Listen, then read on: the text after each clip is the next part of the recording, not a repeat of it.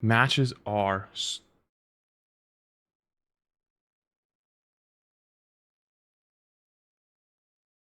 Hello? Hello? Gus isn't even in here, camera. Hello?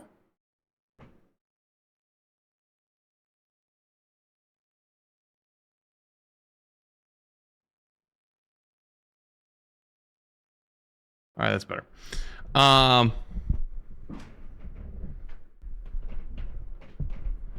You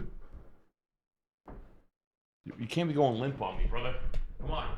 There we go.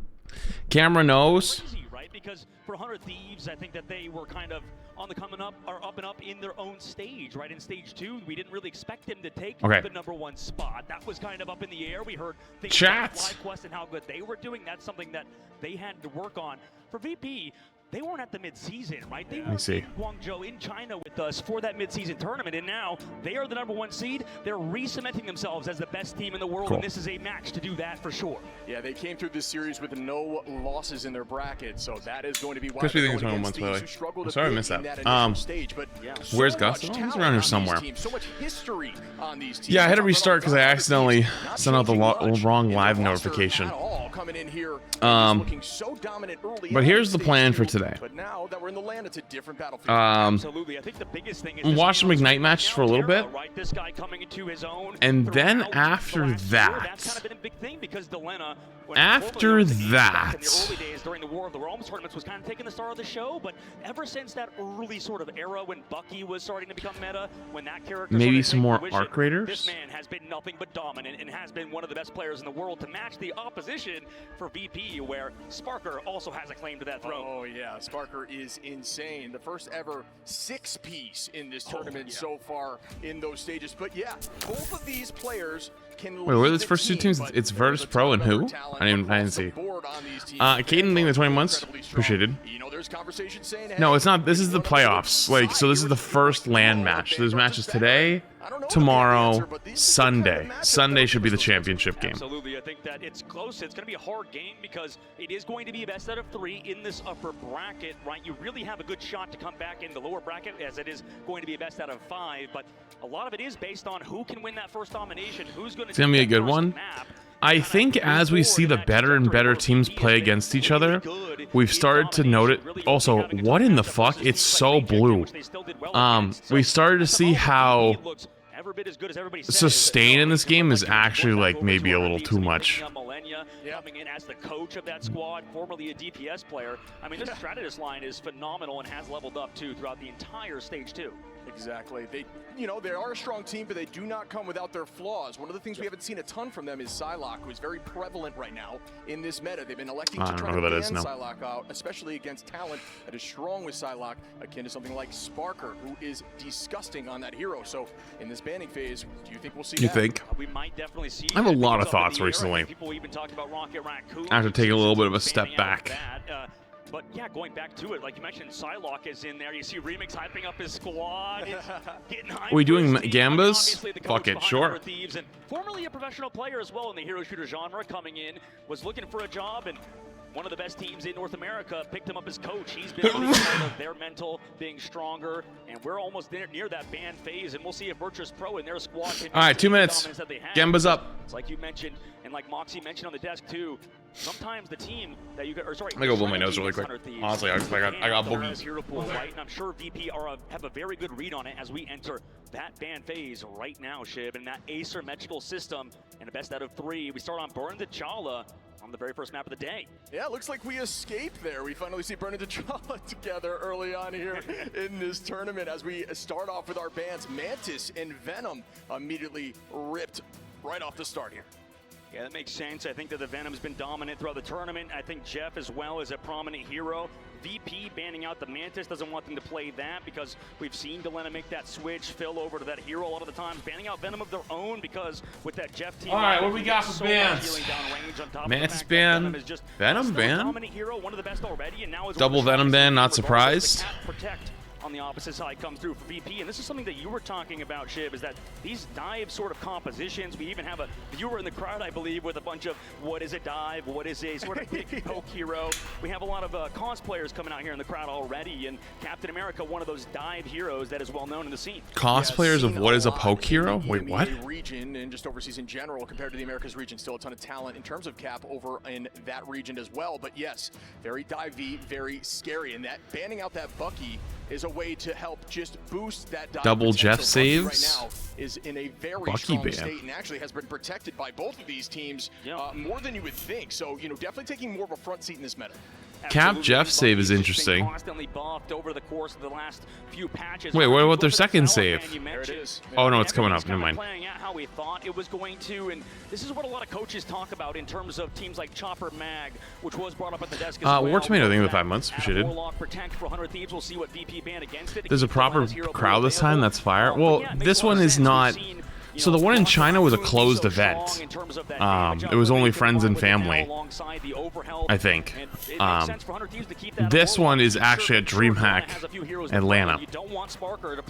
Jackie being 8 months. Appreciate it, dude. Agreed. And we talked a bit Adam about save, the Cap Dilemma's ban. hero pool, but got to shout out the fact that that Adam Warlock placement has been very strong. When a team is using that Karmic Revival, 100 Thieves do a good job of fully committing to that fight, so you get the maximum value out of those reses, because a lot of teams that are struggling in these early stages, they're trying to match that Warlock, but they just have a tough time committing and getting KO'd, so the res finds value. Instead, it's just a waste of an ultimate. But when you can turn that around and they commit a ton of ults to try to sweep your team, you come back with a Karmic Revival, all of that is for naught, and you're still holding on to the point, which means so much here as we start up in Domination.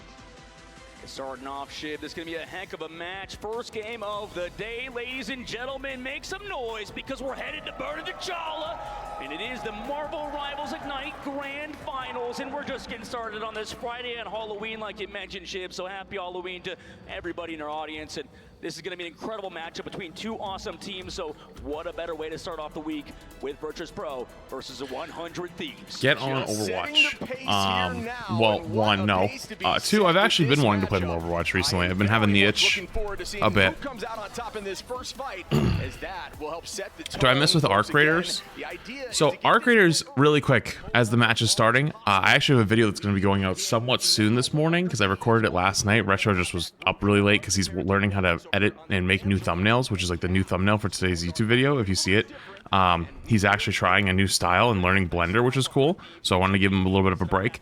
But if you want my full thoughts on Arc Raiders, you'll be able to see it in like soonish.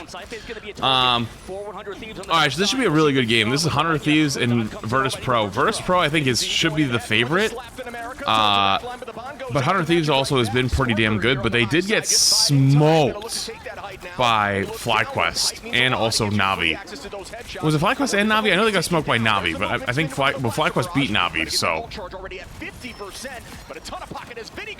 Sparker comes back and picks off Vinny. Also, is it just me or is it a little choppy?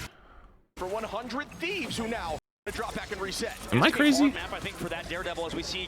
Is it my internet? Is my internet kind of shit in the bed? So VP trying to close out this first fight, Shib, as they surround the objective, and even with losing the damage-dealing power of Daredevil, able to take the comeback against the 100 Thieves and win that point first. Was choppy? Okay. Shib, in these domination maps, that first I didn't know you could do that to break through those walls so easily. So once you get that first fight win, that definitely bodes well for the team that caps first. That's our rank 1 thing / Groot. Into this alleyway choke, which is a danger spot to be locked in on. Again, nerves are high as we start up here. Terra trying to take that height to force eyes up. 100 Thieves historically has always kind of just lived and died by Terra getting big kills, and VP is no joke on their DPS line with Sparker. Did they double? Oh, they doubled. He eats nothing just to stay alive. He's dodging, doesn't want to get connected by anybody that can CC. And meanwhile, Millennia is able to find one off the map, goes 5, but he's able to come back. No, he got back. How did he get back up? Gonna be brought back on the fight as well. Has that res available, and Terra in the sky with the Galactic Legend forces out that freedom charge. Wait, I know you have the shift, but like the travel time on it. He was so low to the ground, I'm surprised he made it back. Or so low to the kill box. Just popping off here, and and walking them to the spawn door. Yeah, they force out that cocoon from Delena, and this front-to-back style isn't really working out at the moment for 100 Thieves. They're getting pushed back to the spawn. TTK gets staggered, and that's a brutal one, yeah, too. He might have to VP is switch just over kind of to like trains to try to touch the point. Yeah, it's getting really dicey fucking now. good at 100 dive. Thieves definitely have to make a change as Vinny is going to be on that Strange, trying to find an Vinny goes for the play here to make portal. this portal come through, and here it begins. The touch will come through. They do have time, but this is a crucial battle to win. The res ready here for Delena. TTK with the Psionic will begin this fight. Bond goes out early. There's that Psionic seduction. By the way, the gambits for each map, by the way. Nobody is walking in that direction just yet. Delena's Bond is gone. Res is available, but very low, as there is so much focus on top of Delena with some really strong movement now. Dropping backwards, keeping the team healthy. Ease available. There's the E coming out for the It's Jeff. Has to go for the ult so that way he doesn't get eaten by the Jeff. Smart. Huge ultimate is TTK's now. Very smart, actually. I think VP just gives this up. They just give this up and go again. They're at 99. Yeah. It's because they portaled, they used res, they used Emma ult. As long as 100 Thieves doesn't fuck up this support ult rotation though and double ult again, that should be okay for this fight. And the next one would be the 1 versus pro would win. I'm surprised they're going this aggressive here. Their team now is going to build together and try to commit, but no. Sparker early on drops the Galactic Legend. Iwagamoto finds one there as Vinny takes out Fi to hold on tight, but there's a lot of Didn't they just double support ult again? It's Jeff. Sparker on the high side. They did. Backwards towards that back line, but the team is going to drop backwards. Do they treat it differently because the Jeff ult's going for the eats? I think that was a perfect fight for VP. They just walk in now with both tank support ult, or both tank ults and a support ult, and they just win. So I would favor VP as they build up ultimates in this upcoming fight. Yeah, they've done a great job of pulling out that Bond early on there from the side of Adam Warlock, and here comes the engagement now as Terra is going to be. Oh, Terra's on the Daredevil. TK finds Nevix Finzi though onto Delena, who might have self-res to keep the numbers up on the side of 100 Thieves. Doesn't look like it. Yep, there's that res. As Sparker now takes out Harvey, and again another big trade once more. Still maintaining pressure on the point. 60% is he's not getting him. It's going to be stalled as VP he ain't getting his ass. Advantage here from Nevix and Dredro. Yeah, great. He's going down. He goes down to Sparker, and with that, 100 Thieves Also, double Daredevils for the first time. Either because they used it earlier and VP look like they're about to Yeah, close up on round 100 one. Thieves? Questionable Jeff slash Invis ult usage so far. They did double Jeff and double Invis ult twice. If you're able to get it to 99% like that, it is an insane percentage of success rate in terms of you taking that map. You know, it would have been a huge win there for 100 Thieves. The bounce Do I back custard creams? What the hell is a custard cream? Could not pressure through, especially when Raven thing in the prime. Absolutely. Geki thing the 8 months over. I missed that earlier. Appreciated. Reaper thing in the 13 months. Do they not have comms? I mean, you're literally looking at them playing on a stage with their headphones, so they obviously have comms. It's just either they're fucking them up or they're okay with using both, and I'm not sure why. You know? We've just seen that sort of composition not really work No, out. BK thing 14 months. And even then, these heavy dive compositions, as is tradition on Domination. Well, looking at these teams, Virtus Pro has multiple LAN experience players. Nevix, Finzi, Didro, Sparker, Scythe. All of them I know for a fact have LAN experience. I don't know if I does. On the opposite side, other than China LAN, I'm not sure how much experience 100 Thieves has. Beautiful play there by Dredro to sweep the front and back line. Dredro probably has been the best Jeff in the entire tournament. I think it's at least the most interesting and unique ultimate. Bro, he just killed their whole team. You never see one Jeff kill an entire team in pro play. That's the first time I've ever seen that. He always gets like 1 or 2 maybe.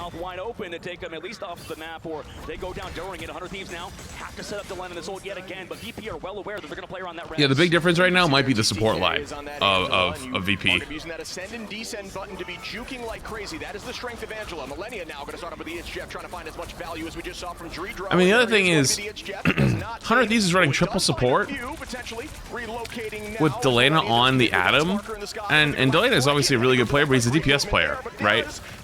Both of VP's players that are on support are support players. And I feel like there's always that sense of like, oh yeah, I can, like, of course they can play those other heroes. They can. But is someone always gonna, like, in my opinion, I don't think someone's always as comfortable on an off roll as their main roll, you know? It's almost impossible for someone to be as good on 2 rolls. Like, you can be insane at the game and so good that you can play all 3 rolls, but at this level where you're getting pushed to your absolute maximum, there's always a role that you'll be best on and most comfortable on and have your most impact on. And having someone being on the, like, on technically an off roll, if it's not like the most meta dominant strategy, maybe isn't the play. Maybe having Delana over on a DPS hero would actually be more advantageous. But I know that they've probably been scrimming this, it probably has made sense. Goes the It's Jeff now from Dreedro. Everybody using those cooldowns to buy time. That It's Jeff finds 2 again. He actually didn't get the strange, but and get the allies out, but will he be able to hold on? Are you kidding me? What a LeBron? Hello? Honestly, no, that wasn't LeBron. That was like Steph from 3. Holy! You will have to commit off map. Yeah, I mean, Nevix is the one in his mouth. Nevix gets back too because Millennia flew out. So because he's Angela, has perma flying capabilities, he doesn't even get taken down. So and they flipped it back. And that's horrible. Vinny with the portal gonna come back, but there's no ultimate. Bro, that was dude. Those were probably the 2 sickest Jeff ults I've ever seen. Nevix and Sparker, who both have their ultimates. Portal comes through now, folks. Potentially the final fight here of this first set. 100 Thieves is better when it's 2-2-2. VP is playing 2-2-2. 100 Thieves could play 2-2-2. They're just choosing not to. Gonna pop out that invisible boundary to counter up with the Galactic Legend. Galactic Legend now is on the back line from Sparker, but it just now to deal a little bit of damage as it will be for not at the current moment. Some more damage and healing again towards the front line. They're still maintaining positioning as nobody's dangerous, but Fi trying to find one. Oh, Fi goes down. Uh-oh. But if they get Vinny, oh, that's a good trade, actually. Oh, Delana's over on the Star-Lord now. I like this swap. Oh, he almost got his ult off that, but he actually got pinned out of the spin to win. I didn't know that you could do that. I didn't know it would cancel the spin to win. In a bit of a it's just a tough spot as we see right now. Nevix doing more damage once more to the front line. Out goes the It's Jeff, trying to look to find a big eat, and it has some potential here. Dreedro is gonna find no one with a huge set of movement. Damn, first miss for Dreedro. But VP still has the point here, so they could just decide to give this fight up and still be okay, because they have Capel and they have, well, both tank ult and they have Daredevil ult coming up. As well to help heal for that point in the fight. Fi going a little bit too aggressive. That was screened by 100 Thieves. If they could reverse sweep right here, that would be a huge momentum shift. Nevix going over to the Thor as well. They want to set up for that dive that way. His Angela maybe not panning out as well as Fi's been having a little bit of a tough time. He's about to let his devil out. Yeah. Clearly, that new switch in composition here from 100 Thieves has been working as we see Star-Lord there and adds more pressure onto things. Yeah, I think it made a good swap. I think the triple support wasn't working. Millennia gets Fi. With ultimate is a ton of value. The team needs to play together, try to get towards that 90%. I think we're watching teams make adjustments in real time. They've swapped off the comp they were comfortable on to something else, and they're rolling. 100 Thieves might be finding their rhythm. So clean from 100 Thieves. I mean, even I don't think. So they have support ult, which is big. That's what 100 Thieves like is basically win condition, is having a good support ult. I don't know if the thing ult's gonna do much. I'm gonna be real with you. I think he's got to hit a miracle shot. Nevix is onto the Thor. Is that because they're on the thing? You just go Thor to just start pumping them?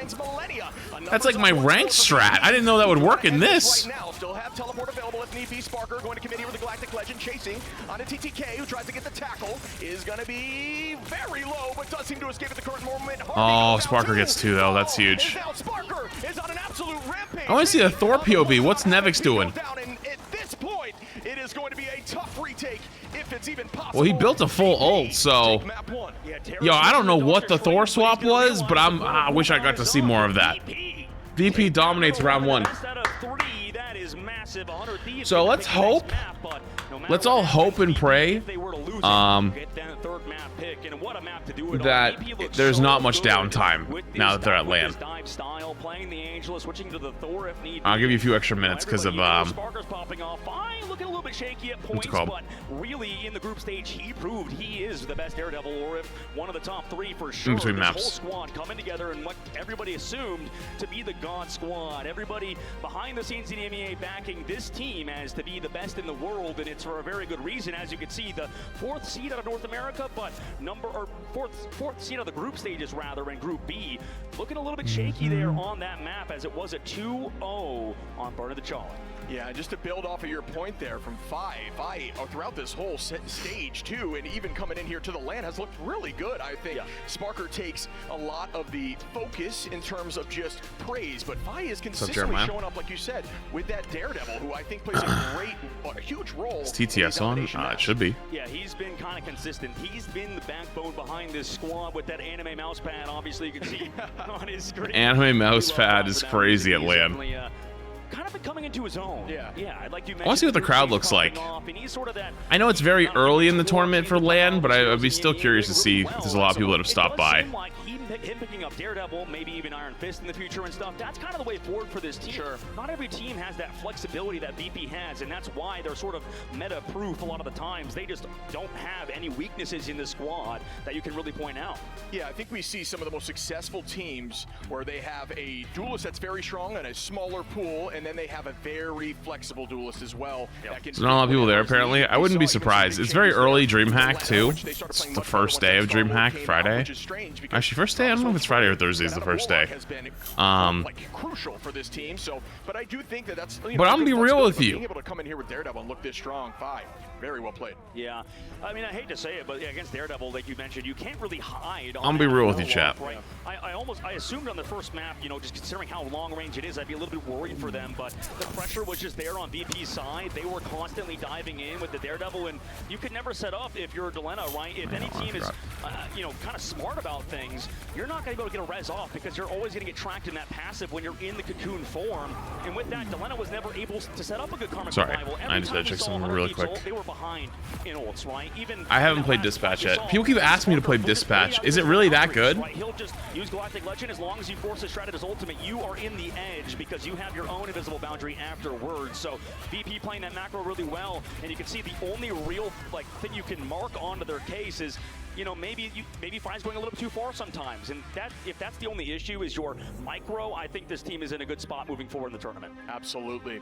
Yeah, and just utilizing, like you said, the ability to see invisible heroes or heroes through walls, it does do a good job in almost peeling or at least shutting down setups of dive, and having that ability to communicate to your team what they're planning helps you know what cooldowns you need to answer that plan, and that is what we've seen a ton from this team. Again, looking so good. Yeah, and you can see going back over to map 1's results in that last map on Burn of the Jalla, it was going to be a hard one, I think, for Millennia in the backline. Dridro also has been huge with that Jeff every single time. He had a big ultimate. He's probably the best Jeff in the game. I would say maybe matched even by Vision on the opposite side. There's a few Jeffs that are definitely standing out, so there's more to call out regardless. Yeah, one of the things we kind of mentioned in the green room is I think Dridro has the best ultimates on Jeff, right? Maybe not the best micro play and decision making, but always huge ultimates, and if you're able to find big Jeffs, you can turn the entire tide of every fight. Absolutely, you're right, Shiv. That's a great call out, and I think that as we continue this series, it's going to be a close one because, like we mentioned, if VP were to win on Yggdrasil Path, which is their very second map of the day, that could send 100 Thieves that loser bracket, and they definitely don't want that. VP knows that they smell blood in the water right now, specifically Dridro does, so we'll see if they can close out on 100 Thieves. Maybe in the ban phase, we could see some potential bans against the Jeff to stop that from happening.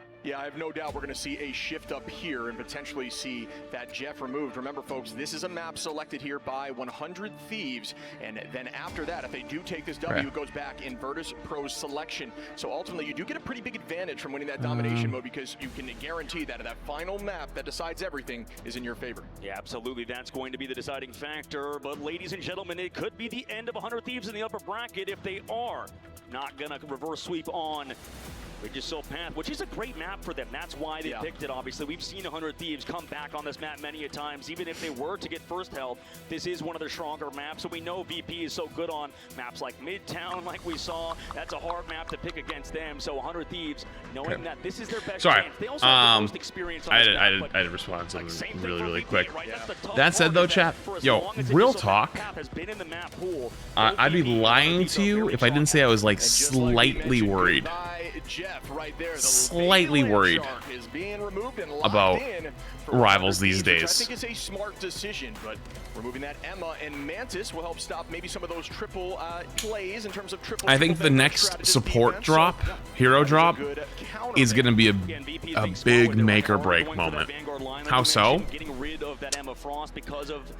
Honestly, I think I should do a longer thing on this eventually, but I feel like they're having like an Overwatch moment where they're doing a lot of good, but a lot of bad, or it's not fast enough for people, and the bads have started to snowball almost to the point where it becomes like a meme, and it's hard to fight uphill versus a meme like that.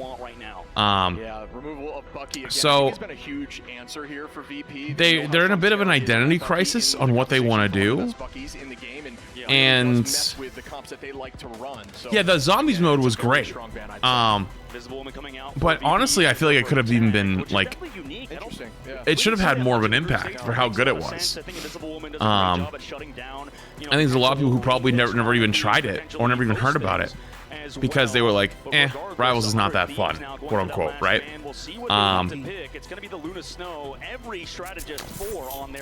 So I don't know. And I actually talked about this a little bit in the Arc Raiders video that's going to go out later, but I've basically been thinking about this thing for a while, which is almost like my new like theory, which is like I've kind of like thought of as like the Marvel Rivals theory, which is like a new game comes out, it's really fucking good, everybody loves it, then the honeymoon phase kind of fades away, and people start to, you know, see the flaws with whatever's going on, and then they drift back to whatever they're comfortable on, right? So whether it's Valorant, Apex, Fortnite, Overwatch, CS, like their go-to normal game, and then they wait for the next big game to come out, and then they go there. But it's always going back to whatever that big old AAA title is. And a lot of the newer games that come out, even if they're good, have a hard time creating a new core audience.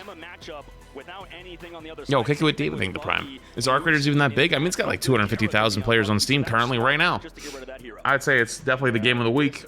I think it'll definitely do okay for a while, but there's a lot of things. Fun one to watch. Again, some teams really excel with that triple Vanguard. I think there's a lot of good games coming out this year. Yeah, no, absolutely. But like online, the player bases are those games that like have a live heartbeat and keep going constantly. The good games can come out, you play those good games, and then you move on from those games, right? I'm talking about a live service game. For example, we were talking about Arc Raiders, we're talking about Rivals, we're talking about whatever. It seems like a lot of the newer age games have a really hard time getting a core player base. Because people go back to whatever old game that they really like was like comfort food almost to them. All right, lock in. Just drop them slightly towards that ramp. Terra gonna find 5 again. That's 2, make it 3. Why don't you 4 as the team is falling early? And they'll come back for season 6 and 7. Thieves are running that Punisher to help handle those 3 Vanguards. Yeah, I mean they're running the storm. I know what you did there. For maximum damage. TTK maybe going for a portal block. Retro, by the way, thank you for the 8 months. David, thank you for the Prime. Maybe you know that. Appreciate both of you. Doctor Strange for now, understanding that TTK goes for the cancel. VP coming back through with the traditional dive composition. 100 Thieves. TTK on, oh sorry, not TTK. Well, I guess TTK. 100 Thieves is good at breaking the spawn hold strat. Actually, TTK came into my chat and kind of explained what they do a little bit. Or he didn't totally explain. I actually was asked. I was like, "Am I right that it's this? Like, this is kind of what I was thinking. Like, it looks like you guys are doing this." And he was like, "Yeah, pretty much. Like, the only thing is like we send people like on flank and like push them into that small room, like the spawn health pack room." And I was like, "Oh, that's actually really smart." And so teams have already started to adapt how to break these spawn hold strats. Punisher's also a big part of it, because Punisher can just blow teams down. And right now, it's just going to be hard for VP to sustain, especially missing one member of their squad. Wow, well done by Vinny, who's been mean on Poor Groot. Maltz. I am Groot, says He's probably heard more of it than we have. Sparker in a dangerous spot here, trying to deal enough damage, but it is going Wait, they're going for the Jeff combo? With Jeff NATO is going to sweep. Wow. A two-piece, but here comes a res. They're born again by Sparker, like you mentioned, and now coming back into it. It's going to be. I'm surprised they went for the Jeff NATO on that, but it kind of makes sense. So much damage from Terra. Got to keep it flowing here with the final judgment. Huge strange ult, but they're all getting rezzed. Terra just knocked them down, but they just stood back up. Oh, no, never mind. This is basically the Protect Terra show. Everybody's playing Protect the President. But again, another Venn diagram back and forth here. Delena goes down, Sparker could build potentially another karmic revival, but Saife falling. Is there no limit on res? No, the limit is you get 1 life on each res. So like you can res somebody 1 time during the ult. But you also got to see that they also have a Loki. So I think they might have copied Adam, and they had 2 reses. I think. I'm not sure actually 100% on that one. But I saw at least like they got full value out of one of their reses. Play there by VP on the double res, almost coming back and building for it once more, which would have been insane to see. But again, Arc Raiders is $40. I'm not that rich. I mean, for a full. Well, hold on, hang on. Whoa, hang on. I gotta check you on that one a little bit, brother. Listen, I know times are tough, but like for a full, completed, well-made AAA title, or not AAA. I'd say honestly it could be a AAA title. If they made the finals, I'd say they're close. Insanely well-made game for $40. I think that is more than fair in today's day and age. That's more than fair.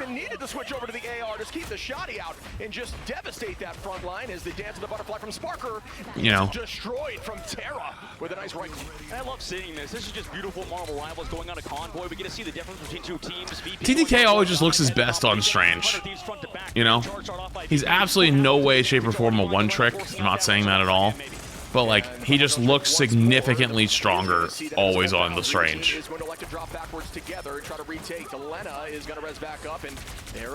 Yeah, Terra I think is basically on shotgun duty at the moment.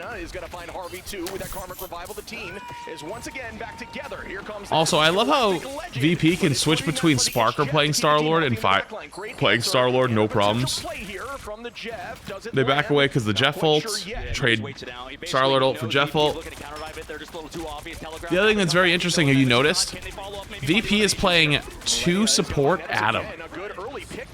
They're playing support with Adam Invis. Adam's been one of those heroes that, especially in ranked, people refuse to play with just 2 supports because it's not enough healing. VP is showing that actually that extra damage is worth it. Well, you know who that was saved by as that Eye of Agamotto gets wasted from 100 Thieves? It was Saife. Saife with the invisible shield blocked the Groot ultimate, the Strangling Prison. A lot of times it's going to be hard for us to pay attention to that because of how quick these invisible weapons are. Is Dispatch really that good? Chat, should I play Dispatch today after we watch some of the matches? It's because of these really good strategist gameplay maneuvers. And on the desk, they talked about Saife being the best in the world that you could see. Let me message Retro. Now on this upcoming fight, a minute 20 seconds left to go. 100 Thieves do have strategist ultimates to match VP, but Sparker could be a real game changer with his Dance of the Butterflies. Yeah, and again, I'm not sure how good that Eye of Agamotto was there. A little bit of a panic eye, in my opinion, as it just did not get much value after the whole team falls. Here comes that dance. Once more, the scariest dance here in Marvel. I feel like it's a boring game to watch. I mean, every game is not going to be everyone's cup of tea, but I've been getting a lot of people asking this week. Like, a lot of people. Like, I've had more people ask me to play Dispatch than I had Arc Raiders. To Vinny with some great target prio, and they're still walking them forward as Terra now is on that Daredevil instead of the Punisher.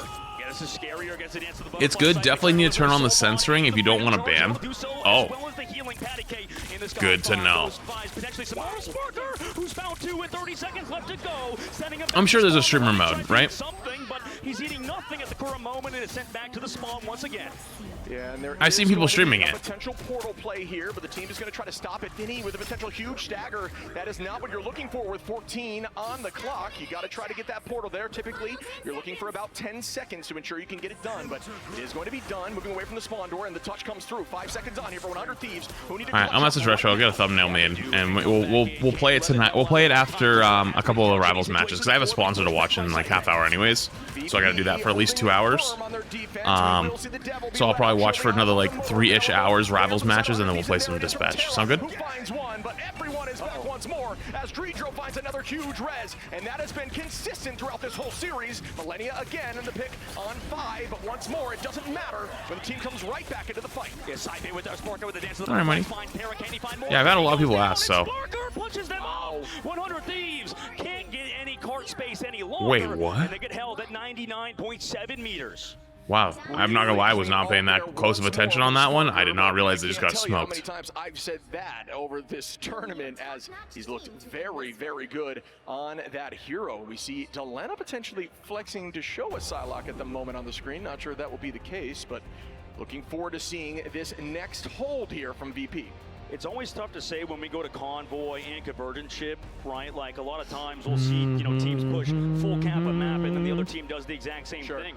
It's almost like on stage too, especially now that we're at land for $1 million in person.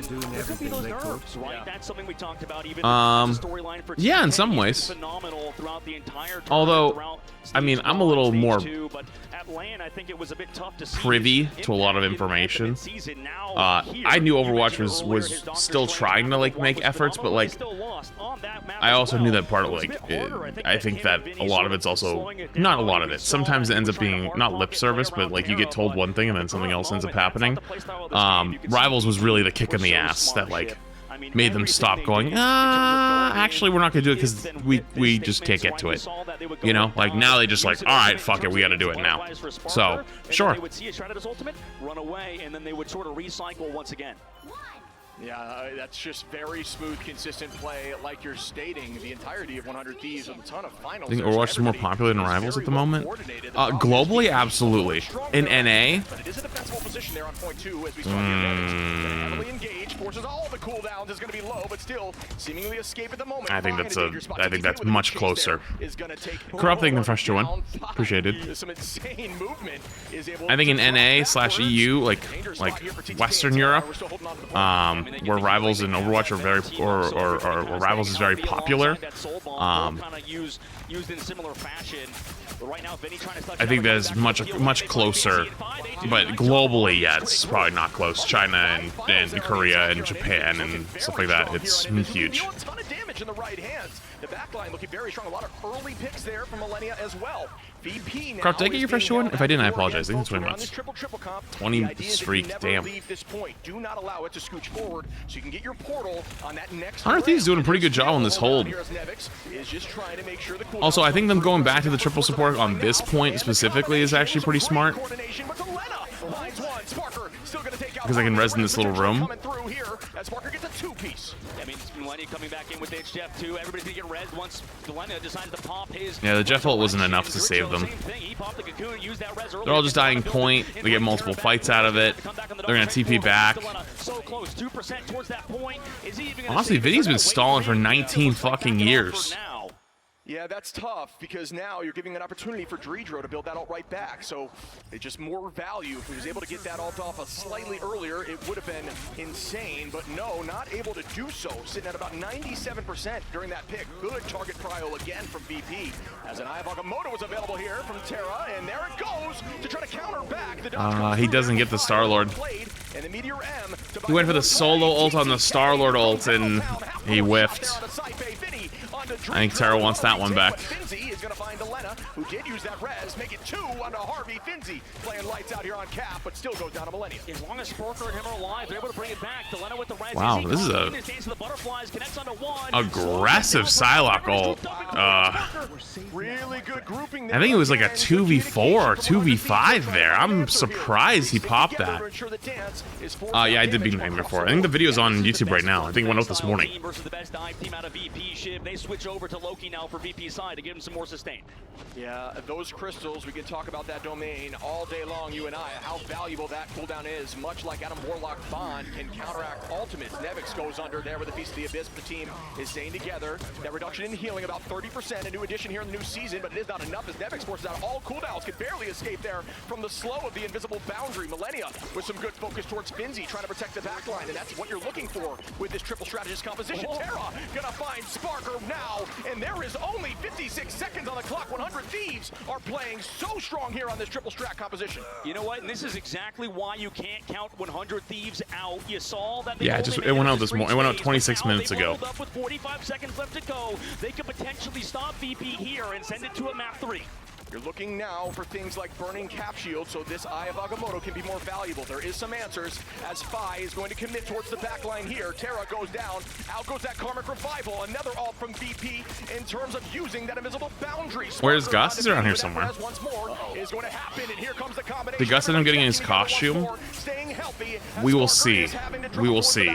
There might be some magic at the 11th hour. We have to all relocate.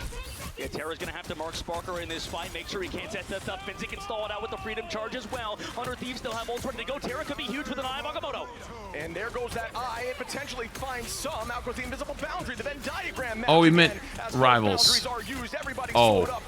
No, I haven't really played, to be honest with you. Up goes TTK with that Meteor M, and down it lands. Not able to get too much value. Deals some damage. My bad. Sorry. Venom, incredibly beefy and very difficult to find a ton of success with. Big Feast right here. Oh, gets the Venom. I mean, not the Venom, the Loki.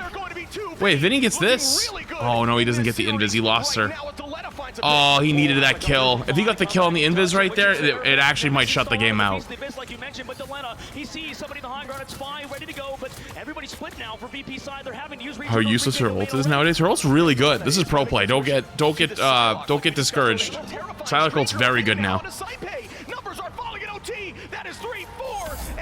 No way 100 Thieves holds this. Holy. My goodness, 103. Yeah. I don't know about, I'm not sure about Little Nightmares. Hey, thank you for the $5 in chat. Appreciate you, but definitely. Yo, holy. For a reason, one of the strongest groups we've ever seen in the history of even esports. Looking at it from the outside, looking dude, even crazy. I'm gonna be real with you. Were competitive in that group, and they sent it to VODS Pro had a couple very questionable questionable ults on that attack. That Psylocke ult was very questionable. Now has that map choice that you mentioned before. Yeah, the entirety of the team there with a fair amount of finals. 15 there from Terra, 7 from Vinny, 8 from TTK, 10 from Delena, Millennia and Harvey with 7 and 6. I have never seen a spread like that across the board from a team. Everybody getting value. Really well played, as we are now going to toss it over to the desk for more in-depth analysis. Oh, bathroom break. What a matchup to start us off our first series, and we're already heading to a third. Wait, how do I get one of those? I want one of those. So convincing for VODS Pro to start off with, but Thieves really started to bring it back in that first game. They made a couple of not a single tank on the board. SMH. They started adjusting. No, so it'll be in 6 months. Really is just how 100 Days were able to adapt to what VP threw at them, especially in that Domination map where VP really likes to get aggressive. They went for the ultra. They legitimately can't though. Thanks to the 5 months I test, or sorry, the $5 super chat. They literally can't. Like the content cycle for the next year for Rivals has already been locked in, and they're like working on finishing it as the year finishes. You know. Instant ban. Judo got one round of being able to play the Jeff and use the strange cancel tech coming on through with the It's Jeff Eats. But something else that they adjusted wasn't just the ban draft, it was also the side that they decided to start on too. Secret Psylocke has been kept a very close kept secret for them, so we haven't seen it that much. But we were talking about how 100 Thieves are adjusting. Dan, VP are cooking in these drafts. Yeah, no, Moxie was. You know your super chat banner appears over your camera. Well, I'm not normally in this spot. Oh my goodness, VP are actually doing the draft properly. Big with 20 months. It depends. Oh, yeah. You remember my couch that I ordered in June? Guess what? Haha! It got delayed again. To the middle of November. And again, This is the most important time for draft picks to be. So I got other problems, all right? I mean, it was the fact that for Burn and T'Challa, right, they were able to come on through and lock out so many dive-style Vanguards. I got other issues. They went for both the Venom and the Captain America. So even when 100 Thieves had the Star-Lord, yeah, they had the Star-Lord, yes, they had the Jeff, but they didn't actually have a dive Vanguard until they swapped Finney over to the Angela to be able to enable that Discount. play. And that They did waive the delivery fee the last time I called, which was this week. They were like after 2 delays or 3 delays, they were like, okay, we're gonna waive the delivery fee. So I got like $250 back or something like that. So that's something. That 100 Thieves on attack were able to find that opening. The front-loaded damage. They came in with this game plan where they would run this Punisher and the Storm, and they would go for that really front-loaded aggressive play so that they could walk onto Virtus Pro before the Adam and the Loki were able to actually start cycling through the defensive cooldowns with the double res, God of Mischief and Karmic Revival, something that we actually got to see when we had. Might as well build your own couch at this point. And 100 Thieves had to pull out every single stop and pixel perfectly to keep up with all of the revives that Virtus Pro had at their disposal. If you watch the stream using the in-game stream, will you get Twitch drops? My gut says no, but that might be because you can't sign into Twitch while watching in-game. So, but it could be possible. 250 so he can fill his truck up? Okay. I haven't been driving the truck that much recently. I'll tell you what, I'm spending way less on gas these days. It's been nice.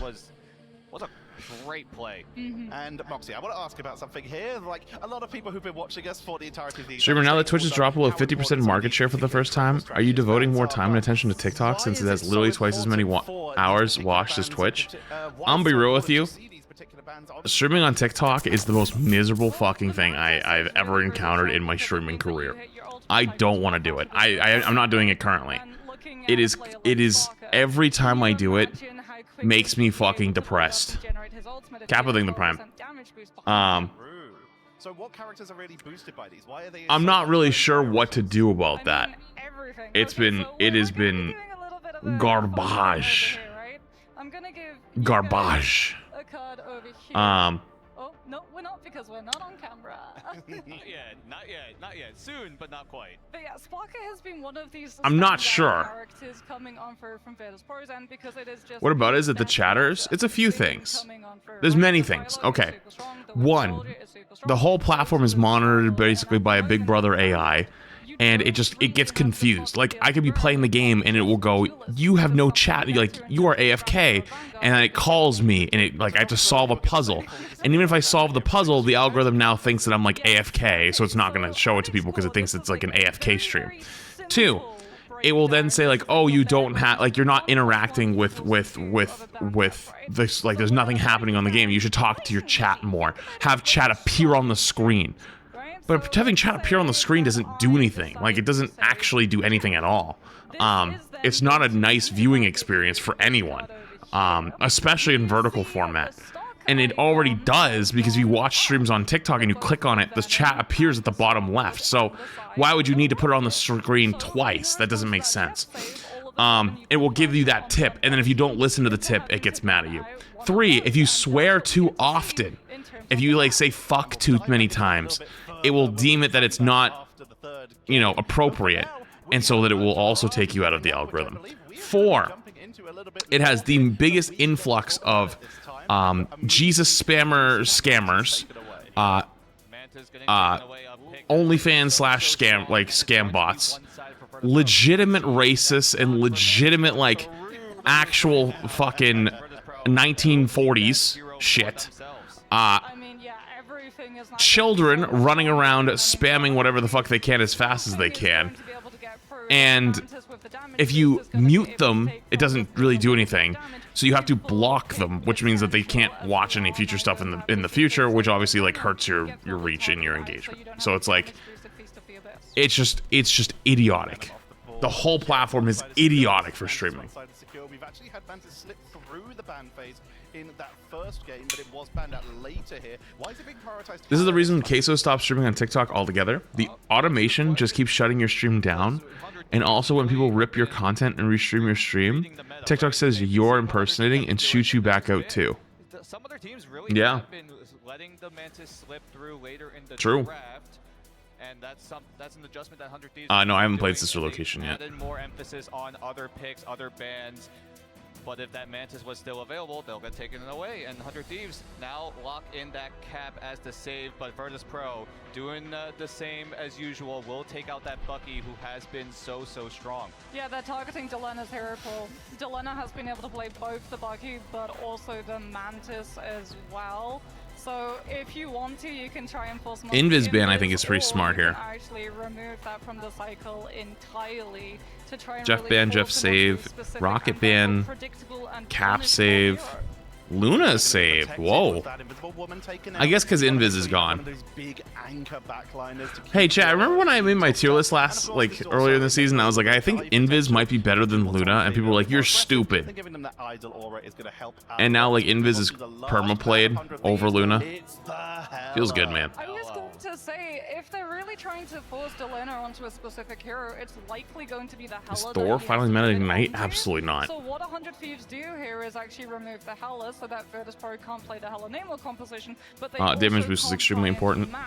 Mantis does that. Go for it. And remember, VP have the Mantis, so it's not a fair 1 versus 1 Hela fight off. It would be a damage boosted Hela who's also not going to have access to a Guardian Shield to be able to stop her. And that's a huge ability, isn't it? That Guardian Shield protects all of the squishier backliners. Yeah, and 100 Thieves read that play very well, getting rid of a playstyle that VODS Pro are able to operate. They could go for the dive, but they had the option to go for a more front-to-back playstyle, but with that Hela gone, it causes a bit of problems in terms of how VP can adjust to what 100 Thieves really throw at them. So now we have the potential for a one-sided Hela Namor, or potentially going into a more standard like Star-Lord front-to-back style. Winter Soldier was taken away as well. There's a lot of options to talk you through these and take you into the game. We're heading back to Shib and Dogman. And we're heading into map 3 here, folks. This is going to be a selection from VODS Pro, and this is a map that has been very strong for VP. There's a ton of off-angle plays and some unique strategies they bring to the table. Yeah, they're really good at just playing these dive sort of comps. We head right into it, by the way, ladies and gentlemen, as we head into the map off the rip. VP running that Mantis alongside a, Luna Snow backline for a more, I would say, this like lower healing backline alongside the Mantis, but this is that all-in commit that they need against the 100 Thieves who are playing a front-to-back style with Delena and Tara taking off angles. Yeah, but this is going to put a tough spot, or going to put Saife, in a tough spot here on that Luna. Once you burn that freeze cooldown, very dive. All right, so we have 100 Thieves running the Namor Hela team up. VP's running this is pretty much their classic comp. The Emma, Venom, Star-Lord, Psylocke comp. Which we haven't actually even seen. Actually, this is not true. We have seen a decent amount of Psylocke. But in the meantime, Terra squids the Monstros, take down 5. Whale also comes through on a side bay. The backline's vulnerable. Terra gets the elimination, and yet again, Terra pops off on this hero. These two are phenomenal at these. So now we've got with 100 Thieves on this Hela Namor comp. I feel like this is where they're really strong. They have Delena back on Hela and on DPS. I think their triple support comp. I mean, the last map, the triple support comp actually was really smart. Because like having the res is super powerful on holding that first point. But I think they just look better on these comps. Allowing that team up is wild to me. I mean, there's so many things you have to ban right now, especially in like this level of play, right? Sometimes you just have to be like, what can we deal with? And we start now. Sparker owning the height here, right alongside of Nevix, and there's a commitment with the dance. So they get the Luna ult out. The Jeff is really split, but they can't. They don't even chase it. It's not worth it. It looks like a spawn flip at the moment, coming in with a soul resurgence early on. So you see right here. So the person was asking earlier about Mantis. That's another time where Mantis ends up being like super used in this. Mantis ult is used as an aggressor ult, and basically when you run Mantis, you just pop ult and then you W key at the enemy team. That's a fucking crazy double tap. Jalla going back to when he was known as Ant. I mean, phenomenal shots from him. He's putting the team on the back at the current moment as they want Known as who? Fincy find the recoup. He does. Fincy kills 2. Would have killed 3 if Hella didn't ult. Holy shit. Yo, what a flip by Fincy. And he's gonna try to TP back because the 100 Thieves is gonna be TPing as well. Is he gonna make it? Good dash. I try to tell my rank teammates to do that all the time, like dash through, like jump through right away as I portal, like I'm opening, it's opening, and no one ever fucking does it. That's what it looks like, by the way. If someone on your team is portaling last second and they start saying to you like, oh, jump through, jump through, jump through, that's what they mean. Like, as the portal opens, fucking send it. Alright? That's how you do it. Good shit. Of course, 100 Thieves doesn't make back to really win the fight, but that's because VP also TP'd. I think they were slightly quicker. Hearing the crowd reaction, yeah, I'm very curious to see how it's going to be during the finals on Sunday, because like this is obviously like the first match of LAN, and it's at DreamHack, so like people have other stuff they're going to probably be doing. It's probably not going to be many people in the beginning. But I'd be very curious to see what it looks like after. Sparker kills 3 on the Psylocke ult. Haven't seen a kill feed like that in a long time. Yeah, you can see he's warmed up, right? Everybody coming into the crowd, into the audience for the first time in a while for Sparker, and all the other players of Virtus Pro who are hero shooter veterans for 100 Thieves side, switching over from the console region, now on to mouse and keyboards across the board. Can they close it besides for TDK on the controller? Also, Nevic's just been playing so much Angela. 3 meters left on the push. It's getting very close to the second point as they're now repositioning, and the commitment comes through from 100 Thieves. Millennia ready with the It's Jeff. You see Dredroso Resurgence comes ready as well. Sparker needs a nerf. Not even Psylocke, just Sparker. Answers here to some of these duelist ultimates that'll be coming out shortly. Yeah, they're playing it slow right now. Here comes this. Alright, they have to disengage the Emma ults. Engages it, not having to use an ult is huge. Yeah, you can't go for much further in. They kited that really well. Mantis ult, everybody stacks. So they've sustained multiple ults so far. It's so difficult to play cap here into a Bucky that is marking you by playing lights out, and this could be the point as they are walking them away. Still on point right now is TTK, but Vincey's got the ult for the Jeff ult. Still going to come through from Sparker. Bonk. Is gonna find Millennia, and they are gonna It's so methodical how they save ults for certain ults constantly as the game evolves.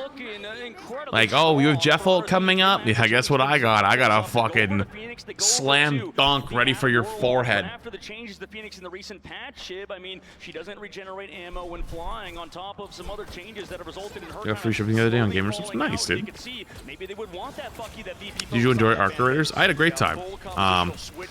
Apparently it's going to be a while for the Arc Raiders video to go out. Retro needs some time to edit it.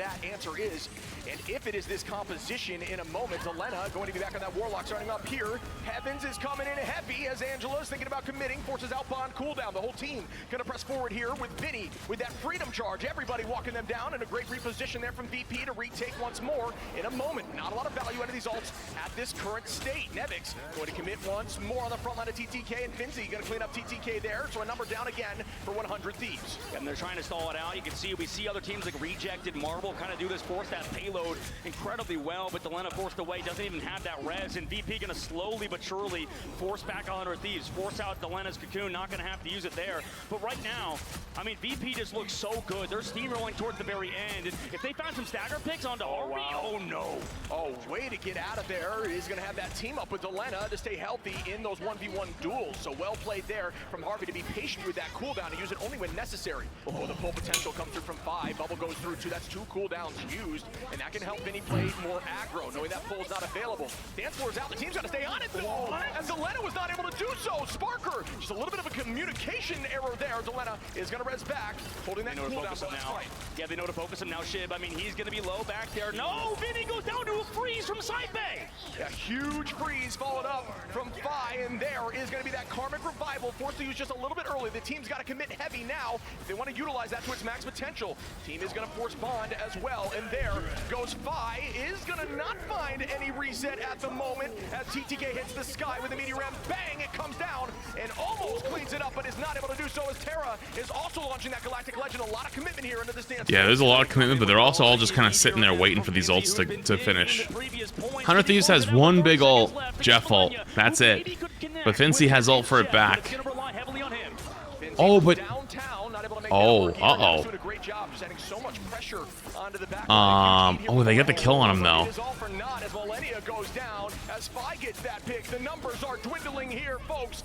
I don't know if they have enough damage. Oh, they have this Alec ult.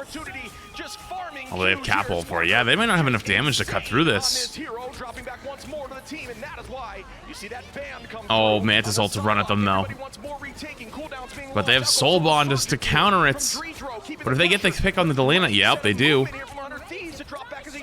Here comes another another Luna ult. Oh wow, Dance Floor comes through. Vinny is going to dash back into it in the last possible moment. Fi just holding on to that Kraken impact. Honestly, I feel like Nevix just needs to grab one of their backline and just get a free pick on them, because like they're going to sustain for so long. Oh, he grabbed someone. It's the mag. That wasn't enough. He missed! Oh, that's so bad.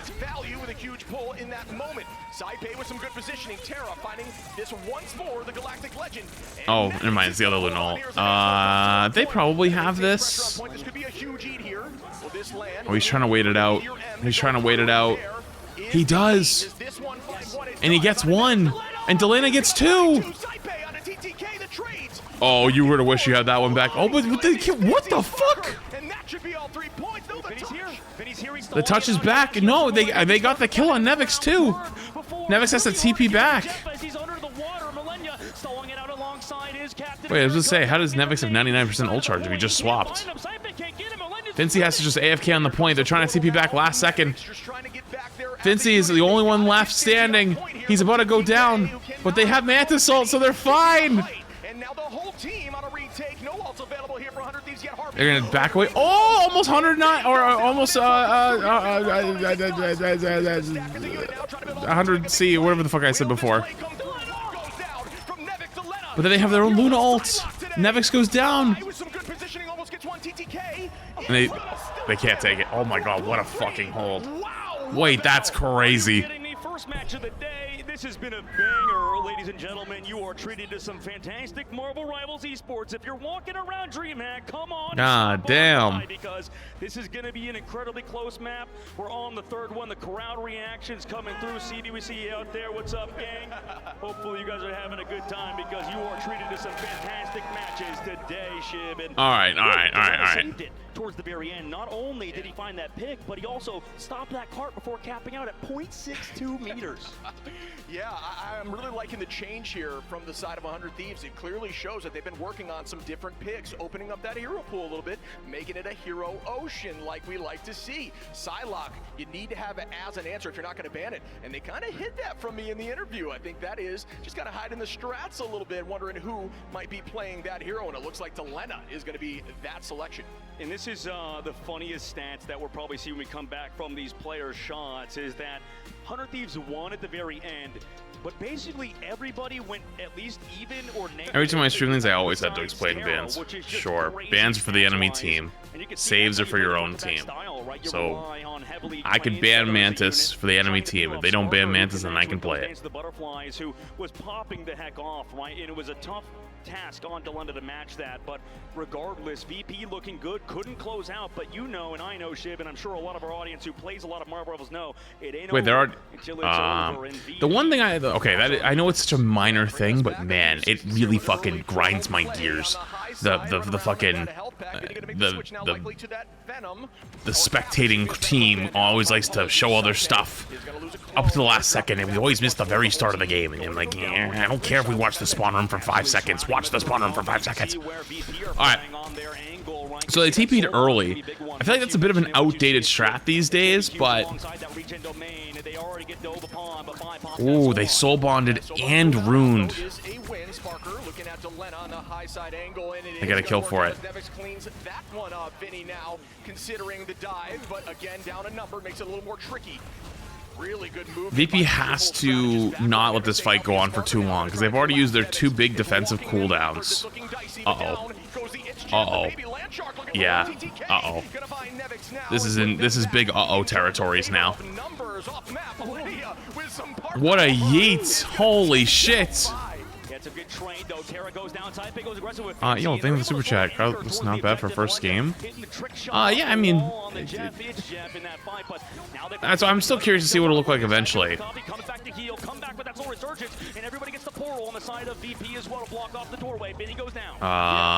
if that was a little bit of overcommitment on that copy. Not sure it was necessary. Interesting. So that may be a small win there for 100 Thieves, who should come back. And this is the hard part for Thieves, is that Delena on Psylocke is good, but you saw on offense for Sparker, he only yeah, I mean, it could have been an overcommit going for the copy, but I think you'd rather copy and try to win than not go for the copy.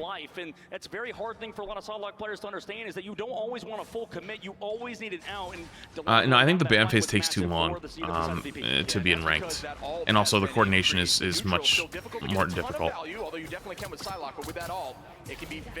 go to the Halloween party you got invited to or nah? I'm probably gonna stream. That's what I wanted to do today, anyways.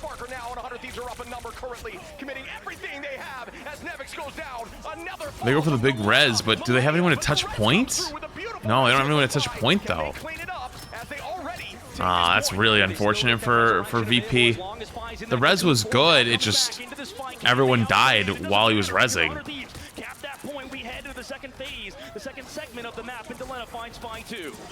No, I don't think it's like a real party chat. Like, it's like one of my neighbors was like, we have like, they have like a little like pizza and stuff, but it's mostly for their like the kids. It's like their whole neighborhood, I guess, but it's like mostly like because everyone has kids and they go Halloween trick-or-treating and stuff, you know.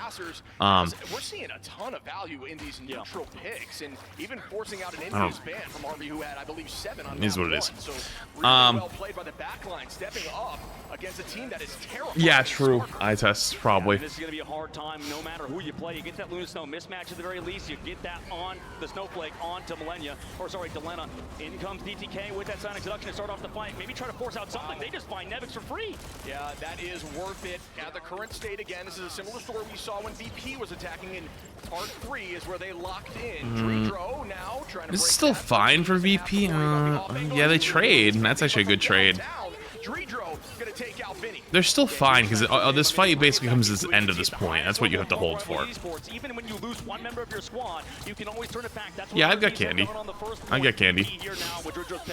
And there is that dance. Delena going invisible again. When you're invisible, Sparker going to take out Millennia. Gets 2.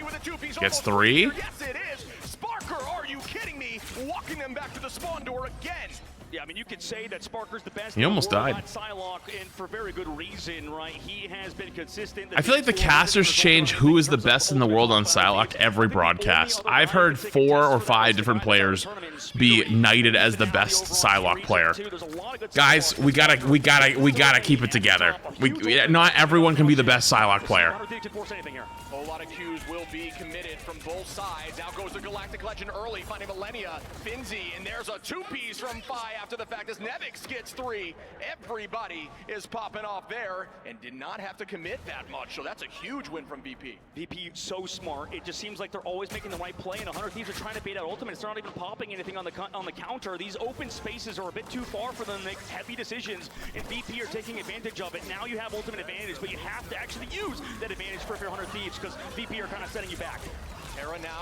Huge kill.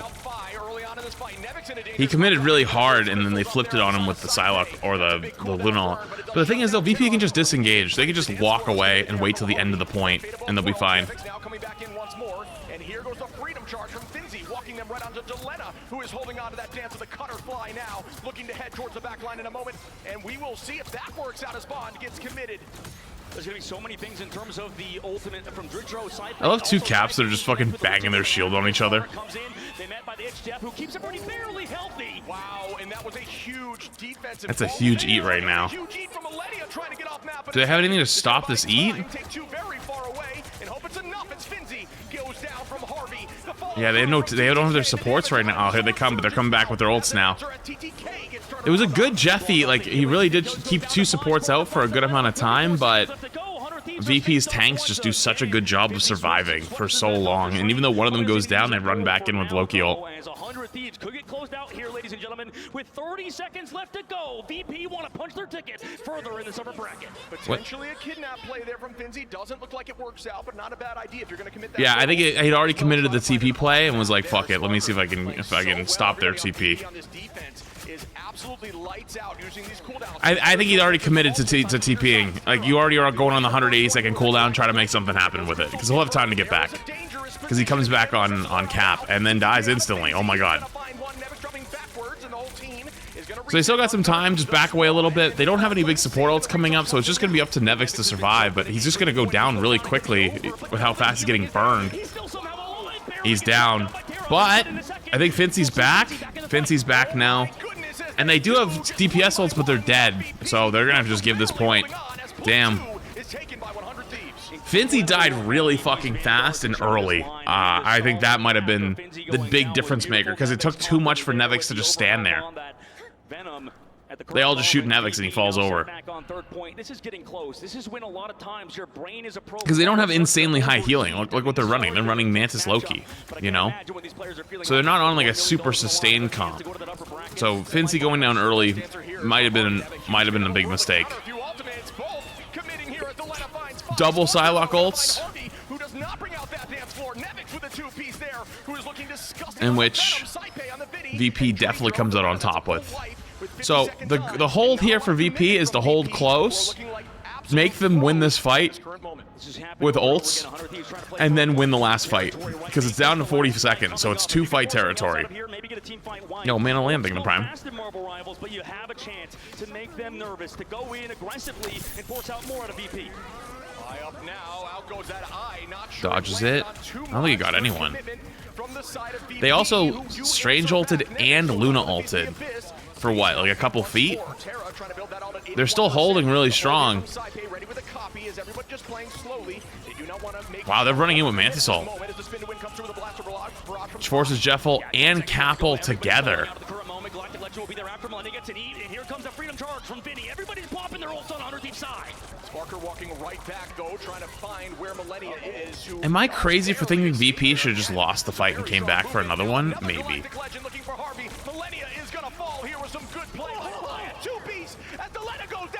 Oh my god, they just don't care.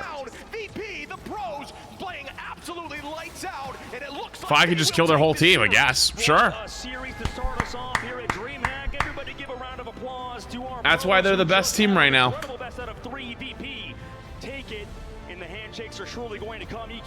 Virtus Pro wins the series. Also, crap, you want to get ready to set everything up? I'll be back in 1 second. I'm gonna go pee, and then when I get back, who pretty much, I'm not gonna say dominated their group, but did incredibly well and looked like the best team in the world right at the current moment. Yeah, they have looked so dominant in this early group stages, folks. And just to reiterate here, this is now our elimination stage. You play a best of 3 on the high side bracket, but you get knocked down to the losers bracket, where now it turns into a best of 5 to hold on. I will say, 100 Thieves looked better than they have in this entire tournament in this game. Absolutely. Well, ladies and gentlemen, that was just only game number 1. I mean, we have so many games today that are going to be best out of 3 and then ending off with the best out of 5 today. Everybody shaking hands, obviously. A lot of good sportsmanship. A lot of these guys, by the way, if you are wondering, have been playing against each other for a long time, even across the pond, scrimmage against each other online and practice regions. And, you know, they've been around, but they've never met each other at a LAN event like this in DreamHack Atlanta.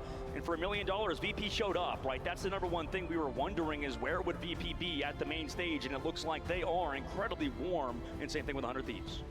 Yeah, they just looked so dominant. That Psylocke was wild from Sparker, which is something we've said 1,000 times, but you cannot stop Sparker once he starts rolling. So many finals, just so dominant, and finding picks into strategists who still had ults. Yeah, I mean, this is the thing about Sparker, is he's incredibly flexible too, not just the Psylocke, but he can play pretty much everything right now at the current moment. We saw how good he was at Namor back in the day, right? Back when it was, you know, Season 1 MRC, and back in the real days of the War of the Realms tournament. So at the current moment, he looked like the best player in the world. I think Skittles as well for Team Chopper Mag has talked about Sparker and how good he is. Alongside, he said the best Psylocke he played against was somebody like Speedery on Envy. Sure. He said he just thought he played against the best, and now he's out of the tournament. It looks like Sparker has claimed that throne, at least for now. Yeah, as you progress through this tournament, those sayings of, you know, I'm the best start getting answered, right? Those questions start getting answered because you progress farther. Yeah, chat. VP, they've consistently looked strong. Only As we get it rolling here, this section of the stream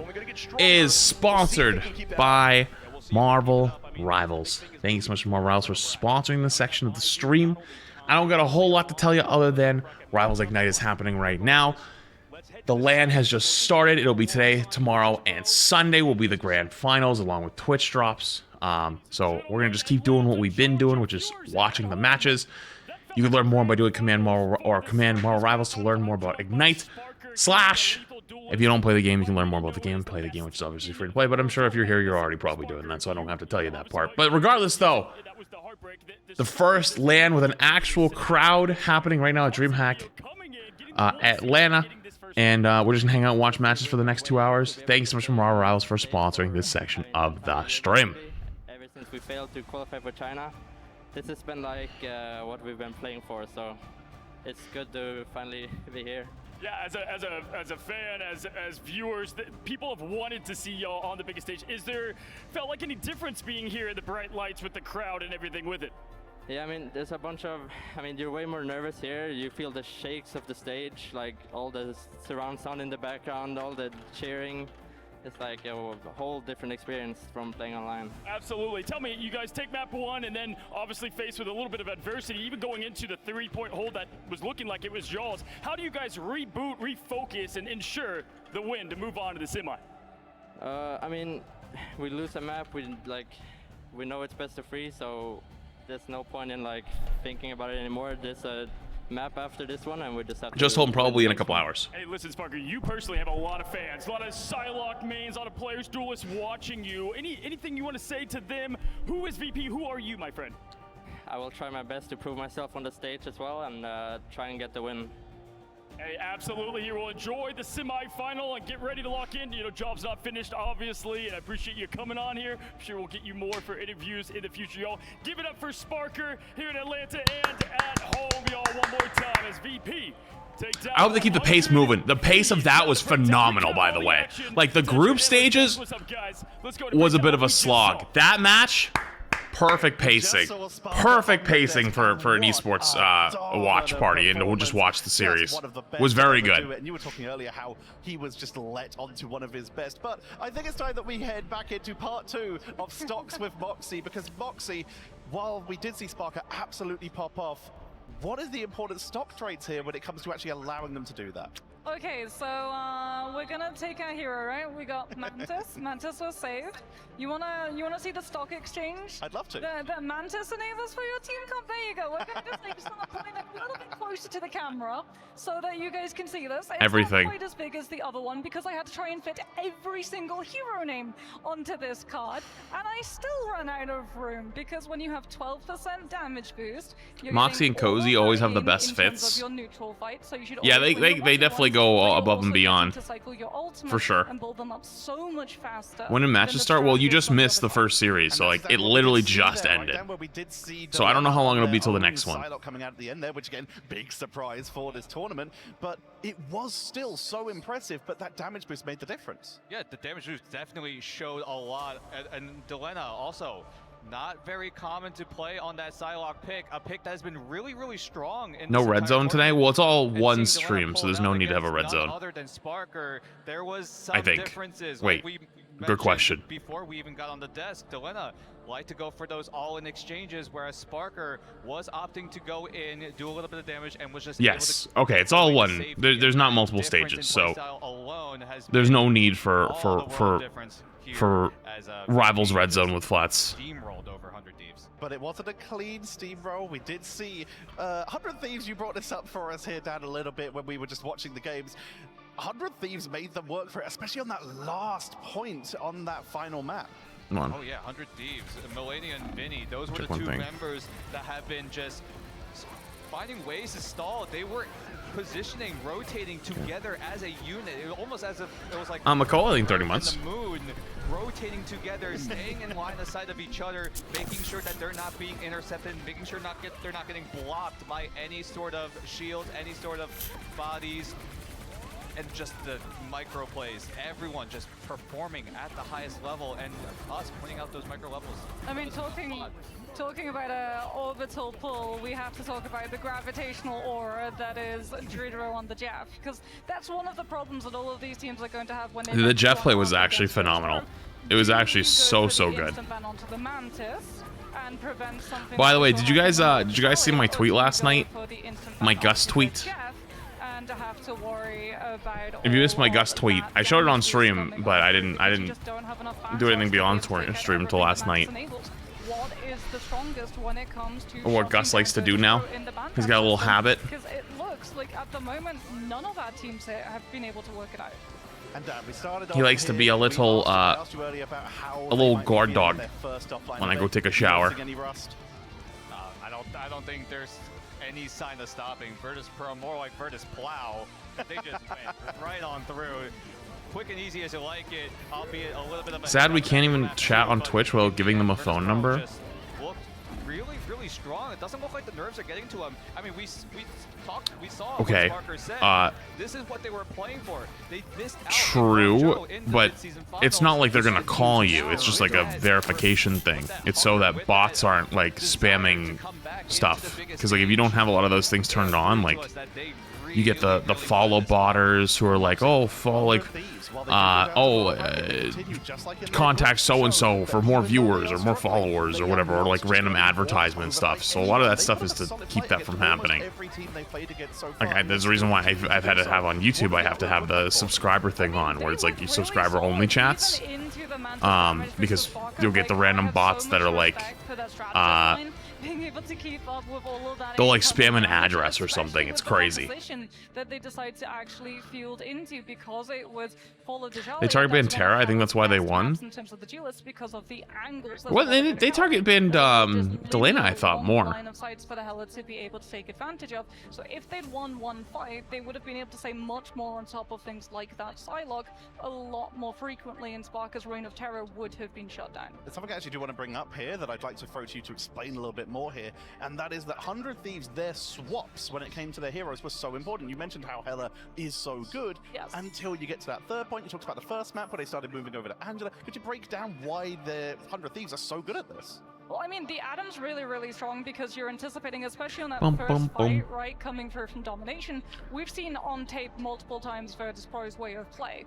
It's just aggressive. They just decide to full send it forward. So you want to go for something like the Adam so that you can stack up, not just so that you don't have isolated targets for the dive to be able to pick apart, but also so that you can get everybody together for the soulbind stack. And then you can try and win that fight by absorbing the initial walk-up, build your ultimates, and then try and slow Virtus Pro down that way. So really good ideas for Domination, especially because Adam is one of the strongest heroes on that map type for a reason. Soulbind is a Yo, what's up, Shani? Being the fresh tier 1. Appreciate it. So you get to start the how's the good boy Gus doing? I think he's just downstairs. We've talked a lot here Gus! with the assists. We talked a lot about duelists being the carries. We haven't spoken a lot about the Vanguards. Who's Gussie! the Eva team there? Because both are still in. Yeah, definitely up. Angela really has been a surprise pick in the Domination maps, especially on Burn into Jalla. Right in that specific map alone, there's a lot of verticality. We talked about Angela also has a ton of mobility, a ton of disruption potential, and especially in these kinds of maps, a lot of environmental knockouts being available to them. They were just able to take advantage of that, take over, and both teams tried their best to play it to their utmost advantage, but VP obviously took it over in the end. That they do, and we're going to have a look at the bracket so we can see how this has shaken things up with our first series already out of the way. Virtus Pro will be moving up towards those upper bracket semi. I'm surprised he didn't show up to that. Unicorn, think of the prime. Lower bracket, but they are not out. I'm gonna go take a quick peek. Like Na'Vi, who'll be coming up a little bit later, fight through the lower bracket all the way to become world champions at mid-seasons. It is not a a elimination. It is just a one last chance. I think as well there's added value here for Thieves getting this performance against VODS Pro now because they showed us so many different compositions that we're not used to seeing come through from their side. So for all of those teams into the lower bracket, they now have to worry about things like the Psylocke. And Dan, what would you say is the main takeaway from this series? Like, we've already said that this is going to be fantastic, that a lot of teams now will see what VODS Pro are going for here. What is it to take away for 100 Thieves? What can they learn from this? They've gone against a top team, right? This is a team that has been struggling throughout this entire group stage. Well, they were fine against some of the lower end teams, but starting to scale up in like the rankings, they started to look a little bit disjointed sometimes. Sometimes it looked a little bit out of place, something out of character even. And 100 Thieves need to find a way to get it together. They are still in the tournament, but considering that this is the lower bracket, every single match in the lower bracket is best of 5. So you're gonna have to go really deep into that playbook, as well as have a ton of stamina to get through that entire bracket. And speaking of stamina, I hope you thank you all for the stay sneeze. rested and watered, because we have so many more games coming up for you. We're going to get organized for that second series, so don't go anywhere. We'll be right back at the Marvel Rivals Ignite Grand Finals. Big yawn.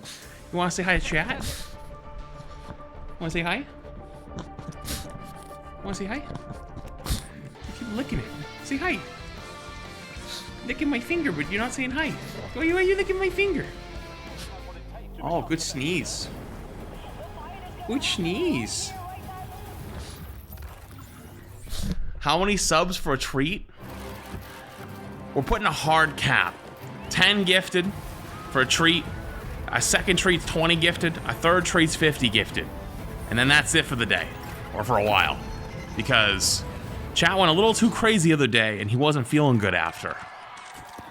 So we have a limit now. Making the limit 3. Yo, Peter, thank you for 10 gifts. I appreciate it. Okay. I don't think that's the Alright. committee. You're getting limited though now.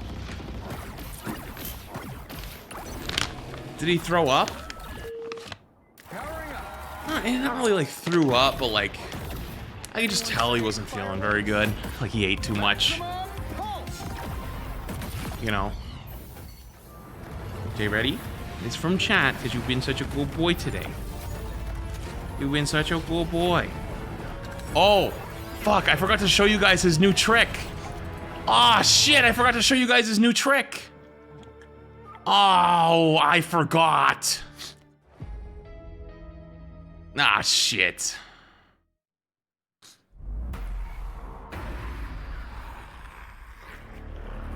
He has a new trick now. There's no reason to be afraid of our magic. I taught him how to give paw.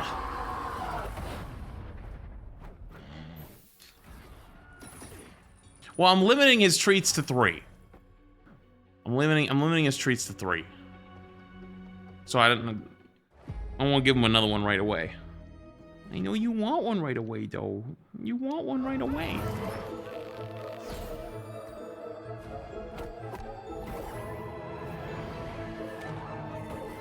Give him one to make the final treat 100 gifted. I don't think that seems a little obsessive, a little high. That seems a little high. That's an expensive treat, yeah.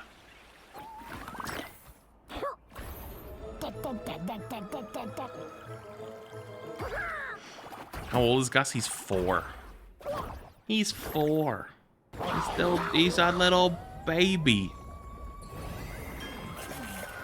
Have I tried giving him carrots? I have not. Is Gus my doggo? That's a hard question to answer these days. That's a hard question to answer these days.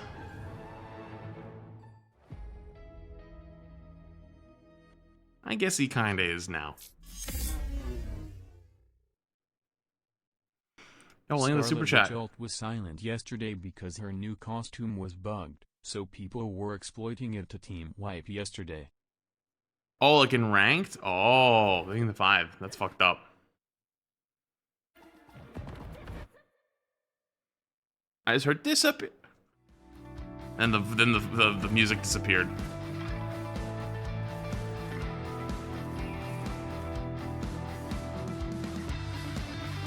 Wait, why does it say Navi RC 3-2? Wait, that match hasn't happened yet, though. Isn't it the next game?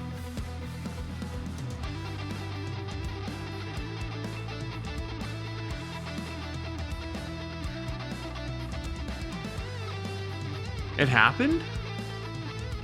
When?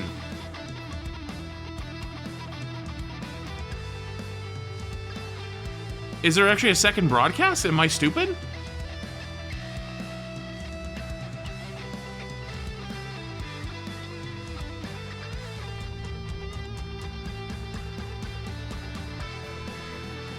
Also, you can't 3-2 in a best of 3. Wait, that's a good point. That's actually a really good point. You can't. Okay, they fixed it. I kind of want to show you guys. I want to show you guys this new trick. All right. I'll just bank this as a future treat gifted and be like, get scammed. All right, well, we wait. There's 23 seconds. You guys want to see his new trick?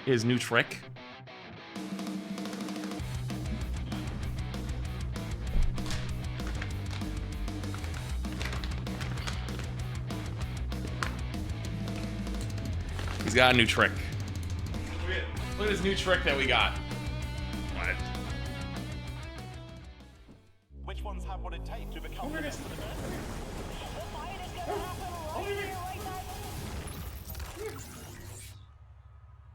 See what I got? Can you guys Hey, see? we're Navi. No, you can't see him because the mic's in the way. In the grand finals in Marvel Rivals. It's time to go 2 for 2. Okay. Alright, you see him? What's going on, guys, and welcome back. Going from stage host to desk host. You already tried to do it, crew once again in the lovely Moxie and Dan, and I gotta tell you, I mean, that is what I expected in Marvel Rivals to open things up. Felt like a grand finals once again between those two elite teams. So now we turn the page and we look at a very good matchup as well with Reject versus Navi. Obviously, we have great representation here. Moxie for the EMEA, and of course, over there, Dan is gonna break down. Are you gonna leave me? Breaking it down. You got your treat, so you're gonna leave me? Moxie, I want to break down this. Is that what you're gonna do? And Navi as a You team, would never leave me. So much about You would them. never. What can viewers expect You would to see out never. here on the big stage?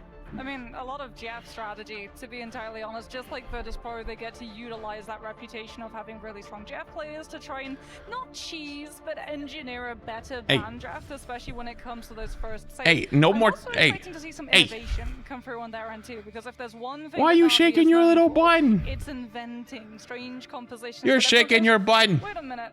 How exactly does that work? Like, they've still been running things like the Loki that a lot of people were saying after his nerfs. Is he still as strong as he was, but in a triple strategist lineup? Yo, Yeah, Casa de Monkey, thank you for the 5 gifted. Dan? Appreciate it, thank you. Well, keep going on to Navi, like we said, they were the innovators. They were the ones who started using the jet post rework. And again, we're seeing a little bit of a parallel here. Loki right now is like. No tweets. You got 2. You're on a 3-day limit. To bring it back. Listen, you gotta earn your keep around here. You earn your keep. Now Jeff being a staple here in the current meta, Loki is looking to be that comeback as Contributing to the tree fund? Thank you, I appreciate it, Casa. Thank you for the 5 gifted. Much love, dude. You gotta earn your keep around here. Now you know a trick. Now the next time chat wants to gift subs to for treats, you have a trick you can do. Now you can be a show pug. You can be a real show pug, just like your dad. Very similar roster up to one player. You're a right? show So, pug, just like your Moxie, have you dad. talked about that at all, and just kind of living up to expectation? Yeah, I mean, I definitely think there's more stress on them for those reasons. Everyone sort of expected Yes, them I to can't be see my first seed keyboard. from Can you- EMEA, and they're coming through as not even second. All right, it's Navi and who?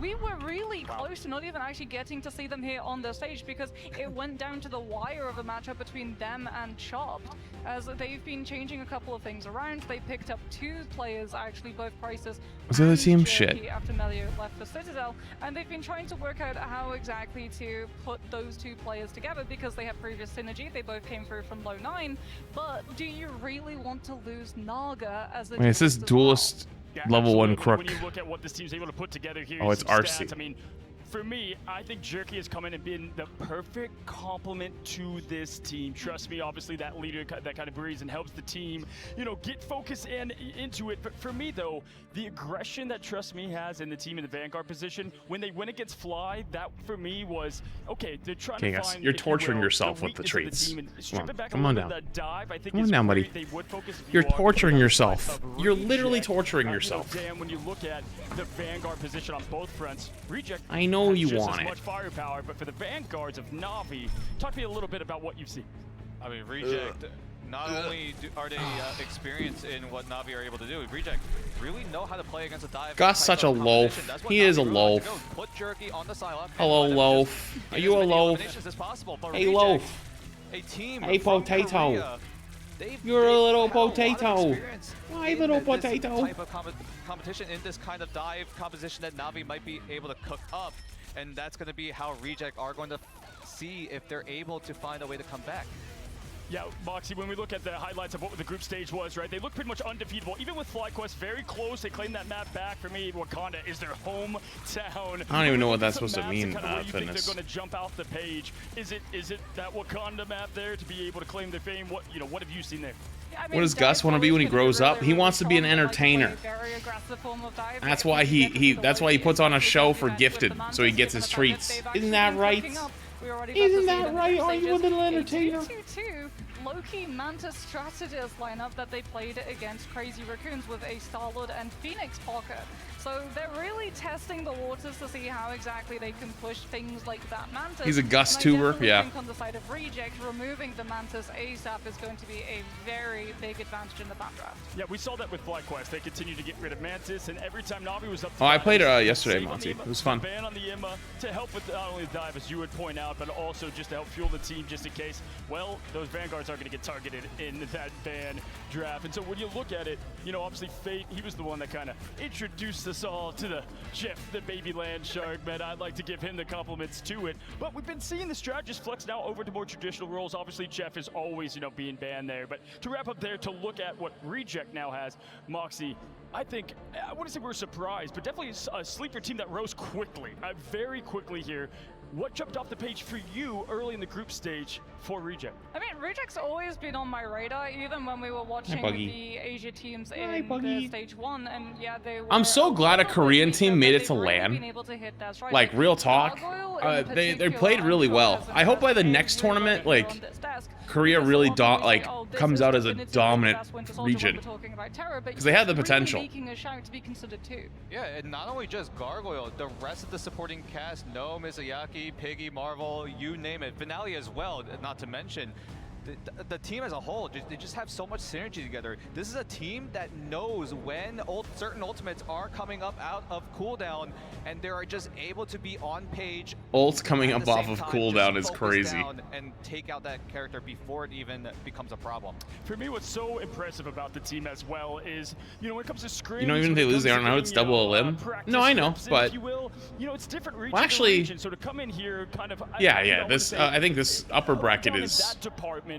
Well, actually, what's blown me away is the quick is it double coordination. limb for this They adapt set? to a meta so quickly, and then that's how they punch you, right, Mox? Yeah, I think a huge part of it as well is the pickups that they It were able to is? find in the off-season. Getting Lastro on board is I know, like, the upper absolutely huge bracket because people would he's be coming fine, through from but a previous esports title, he's had a lot of experience. Really, lower He's bracket going is to be double limb able to too? give Okay. you all of the information of Wait, when this you is want upper to dive, bracket? where you want to dive, and you can use that to play dive yourself, or you can use it to have a better idea of how the Wait, opponent RC made is lower gonna be or playing upper dive into bracket? you. And when we're in a meta where it is dive versus counter dive, being able to do both is huge.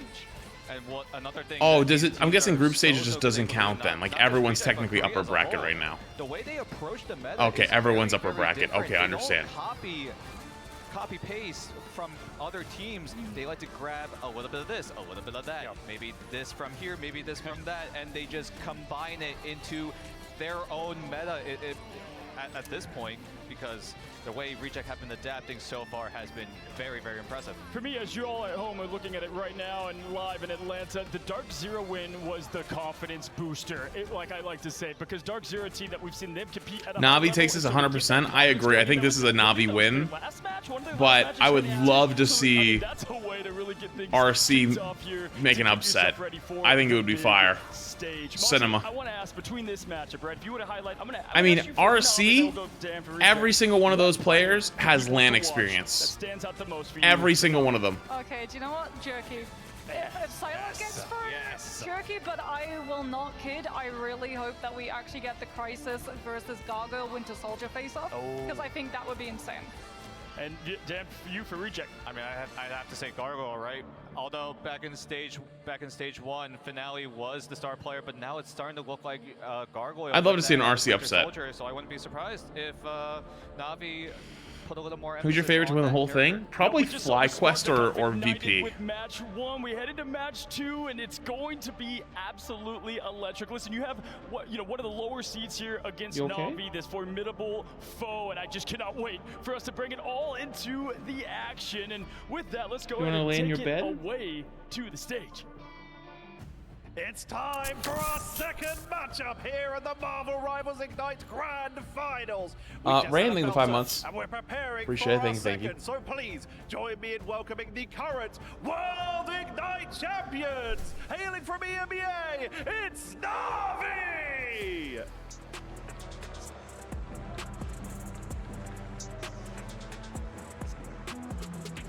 The current world champions fighting their way through their group in second place. They have faced level 1 Crook, Rajaro, Trust Me, Jerky, Crisis, and Naga. Wait, they don't have them stand in front of the stage for a second? Against anyone and try why do they even have them go in front? Title. And now, hailing from Asia as the current champions, it is Reject. Yo, thank you, Aiden. Just appreciate the fight. Dave Flats and love the content. I'll get some of this stuff planned for later. Rejects came to the mid-season finals and had an incredible performance, but this time they are fighting their way through against one of the best, the world champions for their rematch. Dobi, Gnome, Izayaki, Piggy, Marvel, Finale, and Gargoyle are all essences to be feared and cannot be underestimated. Ladies and gentlemen, these are our teams. Winner moves up to face against our first match winner in the form of VODS Pro. A tough matchup. And they have a strange portal in the hallway? Wait, where? I didn't see it. Who will it be? There's only one way to find out, and that's to head over to the casters. Do you want me to put my hand here so you can rest your head on it? Is that what you want?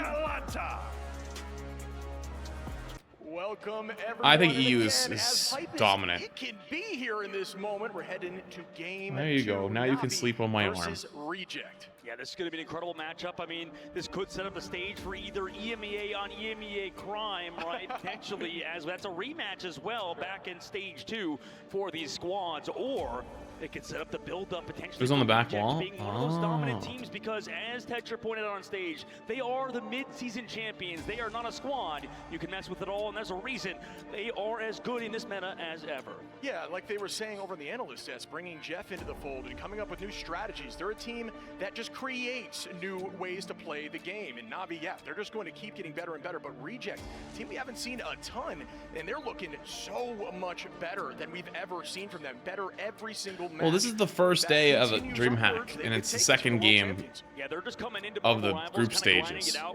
So I think I'm very curious of what the crowds will look like on like Sunday with that, we have a larger or Saturday. Players to select from, right? To kind of grind their way up for Reject. Hero shooters have been the Korean region's main game alongside MOBAs, right? So when we talk about this genre, we're wondering, okay, it's where so are these blue teams coming through? They have arrived now at this land. You heard on the desk with Moxie mentioning Lastro, Izayaki, we have Dobi, Piggy, Marvel, Finale, Gargoyle. These are all names that we know in this genre can play to that highest level. It's a matter of experience, and they're building it up right now in the current game patch.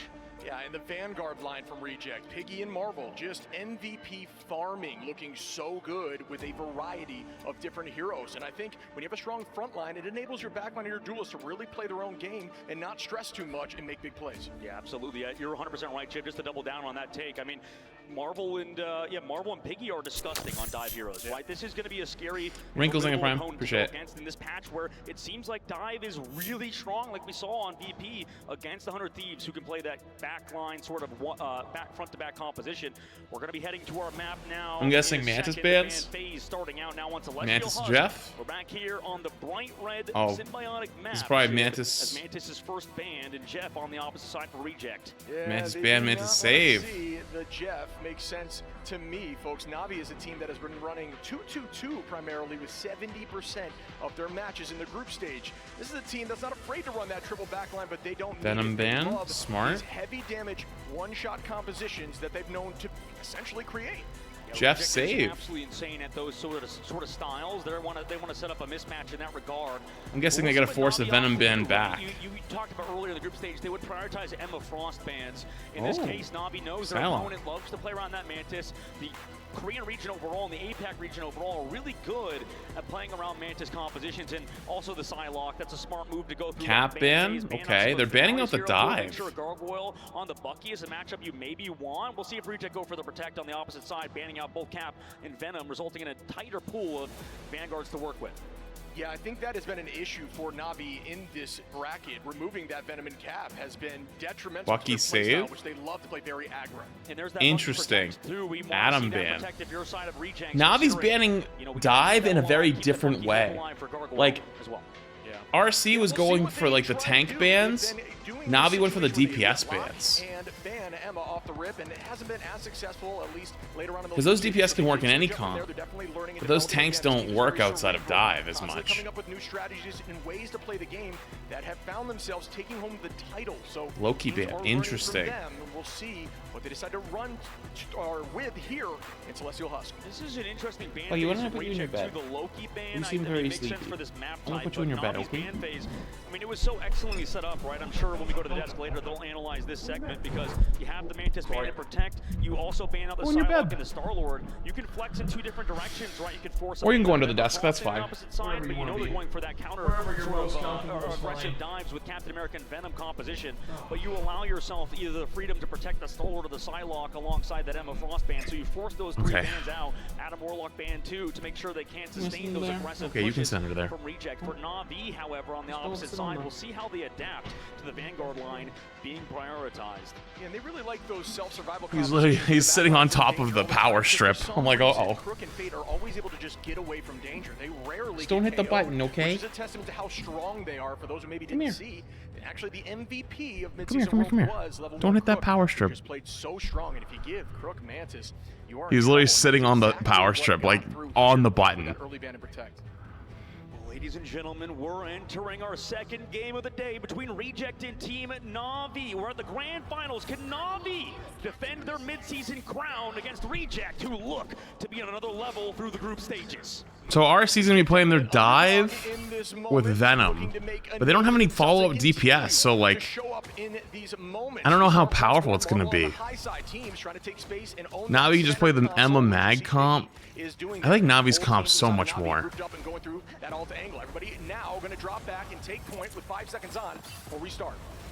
They're flipping map on them already. So both Emmas are on point. But I think they're going to drop on him. Yeah, they're dropping underneath on him. And the tanks won't be able to help because the Venom's not going to be useful in there. Well, I guess he is kind of useful, but not really. Oh, they flip map. Early pull on the E for the Venom. He's punishable now. He's really low.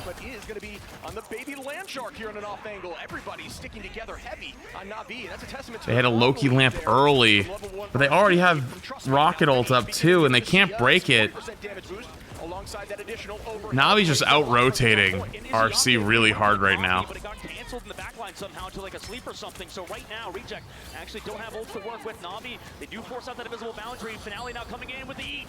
Wow, and it's got huge potential here, and there's 3 in right now for Finale, who is going to be matched right back with the dance. Oh, and it does find one. Level 1 Crook. Going to clean up Finale, who almost had a massive sweep there with the It's Jeff. That was a clean eat by him. Invisible boundary. You know, that eat though really did bring him back though. Like, yeah, he dies, but it forced them really out of position and forced them off the point. Forces res. Holy Holy shit. After Reject flipped the point. Reject getting in their heads. Navi, not a team that's known for giving up the point. Yo, RC. Hello? These have been Dude, that ult actually flipped the whole fight. battles off the rip right now. Again, Reject showing up against a team that's known for just Where'd he slowing go? forever. Yeah, I mean, this right now at the current Did he moment leave? means Reject haven't been able to adapt, right? We've seen how Dobie yeah, he might have dipped out. has been dominant and has been good in the group stage. He's off to explore. That not being a priority for Navi is showing at the current moment. The Mantis ban maybe could bite them in the butt. And how about that finale eat there? A three-piece that almost gets through off the He's edge just of walking up and down the hallway, so I don't know what he's looking for. Definitely back, and it was looking a little dicey for a moment. Yeah, it was dicey for sure. I think that the snipes coming He may be through looking for one of onto his him favorite from across toy. the map. You mentioned Crook earlier is just absolutely disgusting on strategist, and so is this team, right? I think you mentioned that they play mainly a 2-2-2 style throughout the entire tournament, the group stage. I don't know if he knows where it is. I might have to go get it. He's probably looking for food. No, he's not looking for food. He's not hungry. Yeah, He didn't eat too long ago, and he got 2 treats. Just a very aggressive damage boost comp where you do have that Sia alongside the damage boost there from Mantis. So much potential and all percentage gain. Just No, pod Cobra. You're doing so much additional damage on every single shot. Unfortunately for the players on stage, it's a tech pause that happened early on, right? So imagine that happens during like an incredible moment in a hard fight to come back from. It can always kind of throw you off. Yeah, VP won last one. Right now, Reject trying to figure it out alongside our admins. Do I have a sec? Our excellent admins behind the scene. And right now for Jerky, this is one of his first lands to compete at too. Yeah, and this is going to come back, folks, from this pause with Navi, with Rajaro holding on to that Meteor M. At the current moment, Naga went down with Kraken Impact available. So alt advantage is going to be on their side, as trust me, on that Emma, we'll have the Sonic Seduction. The only match back at the current moment is a reverse Okay, Sonic I think he's Seduction looking for his from toy. Piggy. I'm gonna grab it Looks for him real very quick. good. Again, Piggy and Marvel just dominating that front line. Right now, Shib, it does feel like in the group stages we learned this as an audience that there's no weak links right now left in the tournament, right? Everybody is definitely playing at incredible levels, right? The parity of Marvel Rivals Esports has never been this high. Like you even saw back in the group stages and back in stage 2, back when we were qualifying for this tournament, how close teams are getting to each other, and especially only a couple weeks into a patch, the new patch that came out. This is going to be this shifts everything that we've seen and learned about Marvel Rivals. And the teams have clearly been doing their homework. We said again that Navi kind of struggles when you really go after that Cap Venom, which they play so well. He's in the bed. To remove that, it forces them onto a more traditional front line, and then it enables things like Marvel to go in there with the Venom, disrupt the back line. So you're consistently, as Fade, as we saw there with Fade, level 1 Crook in the back, trying to stay healthy, trading back and forth those heals. Wrinkles, did I get Prime earlier? If I didn't, I apologize. I can Prime. So they couldn't look forward. Yeah, again, I just think that Reject is looking much better. I can't remember the last time I've seen Navi lose a point after capping it for a while, that okay, quickly. buddy? They usually get upwards of 70% because they commit every single ult that they can to keep buying more time. Yeah, absolutely. Navi, a good team, a storied team, a historic roster at this point to win the midseason when they were under the brand. I wonder what happened. Now coming through I wonder if someone's mouse died. Who also have other. When does Gus have to go back? What do you mean go back? Atlanta, so we don't just have our Marvel Rivals segment, we have the rest of this entire event if you're here in person. Tournament in the region? Well, this is LAN. Obviously, so it's lots of regions. Too, because we just saw in the last one, we just basically saw one of the best matchups you could see in the history of this esport. But it's best out of 3, right? We're still early on. This is only Friday, and the championships are coming up this Sunday for the grand finals. Oh yeah, I remember that, Angel. Call out here just for the side of Navi at the moment, folks. For those who watch that mid-season, Thought you were taking care of him for a friend. I was a disgusting was. Yes, they now have Jerky. Heard a bit about But their on the that's a hard one to answer these days. Psylocke, and also play But things like that lucky, but his Psylocke plays incredibly strong. About he lives here now. To ultimate right now in this next fight, but keep eyes on Jerky, who has made that sub.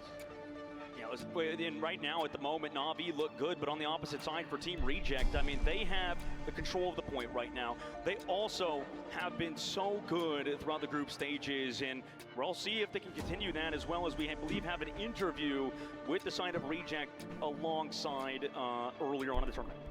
Yes, we're going to check out that interview with Reject right Something happened. Oh, is it this PC? Hello, rivals from Multi versus Far and Wide. I am that one, Dan, here today, joined with Reject. How are y'all feeling?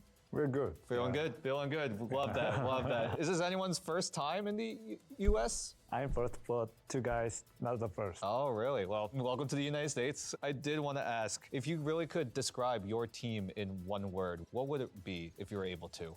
We are just good team. Good team. Yeah, that works. That good works. Teammates. Who do you think are the best players in your role?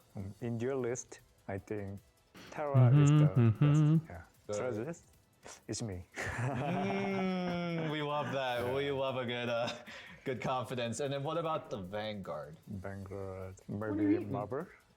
What lessons did you you find learn from past Oh, you're just events, licking your paw. past Never mind. tournaments? I don't nervous in international match. Yeah. Have you been helping your teammates in managing that stress? Yes. Spill the tea? I don't want to spill the Are there any tea. big adjustments you had to make? It's in not order tea help to be those spilt. Teammates get adjusted into the team. 마블이랑 이자키랑 이제 다른 게임에서도 프로를 했었고 오래 했었어가지고 풍부한 게임 경험 때문에 이제 His rich experience from other games. True, true, true. Making it to this grand final is obviously a big achievement, a big step in your careers. Does making this tournament, was it like a sigh of relief, or is it making you guys more fired up? 그랜드 파이널까지 오는 게 당연하고, 네, 더 좋은 성적을 내기 위해서 노력해야 된다 생각합니다. One more before I let you guys go. What would it feel like to raise the trophy alongside your teammates and be the first Ignite World Champions? 제가 생각하기에는 그거는 이제 상상할 수 없을 정도로 좋은 기분이지 않을까. That'll be it for us. I'd be crazy if Korea actually makes an insane run, though. Rejects. Stay tuned for them here in the Ignite Grand Finals, and we will see you out on that big stage. And welcome back again. Great interview there from that one, Dan. You see the confidence there from Reject, which I think you need, especially at this level of play. Yeah, I mean, that's something that these players have in spades. As we are about to load back into the first map, we finally... All right, finally back in. So whoever's PC exploded has now unexploded. Off the Bucky over to that Phoenix, maybe going to something they're a bit more comfortable on to set up maybe that Meteor M out of Rajaro that we know... I'm actually surprised Navi lost that fight. They did such a good job rotating. One Jeffel fucked it all up. Holding on to that Psionic as Trust Me and Rajaro have those ults available. No answer right now for Reject, so now's the time to make a play as we see now Trust Me starting up with the Psionic. Nobody is trans just yet and kicked right backwards towards the team, so it's a good set of movement there from Reject. Oh, movement tech.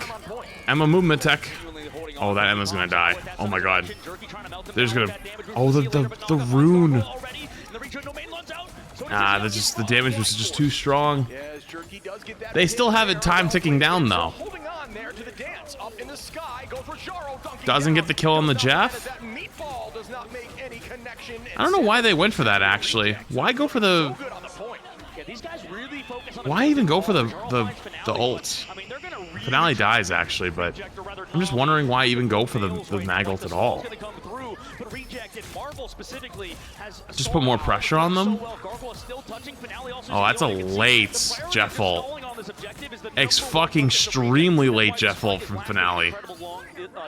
Optimistic to say the least, unless he's swapping. It's clearly working, and it's funny that we talked about Jerky, because Jerky just looked disgusting right there again on that Psylocke. Remember, there is damage boost, and then you throw out the Sia, the Cosmic Yarn amplifier from Rocket. Having bans on the screen during the map is an excellent change. I agree. They've done that before. I don't know why they stopped doing it sometimes. Excuse me, and then you see there the Soul Resurgence for level 1 Crook. There are some answers, but can they find value?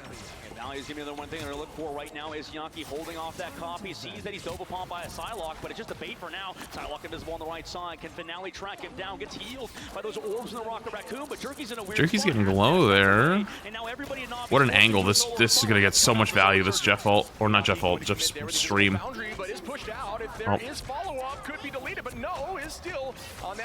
It was such an aggressive invis ult, and then they didn't use it. Probably gonna want that one back. Oh, sorry, it was a Loki ult. I didn't realize. And there's that Phoenix combination from Naga onto Izayaki. Piggy gonna take out level 1 Crook to even the odds, but still slightly up in numbers here. Trust Me finds a few trans as Piggy now will fall. That's a huge ult. I think some questionable support ult usage right now coming in from RC. Still have control of that point, so huge disengage. Gargoyle finds Jerky at the very least. He's still on the backside, but did they have enough healing from Dobby? No, Dobby goes down to Rajaro, and Navi are holding on strong. Rajaro is gonna press Used runes really early. Really early. Marv goes down. RC should have probably just disengaged this, and when it came back again, wasn't looking very winnable. Spawn switch, or that switch in terms of composition, is clearly working out. That's the tough part. They have touch point. They do send somebody there. On the flank is that Jeff. Rajaro matching it. Has Meteor M ready to go for it. Maybe trying to force out that Jeffel and then smash down with that Meteor M. But Finale dodges. What's going on back here? And Navi with some good positioning, but Finale Waits out the bubble. Oh, kills the Mantis. take out level 1 Crook. We're in that moment at 70%. The Meteor M bang lands, and it's from down. Damn, kills Gargoyle. Gargoyle. Here comes the It's Jeff. Will that be countered? As Finale is able to find just a teammate in that moment. That Emma's getting real low, but I don't think they can punish. That rocket ult's gonna be the difference maker, isn't it? Can they burn through it? I don't believe so. Walking backwards. Yeah, that's some good from Jerky, and they all send Fate, and they cap the point too. So can anybody on reject touch Gargoyle the flank? No, Marvel in the sky. Dude, RC was looking so good there. YouTube stream is down. Wait, what? YouTube, are you guys alive? But it didn't end up mattering because Fate walks forward, helps Jerky secure an elimination, and then runs back up the wall. That's why we talk about. Say something if you're alive, YouTube. Did you die? An individual skill, but it's the ability to climb walls. Yeah, one thing that we kind of missed to touch on because it's just so they're alive. Is they're trying to use the Rocket Sia. Flats 2? Is Flats 2 dead? So what Phoenix did there was ult at a Flats low 2 die? so that your Phoenix ult does not have the opportunity to be burned on its way down to the floor. They use that combination. They're chilling. Free pick in that fight, turn the entire momentum, and they walked them. Flats 2's alive. Really, really smart play. You mentioned what are you guys talking about? They're alive. With those boosts whenever Naga's not there, and at the moment, this appears to be Jerky sort of stepping up. They're chilling. Challenge, right? He's kind of leveling up to the likes of Melio, who has been phenomenal for the team of Citadel. In Na'Vi, they still looking for him. Sure, they lost in the group stages to FlyQuest, but there's a reason these guys were the midseason champions, and they won that first round. Now we go to round number 2 versus Reject and Na'Vi. Yeah, they're alive. Na'Vi win this. Okay, good to know. You guys are good. Map number 1. It's a testament to their Yeah, RC I think can win this. They just gotta clean up their support ult usage. On percentage on point. Begin right now. Reject does have Marvel there on that Venom, looking very successful on map 1, but he loses a ton of HP on that early engagement. Still holds on to cooldowns though, not going to essentially burn anything that will cause them harm. They're going to retake onto point now as it is available 1-1. As trust me and Biggie, the Emma battle on the low side now. Naga holding on with that end song Inferno. Bubble goes through and looking towards Finale, who's done a very aggressive job there on the jet. Yeah, good field job on Naga. Incoming at that regen domain cooldown because Izzyaki just used it and he's stunned by Naga. Well played. Good combo. Up there by Jerky. Good duo play. Goodbye to that additional HP as Naga lands, but it does not find any major value. Trust me, gonna clean up on Gargoyle. Rajaro now on Adobe. No swaps by RC I think will cost them. I agree. Na'Vi made some adjustments versus their comp, which was good. RC seems very rigid. Like they're very like, we have played this comp, we are disciplined on this comp, we will do good on this comp, we will win on this comp, and it's like, last time actually able to live even past losing a member of their team. well, what could they swap, right? They don't have any stable member on their team that can really dive. I think they could get Finale off the Jaff, maybe, and they could run with this Jeff, but Reject with a huge advantage in terms of ults. Agreed, and that's, you know, the value to just invis low key. Get some more damage in there. Level 1 Crook goes down there from Marvel with a piece of invis immediately. Hey, good heads up play stopping the res. Oh, he's gonna get nuked. Did he just dodge it with the Bucky ult? That was kind of fire. Gets 2. This is huge here from Finale towards the front line, and will that go off map? Just jump with him. Going to have to commit. Good jump. Be a fly back there from Naga. Yep, super smart. Trust me, he's really low. But gets the healing, so there's a standing on the point, but it was a huge eat from Dobie, like you mentioned, or rather from the side of Finale. Good cleanup. And Reject, they close out. Good cleanup by RC. Good eat from Finale. You can see that was some they can't mirror rocket, I think.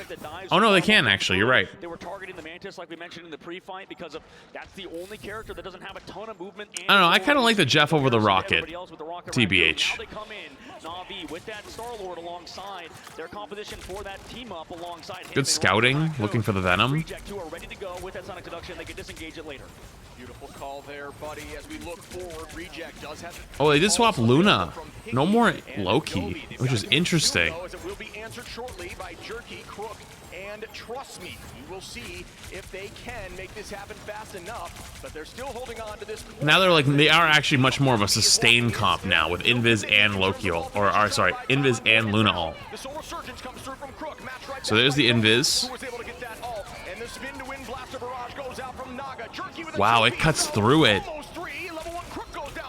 Wow, the Psylocke ult cuts through the Invis ult. Holy. I mean, we were going to call out how good Piggy was playing there, but that was so well timed from Trust Me, right? That ultimate, the Sonic Seduction, slowed down Reject's push. And this has been happening consistently to Team Reject. Like, they keep getting caught in these Sonic Seductions. On the opposite side for Na'Vi, they're not, right? They're ready for it in the early fight because Piggy pops it first inside his invisible boundary. That was so clean by Trust Me in that fight to bring back Reject, who were looking to pop off with Gargoyle. Trying to build this Luna ult up before the fight begins, but I'm not gonna quite get it. Just so much mobility. The engagement comes through here from Marvel, and it's huge. Will this go through? Great movement again, and patience. Trying to wait out the bubble.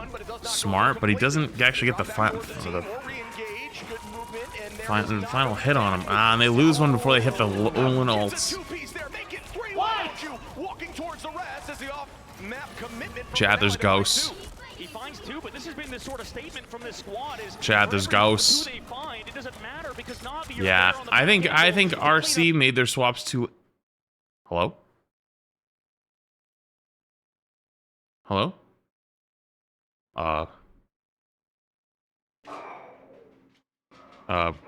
Guys? Hello? Uh-oh. Chat, they died. It's not me, it's them. Honestly, I think Gus sensed the stream was gonna die. He sensed the stream all the way in Atlanta was gonna die. That's crazy.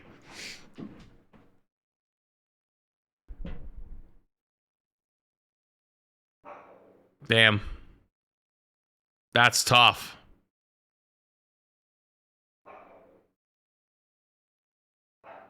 That's tough.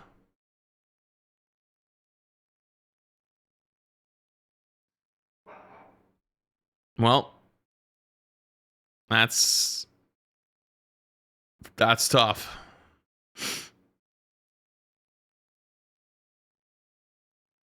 Gus felt it. He called it. Good job, Gus.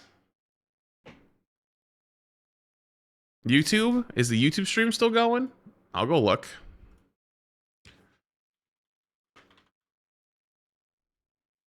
Is the house safe? Hi Flats. Hello. Happy Halloween to all in chat as well.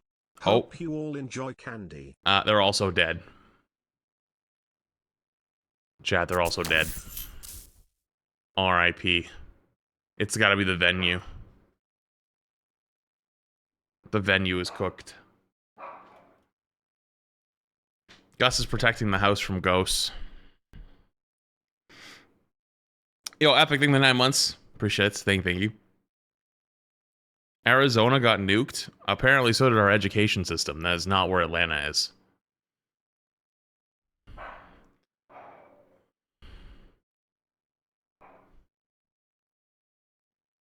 Is it back?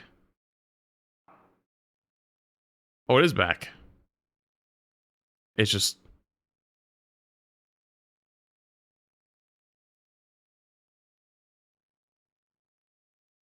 Hello? Why would Boger do this? Honestly, real. I thought I heard Arizona. Oh, okay.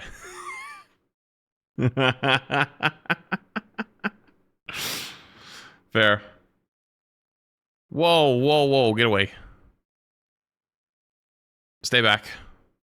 Stay tuned. No.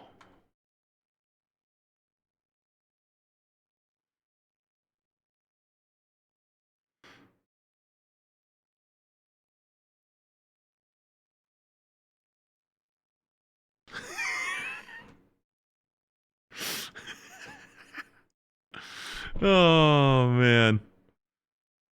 Knock? Should I knock?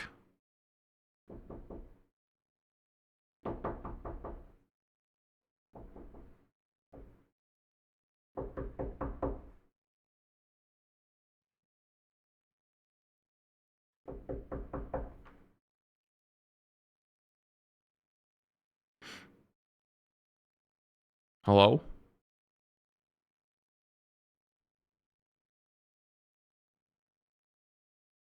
Hello? Guys? Is anybody there?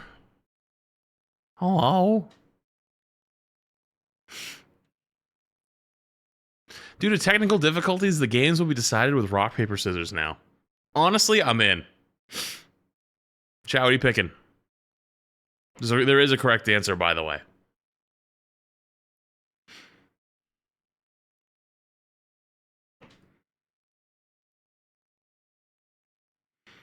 Doo-doo-boo-ba-doo-boo. Boo-doo-boo-ba-doo-boo. Doo-doo-boo-ba-doo-boo. Boo-boo-ba-doo-ba-doo-boo. Boom, boom, ba-doo. This happened to the last dream hack you were at? This happens at like every dream hack. Literally. Beep-beep-beep-beep-beep. Beep-beep-beep-beep-beep.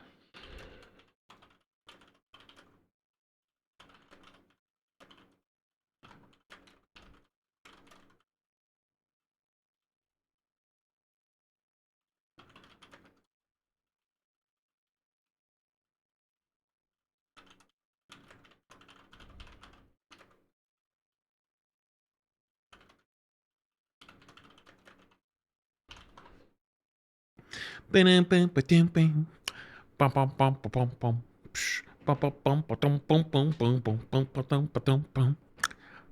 the Loki skin? I think it's either tomorrow or the Sunday. I forget.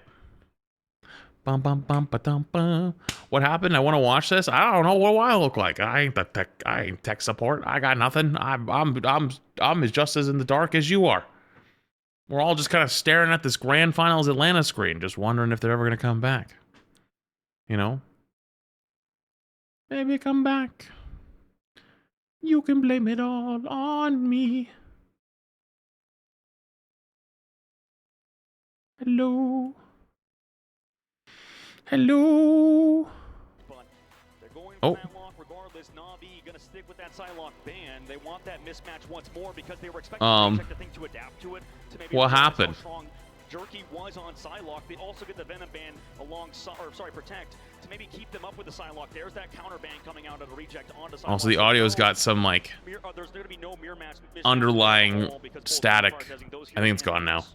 Yeah, essentially what I'm seeing here. Who won? I don't know. Remove every problem we had in that last composition, but you speak again to Navi's versatility and if they can bounce back from maybe that change. But Na'Vi is going to keep it more consistent, and this time they're going to be able to lock in that Venom that they love so much. Yeah, locking it in at the current moment for Team Reject. It looks like Na'Vi won. I mean, we've seen some mirror matchups in this. Did Na'Vi win? Right Yes, there's a 1 next to their name. Okay. Both teams prioritizing what was a strength in the last map. All right, Na'Vi won. I'm going to pay you guys out.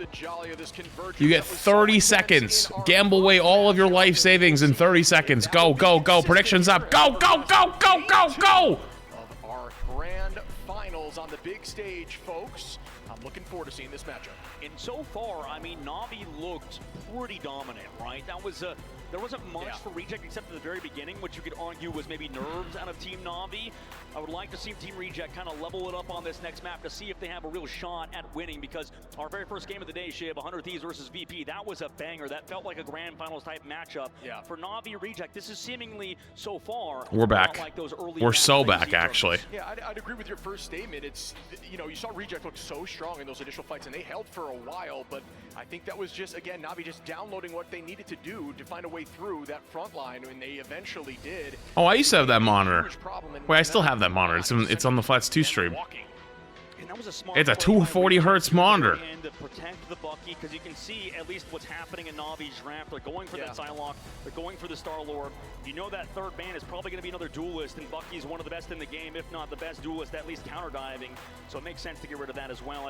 However, in the previous map, we saw a lot more. Well, the bans sometimes change based on the maps. So like this map is a little more front to back. Emma kind of dominates in those, so. Pretty mirror across the side. Nobody wants that MMS match as well.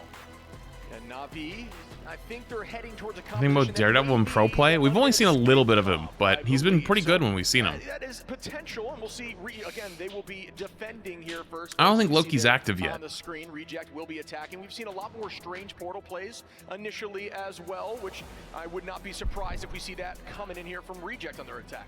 And let's head into it. I mean, on the opposite side for Team Reject, I need to see a little bit more of a finale. Everybody's talking about how good this guy is as a star player.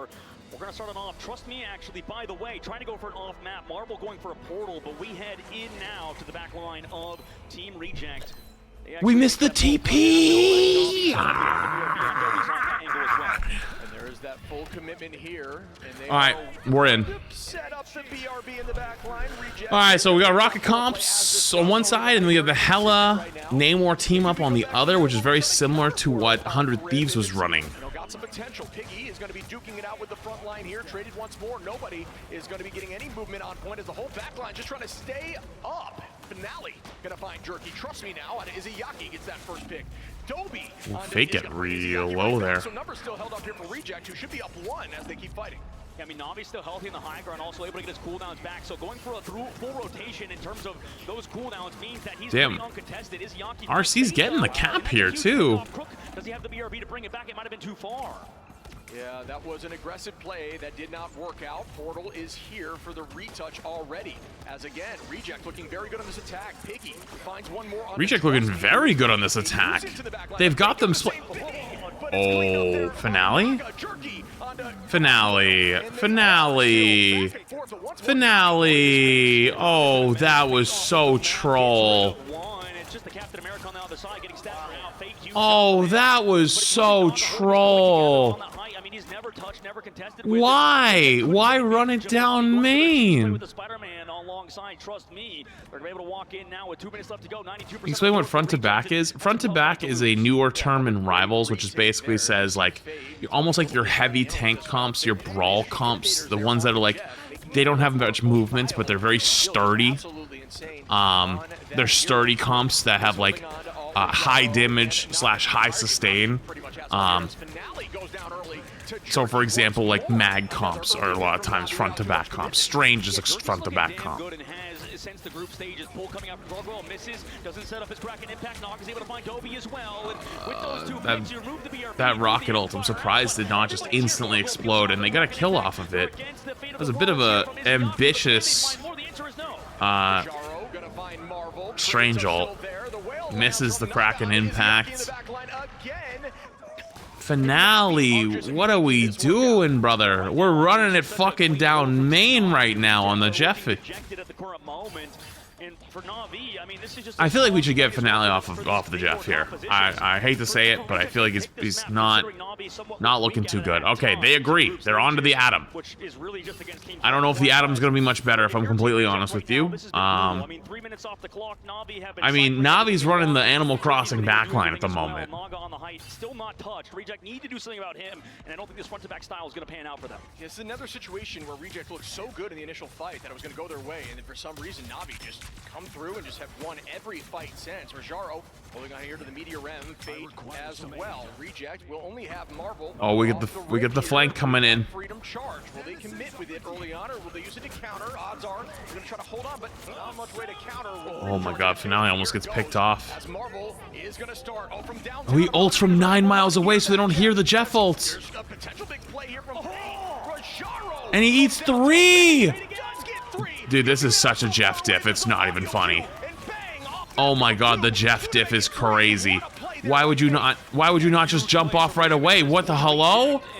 Marv? 10 seconds left to go. Portal play could come through. Oh, it's GR. It looks like the answer is no.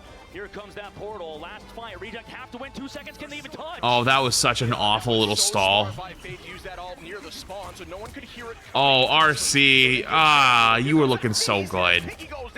RC, you were looking so good.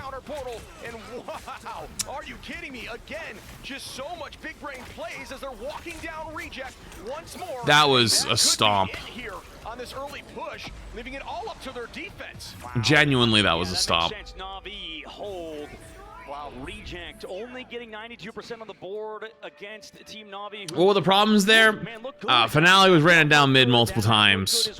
Fate knows how to play Jeff, gets the silent Jeff ult from 9 miles away. They just seem very off. Like, they didn't have like a strat that they were actually going for. Like, it just, after the first push, they just kind of seemed all over the place. A little bit disappointing there out of RC. They need to show that they've got what it takes. This is their map selection. Show us what you got.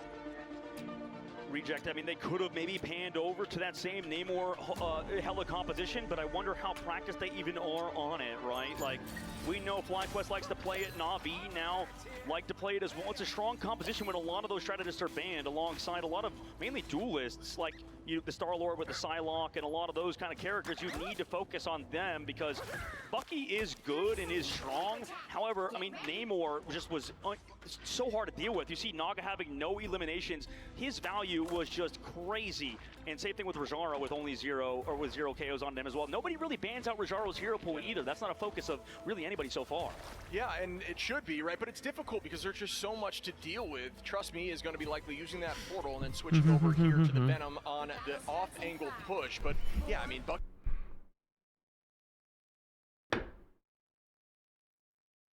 No. Is it me?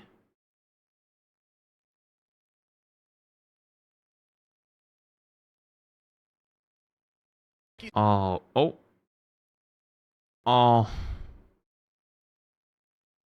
no. Oh no. Oh no.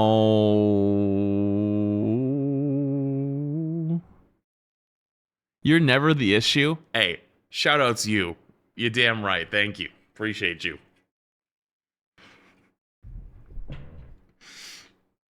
Oh, that's actually so sad.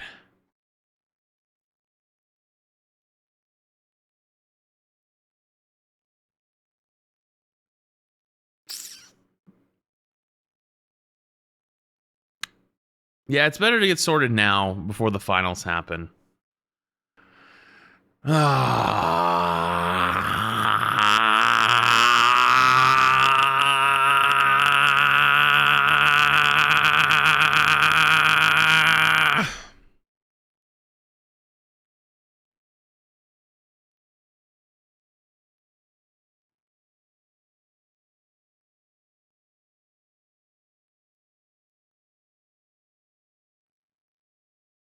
Damn.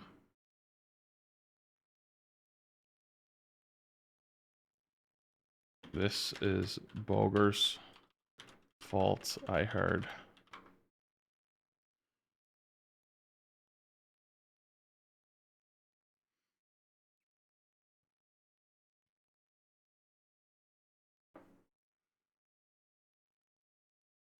Like I said, are you ever going to say something to Boger? I literally just typed that this is Boger's fault. Truth, Nuke.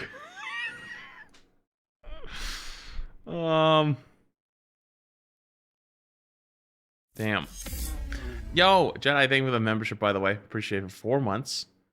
The guy in the airplane that's messing with the outlet, except it's Boger. True. That guy just asked me, do you think Jeff would taste good? I don't know. Have you ever eaten shark, chat? Chat, type 1 if you've ever eaten shark. Type 2 if you've never eaten shark before and you just want to type a number.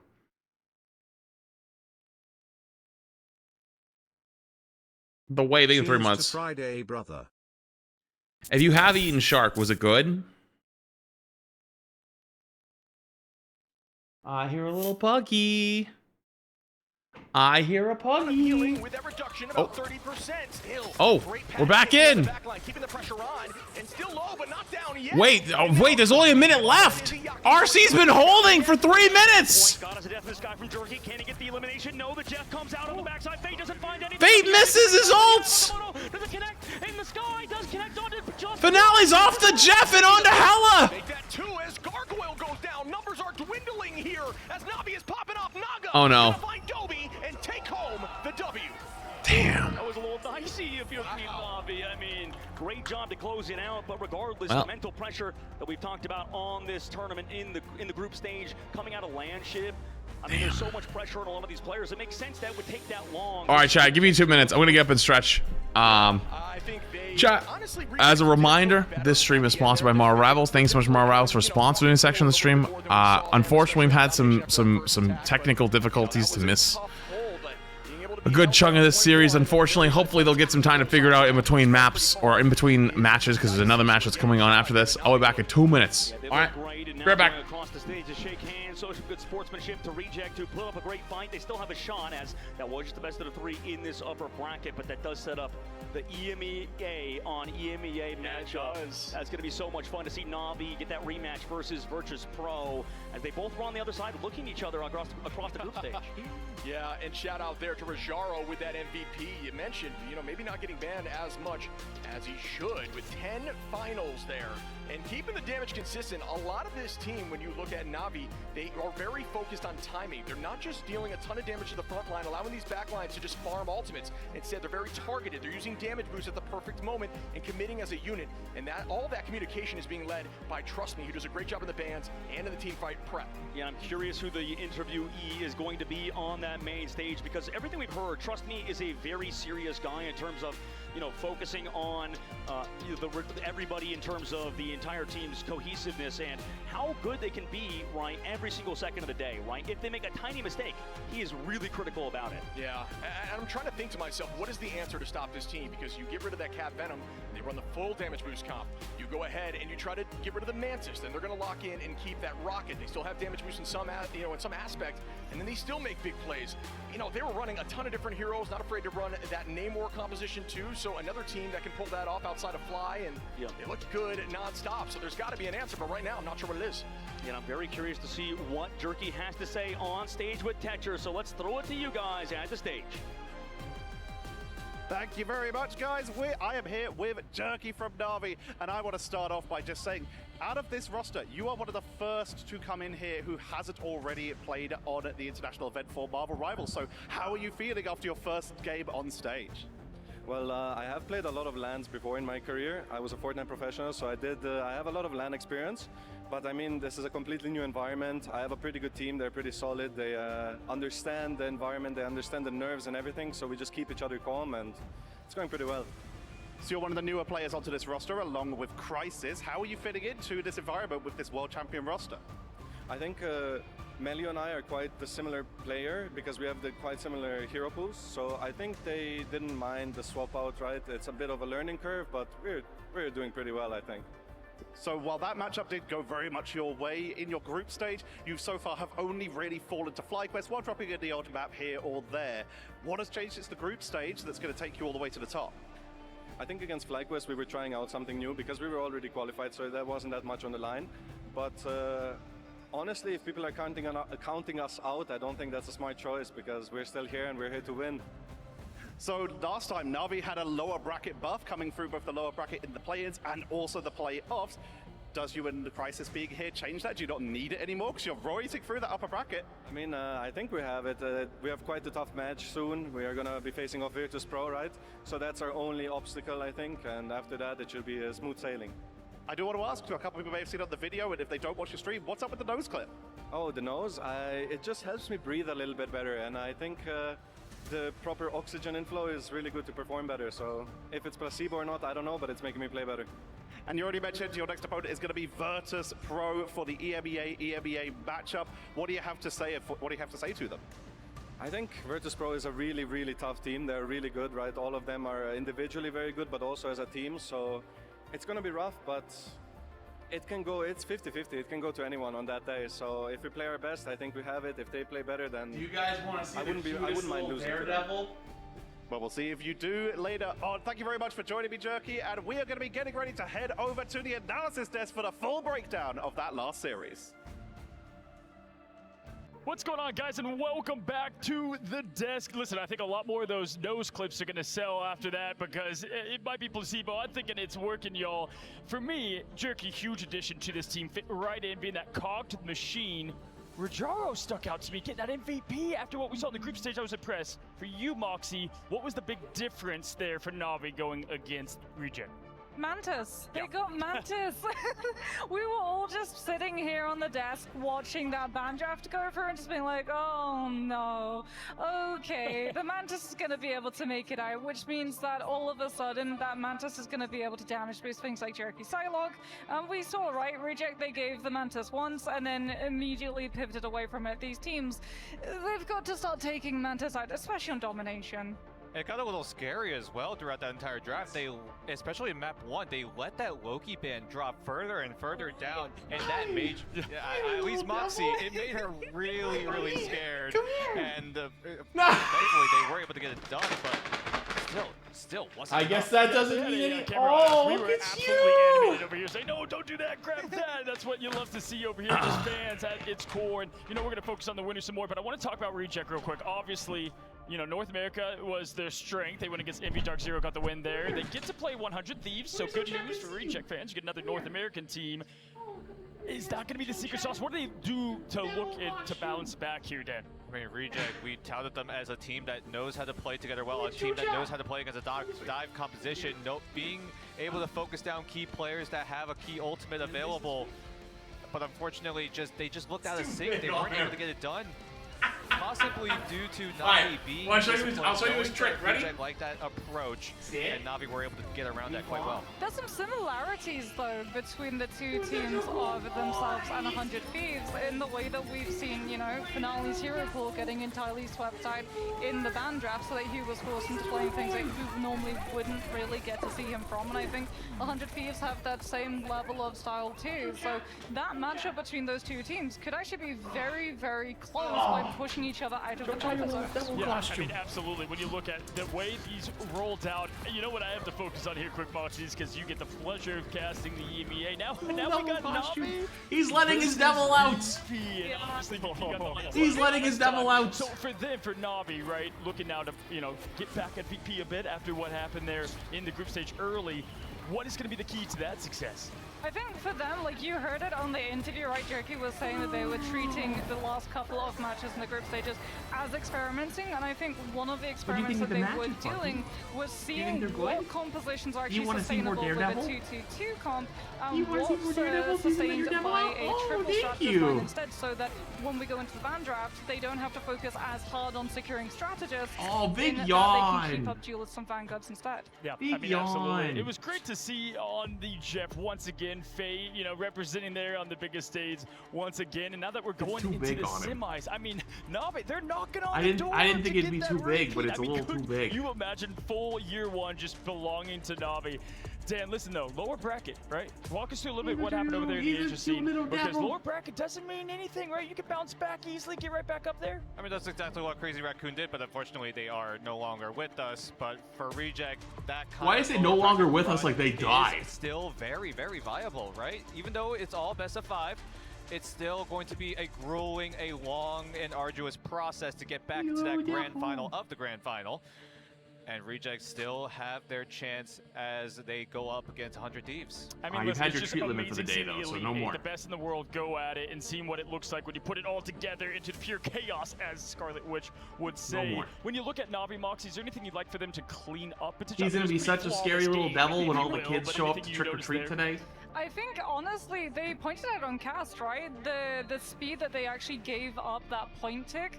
Part of it was also because the Jeff got through, and when that Jeff came through from Finale's end, they had to sacrifice Dance of the Butterflies so that they were able to take the Jeff out before he went off the map, which then had a huge domino impact on securing the ultimate economy because they wanted to use the Dance of the Butterflies to put pressure on the women's Invis boundary, but they didn't get to do that. Absolutely. It looked like to me I'm gonna go take them out. Look at what FlyQuest did against Navi, and so we saw like that success happen for them. The one thing that didn't do is if you look at the map pool why are you showing me your butt? went to Wakanda even after the Why are you giving me your butt? I mean, that is a tough place to take Navi, who looked like quite very comfortable why are there. You giving me your butt? Outside of that, I mean, Dan, from what you've seen, Reject, what is this? I mean, what are you trying to accomplish? Well in? Why would they take Navi to such why a are you standing on me? That caught me off guard a little bit, right? Choosing Burden to I know why you're standing on me. You want other maps that no more tweets. Reject have been known to be good at. They went undefeated throughout stage 2 with Yggdrasil. Let me go get him changed. So opt to pick that he against doesn't. Navi. but it just seemed like at that time, Reject had a feeling that their Wakanda map was the more comfortable one, but unfortunately, it fell flat.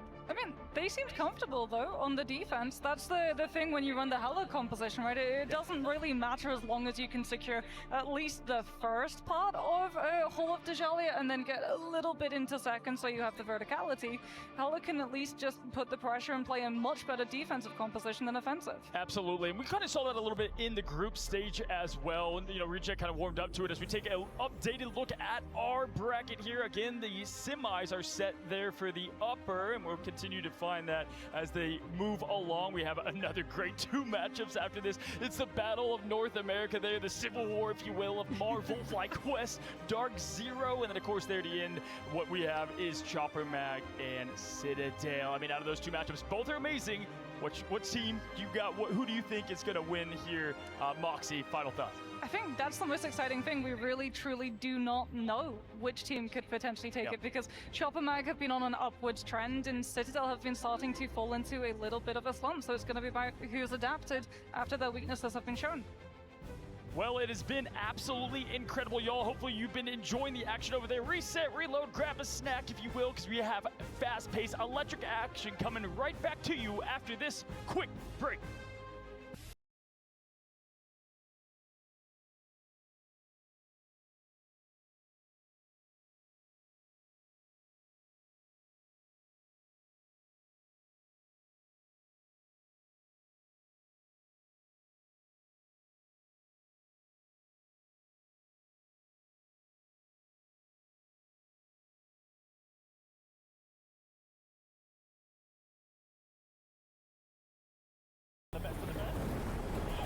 FlyQuest and DX.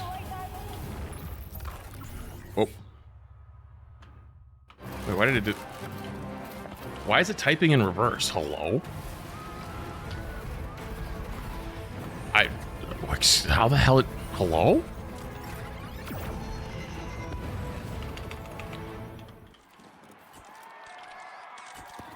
FlyQuest and DZ. Chow, you get 5 minutes. 5 minutes. Go, go. Go. Go, go, go. Hello? Uh-oh. Guys.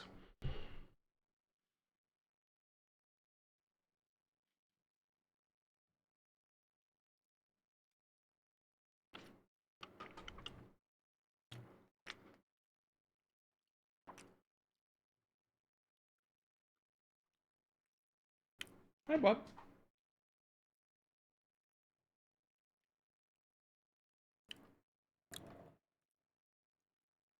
You want to see the poll? It's a prediction. Refresh. Refresh.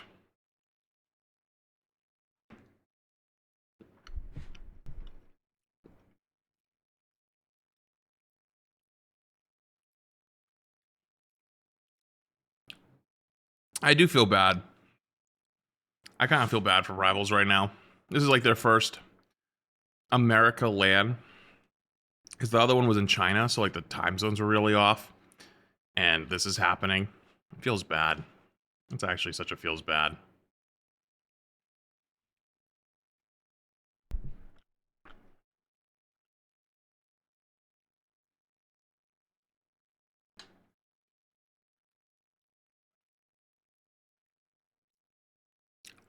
The game is pretty 50-50. I mean, this is a pretty big game that's coming up right now. Both Dark Zero and FlyQuest are really good.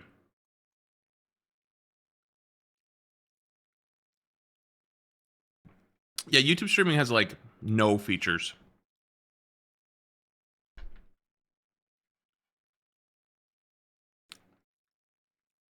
Like streaming wise. Streaming features on YouTube really are light years behind Twitch, unfortunately. But the actual streaming itself is really nice. So, you know, I guess there's trade-offs. Yeah, it's that DreamHack.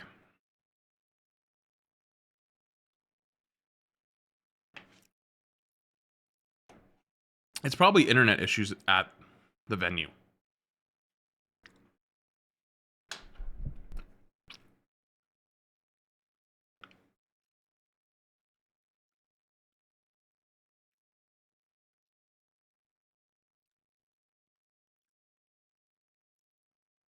Yeah, like a lot of times at events like this, you have a lot of people fighting for the same internet line, you know? So stuff can happen. You know what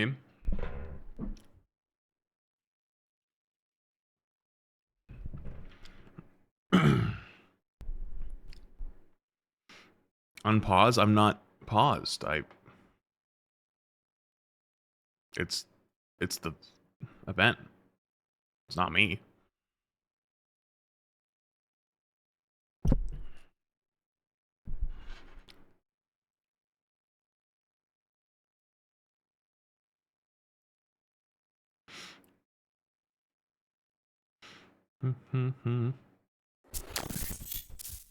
Not me. Echo, thank you 2 months. Appreciate it. Thank you.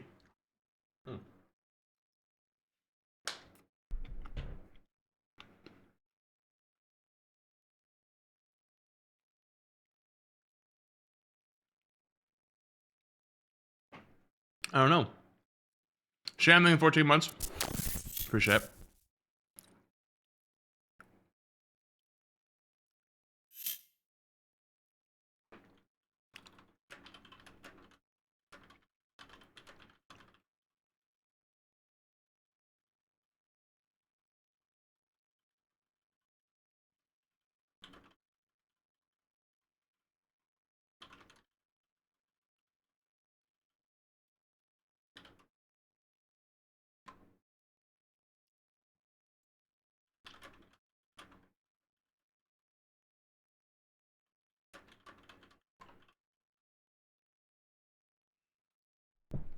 Actually, while this is going on, I need to download something anyway, so give me 2 seconds. To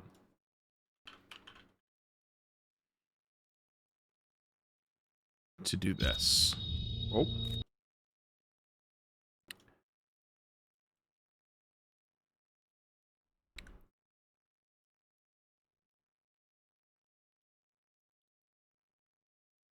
And then let me start the download.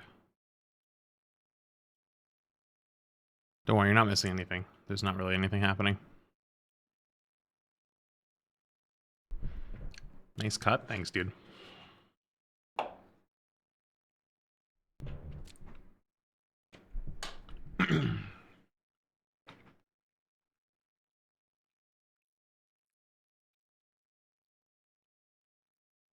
Hi, Puggy. Hi, Puggy. Did you like your costume? Did you like letting your devil out? Did you like letting your devil out? Can I tell you? Can you tell me how to improve my aim in Marvel Rivals? Sure. You just got to hit your shots.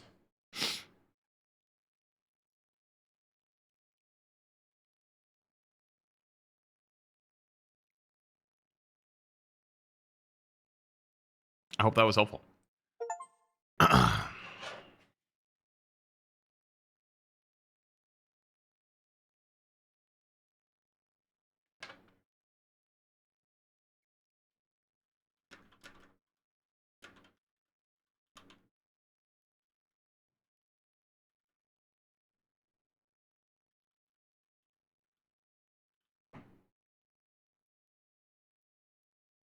I know it's luscious, I think is, but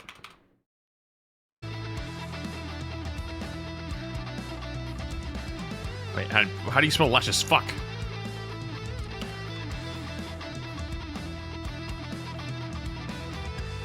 Wait, that's not how you spell it. Uh-oh.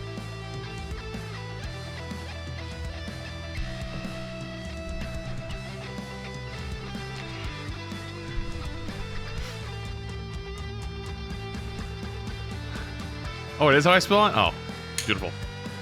Totally meant to do that.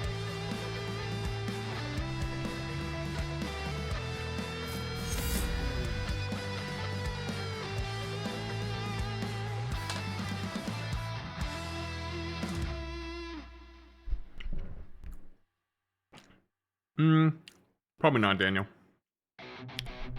Fun game though.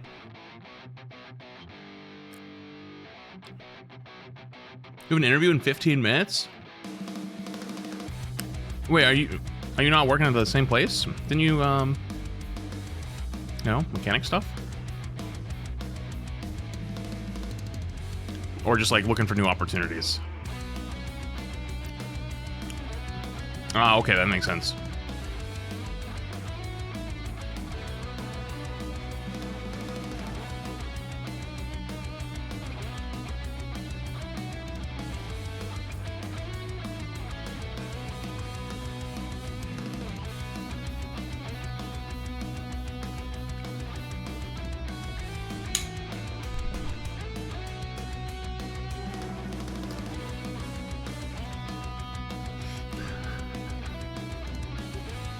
That is a crazy, crazy thing I just read.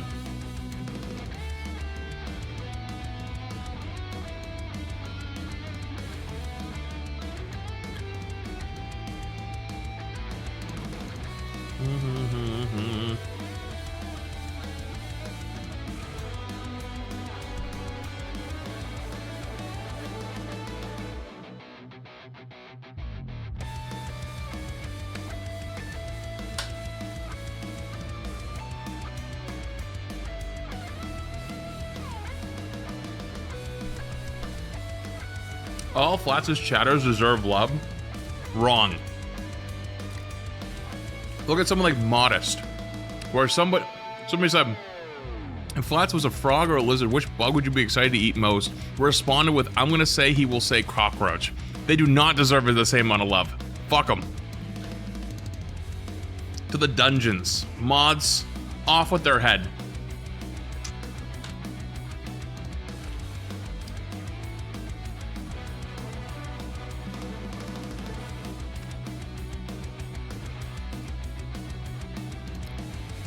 Okay, which bug? I'm gonna be honest with you. My initial reaction when you asked that question was I was gonna say a Heracross. I don't know why. Heracross isn't a bug. I mean, it is a bug, but like, it doesn't make sense.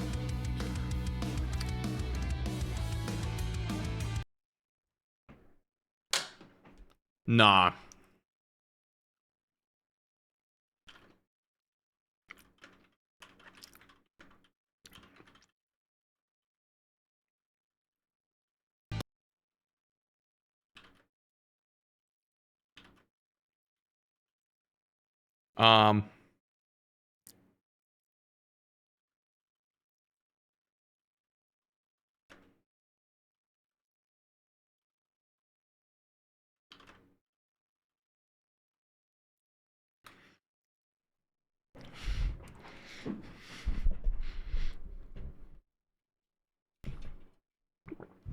Well.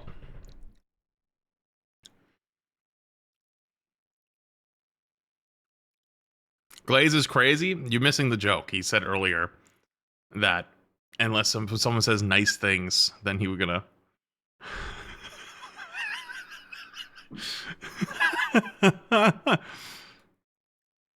And I'ma do it again if you don't turn this shit back on.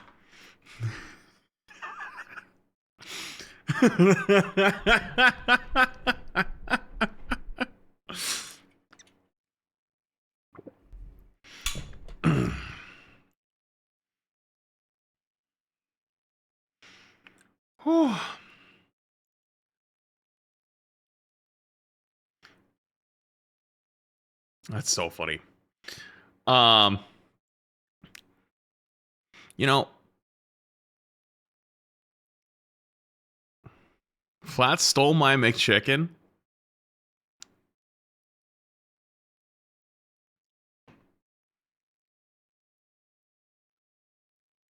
Make it 3 next time, buddy.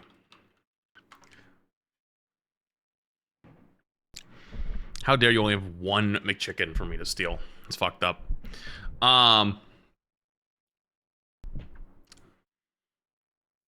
You know, I should ask Jay if he wants to play that RV game.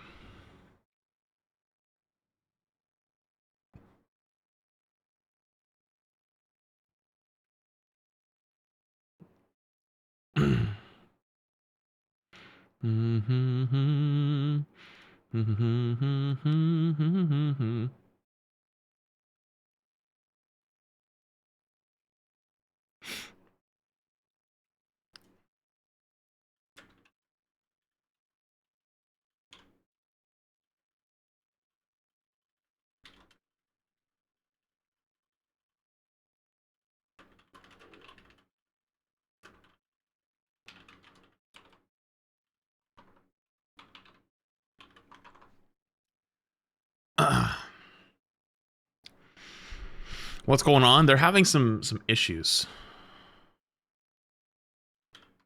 I'm in a Corfa clap right now.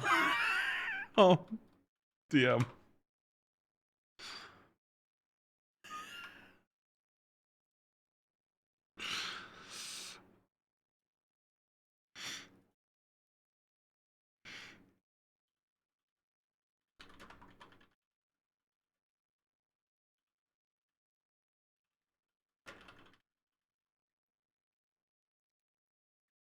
Playing milk? What the hell is milk?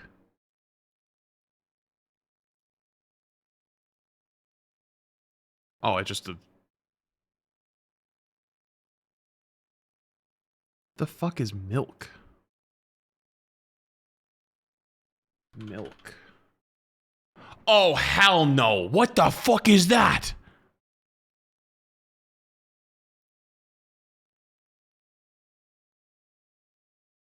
Oh, dude, I'm in a Corpa clap right now for Rivals. I can't open that. I can't open that right now.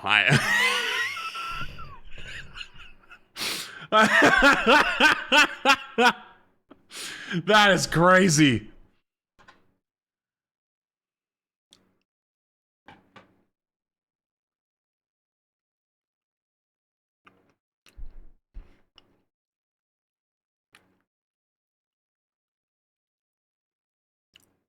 So how we doing, chat?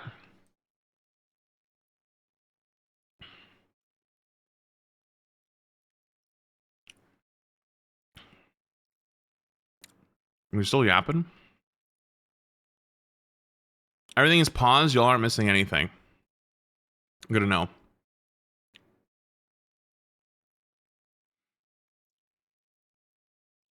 How long have they been paused for? A few minutes now.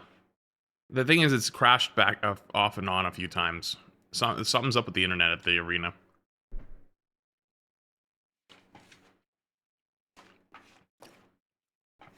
Unfortunately. I do feel actually really bad for Rivals. This is their first American event. American infrastructure making us look bad.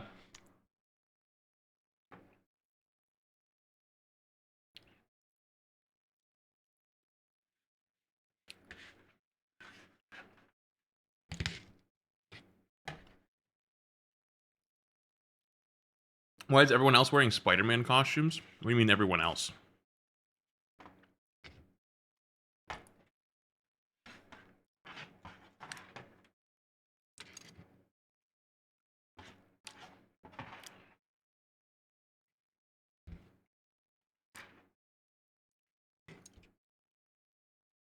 Jay's in one? Really?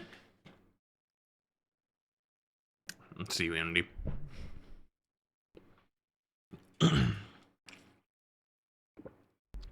I saw Jay posted on Twitter that he did dressed it up with his dad as Hulk, and he was Jeff. So I thought he would have been Jeff, but can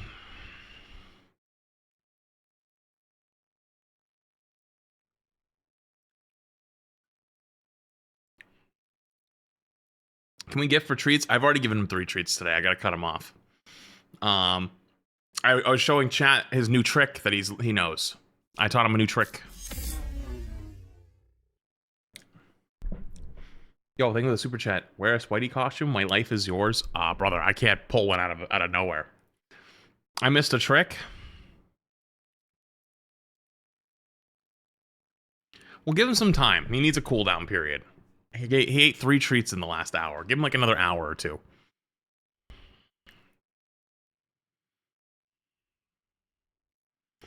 You can do whatever you want. Yeah, but I don't want to make him sick. I don't want to make him sick. He's just a little buggy. He's just a little buggy. Where's Gush costume? I took it off him, but he was letting his devil out earlier.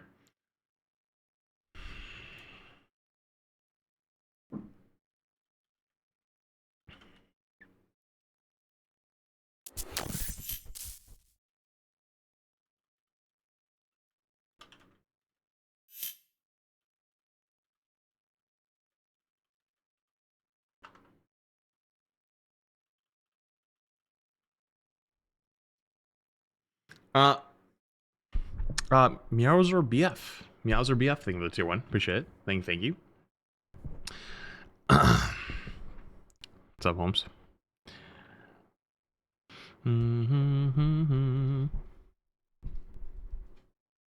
Hi. What? Did you hear us talking about treats and you were like, oh, I want one? But you're going to be sick again. We can't get sick. I know what you want. I know exactly what you want.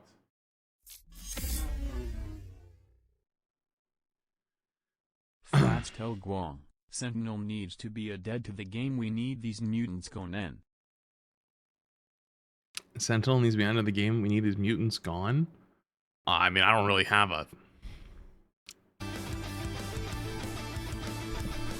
Not like I can pick up the phone and give him a call. You know? I appreciate the 5, though. Maybe at some point.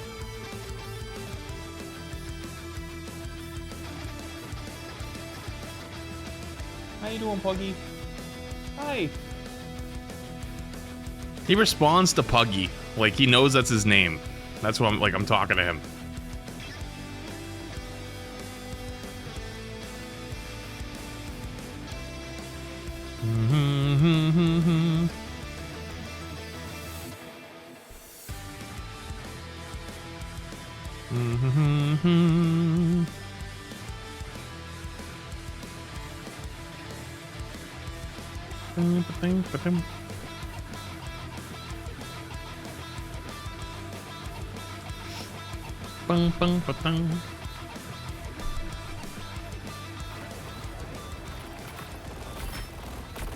Are we actually back?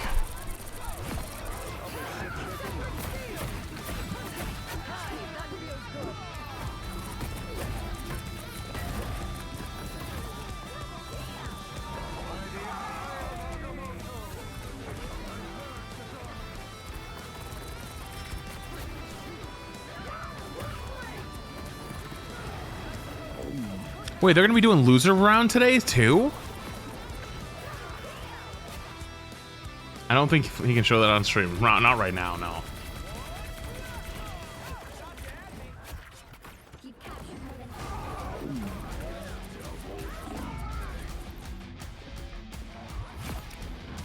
That was such a sick Jeff throw.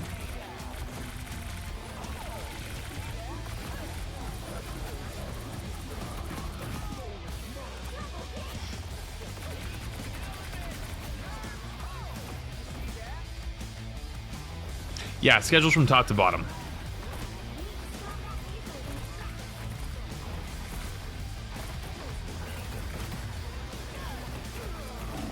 Well, I'm assuming Sunday's only going to be semifinals, grand finals.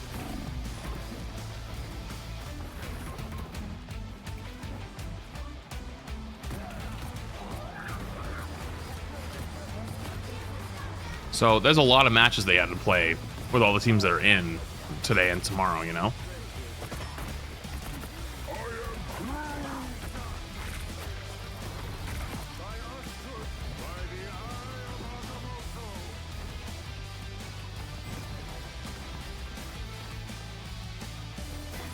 Yeah, it's one weekend.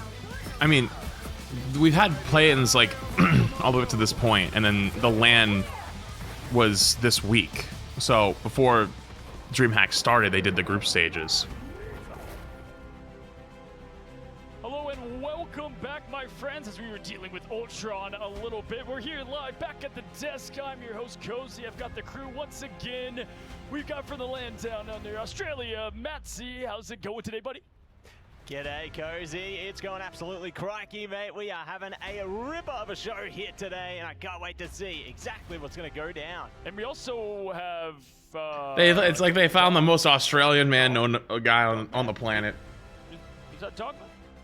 You're the wrong guy, man. It's America Man here, and we have an incredible match coming up in a second, Cozy, with a matchup between two American conglomerates, right? These are the best teams in the entire tournament. This is very American. Conglomerates. That doesn't matter. But we still have a civil war, Cozy, right? Between some of the top teams, not including Envy. Of course, they let us down. We don't have to worry about that. We can move into real tournaments of this entire thing, or this champions of the entire thing in FlyQuest. Yeah, kicking them while they're down. I mean, the Envy fans are watching, man. I mean, America Man, keep it No, they're together trash. over here. We send them over to Australia, where Matsy's from. Screw it. Listen, guys, we have an amazing America matchup. We call it the Civil War here in Marvel Rivals, as we have FlyQuest versus Dark Zero. Now, FlyQuest is the perfect one to highlight first. This is an absolute electric team from start to finish in the group stage, folks. I mean, I guess, Matt, what's going on? To America, man. I mean, what do you have to say about FlyQuest and what you've seen?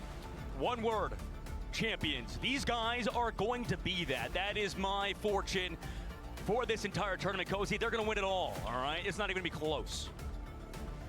Ooh, you reckon it's not going to be close? No. I reckon we could see a bit of Dark Zero to Hero coming out into this one. You know, I think that FlyQuest might face a bit of mortality here into the playoffs. See, Matt, this is where you're messing up. I'm talking about the macro. You're thinking about these teeny tiny matches such as FlyQuest and Dark Zero. I'm thinking these guys are going to take the whole damn thing. Hey, listen, with the roster of FlyQuest and this team that's put It's together, possible. They could take the whole thing. You've got the young stud in Energy, the duelist position, and the massive pickup of the year in Vision. And taking a look at what they've been able to put together here. I mean, in the Vanguard front, you got Spark Chief, Vess, who, in my opinion, easily top 3 Vanguard in this entire tournament. Would you say top 3? Yeah, I mean, I don't do stats. That's ridiculous. That's some nerd stuff. I'm more about, we know these guys are the vibiest, the best, incredible group across the board, and that's why, yeah, Vess is just that guy. Dogman, thank you for that once again. No, wrong guy, dude. America Man, sorry, America Man, I apologize. America Man, yeah, damn right. With FlyQuest, what we saw in the group, right, we saw them honestly just look dominant. We call that kind of the group of death. There was all the best teams in there, and they were able, one by one, as we see them take down Citadel very confidently. They moved on through this bracket quite easily to set them up for this seed, and that last match for me, them versus Navi, was kind of that tale. I mean, we just saw what Navi did to Reject. Is FlyQuest all the part? Ooh, I think that FlyQuest is definitely going to be able to follow a similar trend there. You know, I think Dark Zero, they might have a bit of a struggle here, but it's the other heroes that might be able to make the best impact. Yeah, the one that's up right now is the Dark Zero FlyQuest. Listen, I'm just confused because you're American Man. They're both American teams, but it's all FlyQuest for you? Civil Wars happen as if you bet something and you didn't get your points back just now, you might have accidentally bet the wrong one because we paid them out a while ago. Right now, I think Dark Zero have a shot to be the #2 team. Yeah, you know what I always like to say with FlyQuest is that they don't really have a weakness on any role. Really, their best comparison is VP in that sense, right? Because they just have studs in every single position, whether it's Cooper and Celos in the back line as a strategist holding down. But with Vess and with Vision and Energy, they just flow so well. What I like to see typically from them, it's the meta that is working out. Damn, he just went through their whole team except Spark Chief. That's fucked up. Poor Spark Chief. He said their whole team has bright spots except Spark Chief. At the moment, you can see everything that we've known this team to pop off with. It's regardless of the situation. FlyQuest is them right now at the current moment, Cozy. They just consistently are at the top, right? We know that the damage output of their duelists are really good, right? Just to lean into other areas, but this team is great right now. Yeah, Matsy, when you look at what they've been able to put together here in the group stage, again, I was dissecting the film, it's just been near perfection. Asking the teams around, their #1 pick, who could win this whole thing, outside of themselves, of course, has been FlyQuest, right? So do you think, I'll call it right now. Fellas, I'm going to put you both on the spot. Is FlyQuest making it all the way? Are we going to get the upset? What do you got? Well, I think they're definitely a competent team. I think on paper right now, they're looking to be one of the favorites, you know, alongside VP there. But I think that there's going to be a few surprises coming out of this group stage. You know, I think, like I said, Dark Zero could be 0 to hero in this one. Definitely test them, take it to them here, because, you know, we've obviously seen a few pieces out of teams here and there, but this could be the one where they face a bit of mortality. Yeah, absolutely. With Dark Zero at that, I mean, American Man, we'll give it to you. Dark Zero, the other team, you said that, you know, you're going to put them there in the second, right? But I mean, we have other great teams. So, hey, this roster is amazing. These players, we've got to know them really well. American Man. Go ahead and tell me about the roster.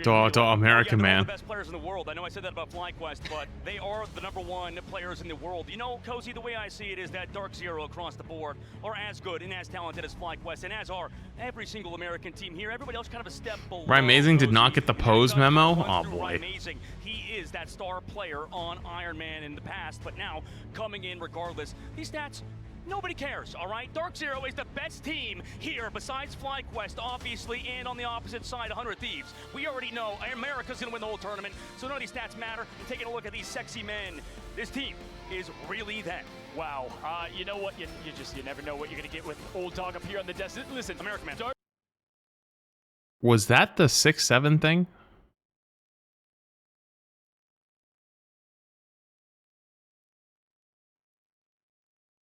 I hope Dark Zero gets stomped. And right now, they formed this kind of super squad, right? And they've been quite literally, they've assembled their own Avengers, if you will. You lost me.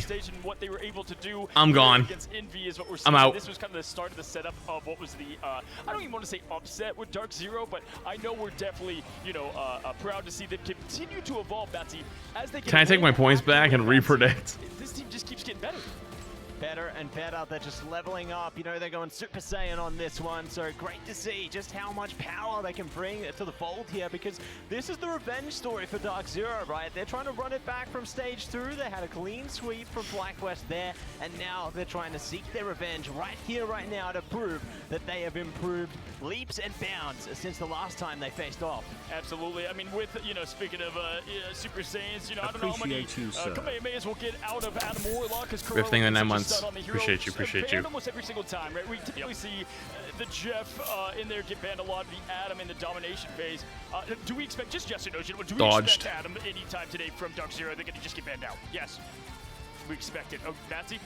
Yes, expectations are going to be as expected. For me, the matchup to watch here, when you look at both these teams, of course, is, funny enough, you know, they don't get as much love as they deserve, is that strategist backline matchup, right? See what Kuroba's going to bring against, you know, the other side there in Cooper, and when you look at the Jeff matchup as well, Kuroba does play that role, and when you look at what Vision does, it's the same song and dance. But listen, dog, I know you know Rye very well. His parents are here, incredible. Yep. When you look at Rye Amazing as a player, what does he bring to this team? Everything. I mean, he brings the entire world to him. I mean, America is that, right? Really, when we think about it, they're going to win the entire tournament. All right, that's some crazy comms there, dog man. That's a crazy comm. Children, which was we just give everybody first place, right? That's kind of the way we should move forward, and Rye Amazing is that #1 guy. He brings the team together. Absolutely. We've got a 3-way tie, I guess, for first up to American Man. Hopefully that's the last we see of him. But either way, we got a lot of action coming to stage. You know what? Let's meet these players. Let's go ahead and introduce the teams today. Tetcher, take it away. Who do we? It's time for our third matchup, and it's a civil war! We are heading into our America versus America matchup, so it's time to meet the teams. What in the world is Dogman's fit? He's America Man. From the Americas region, please welcome FlyQuest!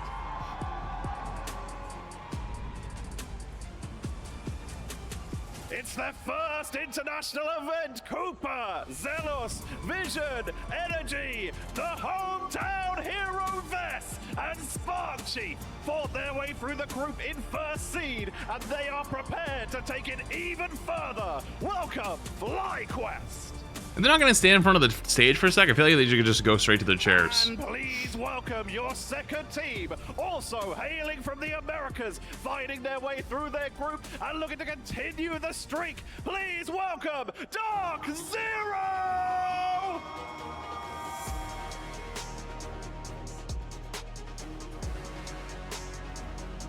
coming through their region in the Oh, I saw the strange portal. I saw it. already surpassing them and making their way in to that final top 8.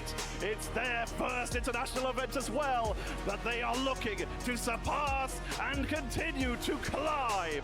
Please welcome, ladies and gentlemen, Dark Zero!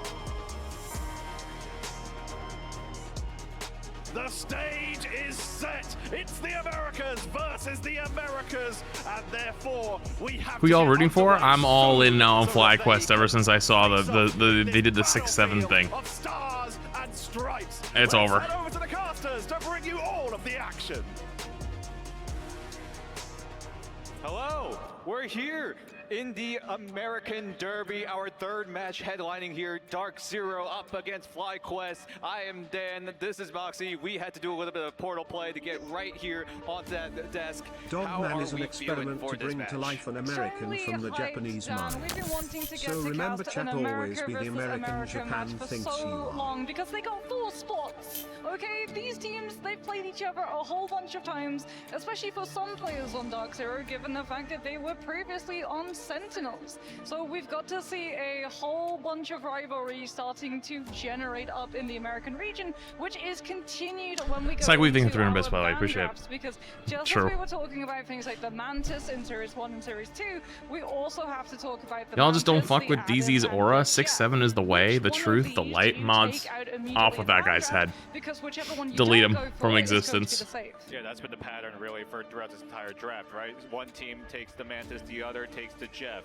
And that's really have been what these teams have been adapting towards, albeit a little bit of an adjustment from some of these teams. But for now, the staple so far in this entire tournament, throughout the entire group stage, has been that Mantis and Jeff headlining the start of those bans. I mean, we started to see a couple. Oh shit, they did it. Oh, you might not know. Catches the immediate insta ban because it's a strategy that works incredibly well at stopping the triple spawn hold from the defense. But you can also then continue using the Emma on the second and third point of 99 as opposed to it just 99 bans, 99 timeouts. Beginning of it. However, when we go 99 into plus. Domination, the Emma isn't the one that gets the insta ban, because if it is, then it's an instant save on the Mantis, and we saw from games 1 and games 2 what exactly leaving the Mantis on the table leaves up to the plate. Yeah, there's so many different ways you can manipulate the enemy team Dark really Zero with will that. win The 6 Mantis to ultimate, 7. the Soul Resurgence, just provides that bonus HP, that bonus movement speed, and that just allows teams to go for retakes, go for Mixmaster, back thank you for the pedals, 10 maybe look mods. for a different Off with his approach. head. But Jeff also on Domination is just so strong because they have a circle to defend, and if you're able to get a circle on that circle, you fall down in one deep circle at the edge of the map. Well, you're going to be falling down, especially if the Jeff is left on the table for Krakoa's. This is one of his best maps, but the Mantis is going to be first removed from both of these teams, meaning that we could very well see a Double Jeff Mantis save. ban. However, I like the fact that Bucky Dark Zero save. went for the Winter Soldier save over the Jeff.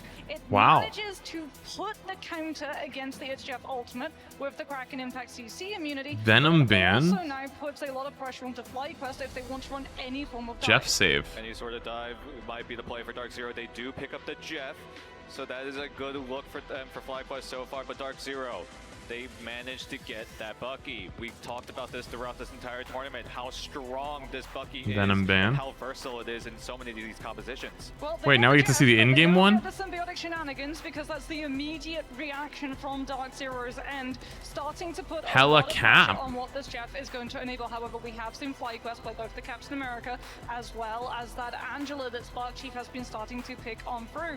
Dark Zero are also going to remove the Hella composition with the Hella and Namor, so if they want to run for that dive, they can, and we're going to get to Jelton, see thank a 3 months. Winter Appreciate it. Soldier Thank you. face-off between the two teams, with one of them having to hold the Kraken Impact to react to the Jeff ultimate, and FlyQuest getting to use these as whenever they so choose. So apparently we just all have the same TikTok feed, right? For the pair of anguish with you and your Uber driver. We all have the same feed, huh? Getting the save onto the Ariella, by the way, thank you for the fresh tier 1. Whereas I appreciate it. Thank you. You know what? I want on my 2-week trip to Jamaica. All right. Well, Kuroba's not getting to play his comfort. Adam is going to be the last Holy. coming on through, and I'm sure a lot of FlyQuest fans are breathing With the 20 a gifted. big sigh of relief over that one, given the fact that And thank you for the big 20 gifted. You're crazy. Hello? Yo, a multi-gamer dude with the 10 gifted. Hello? Hey.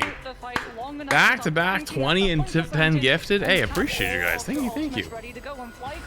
Hello? Thank you. Much love. Appreciate you. And Golden Kappa Scam Train. They were also able to grab up Cooper's Loki. Ah, damn. I appreciate it, dude. Thank you. Is the best in the world at. Cooper knowing to manipulate the clones well as we. I'd give Gussie a treat, but he's on a cooldown right now. He needs some time. He already ate 3. Meta thing in 13 months. Appreciate you. With much thing the gifted as well. Appreciate you. Great responsibility. We will show the world why we are the best up-and-coming title in Keystone. the world. So, ladies and gentlemen, Thank you, Keystone, for the 5 gifted. Much love. Appreciate you. Thank you. You ready to rival? Okay. And Ray's Gelatin with the 5 gifted. Hello? What is going on with the gifted? Yo, appreciate you, Gelatin. Much love. Chad, get some juicy. Thank you. Yeah, give it like another half hour. I can give him 1 treat. Another half hour, he can get 1 treat. FlyQuest looking to stack their ultimates as well. Dark Zero doing the same. So far, it's looking to be on even footing. As the numbers and the health bar is going up and down and up again. Oh, actually, crap. After this fight, we can wrap that. But does have the cocoon, so it'll be an even fight for the time being. But there is so much. We'll let the whole fight finish first. On the flank side of things, as Dark Zero are able to get a 1-man advantage. Oh my goodness, Smash coming on through with that Psylocke. Okay, they're backing away. By the way, chat, nothing's going to change, but this section of the stream was sponsored by Marvel Rivals. Thanks so much to Marvel Rivals for sponsoring this section of the stream. They just wanted me to watch some Ignite matches and hang out with you guys and let you guys know about the matches, which you can do Command Marvel Rivals to learn more about, or learn more about the game. But I'm assuming if you're here, you probably already know about all that. So we're just gonna keep doing what we've been doing, which is watching some of these games. So thank you so much to Marvel Rivals for sponsoring this section of the stream. However, that is the end officially of the sponsored section. W Rivals, appreciate you. Yeah, crap, you can take it down on YouTube and Twitch. Oh my God! Hello? Wipe out FlyQuest as both of those ultimates from Riot Amazing and Smash are teaming up to take out FlyQuest, who do need to run for the hills and look for that reset very quickly. That's a lethal. Damn, Dark Zero looking kind of strong right here. Smash both getting the damage ultimates at the same time as Cooper went through with the regenerative domain from those doppelgangers. It does mean, however, that FlyQuest get to hold on to both the Loki and the Adams ultimates for this next fight. The question is, do they get the opportunity to use them, as Dark Zero are going to be 60% plus on the board at the moment. Madara going to have that stone introduction just to try and shut down the power of 6-7. I cannot root for them anymore because of that, and because of you specifically. You're making it worse. So when the Emerald ultimate comes out, the reaction has to be the regen domain. FlyQuest went a little forward. Dark Zero gave him a little space, something that we don't see very often in these domination kinds of maps. Dark Zero, though, are going to contest right on the point. A dance battle between the two. Luna knows his energy. Good Maggle. But everyone on Dark Zero looking to clap right back. Cooper and the rest of FlyQuest need to find a way, find the method to get themselves into the site. But we have the cap ult up. Stay on the site for the time being as the overtime meter comes into fruition. Just gonna take a guess. Gets blocked. Good block though, by the way. That defensive mag shield was crazy. That's how I locked it about 3 damage because of all the stacked up stuff.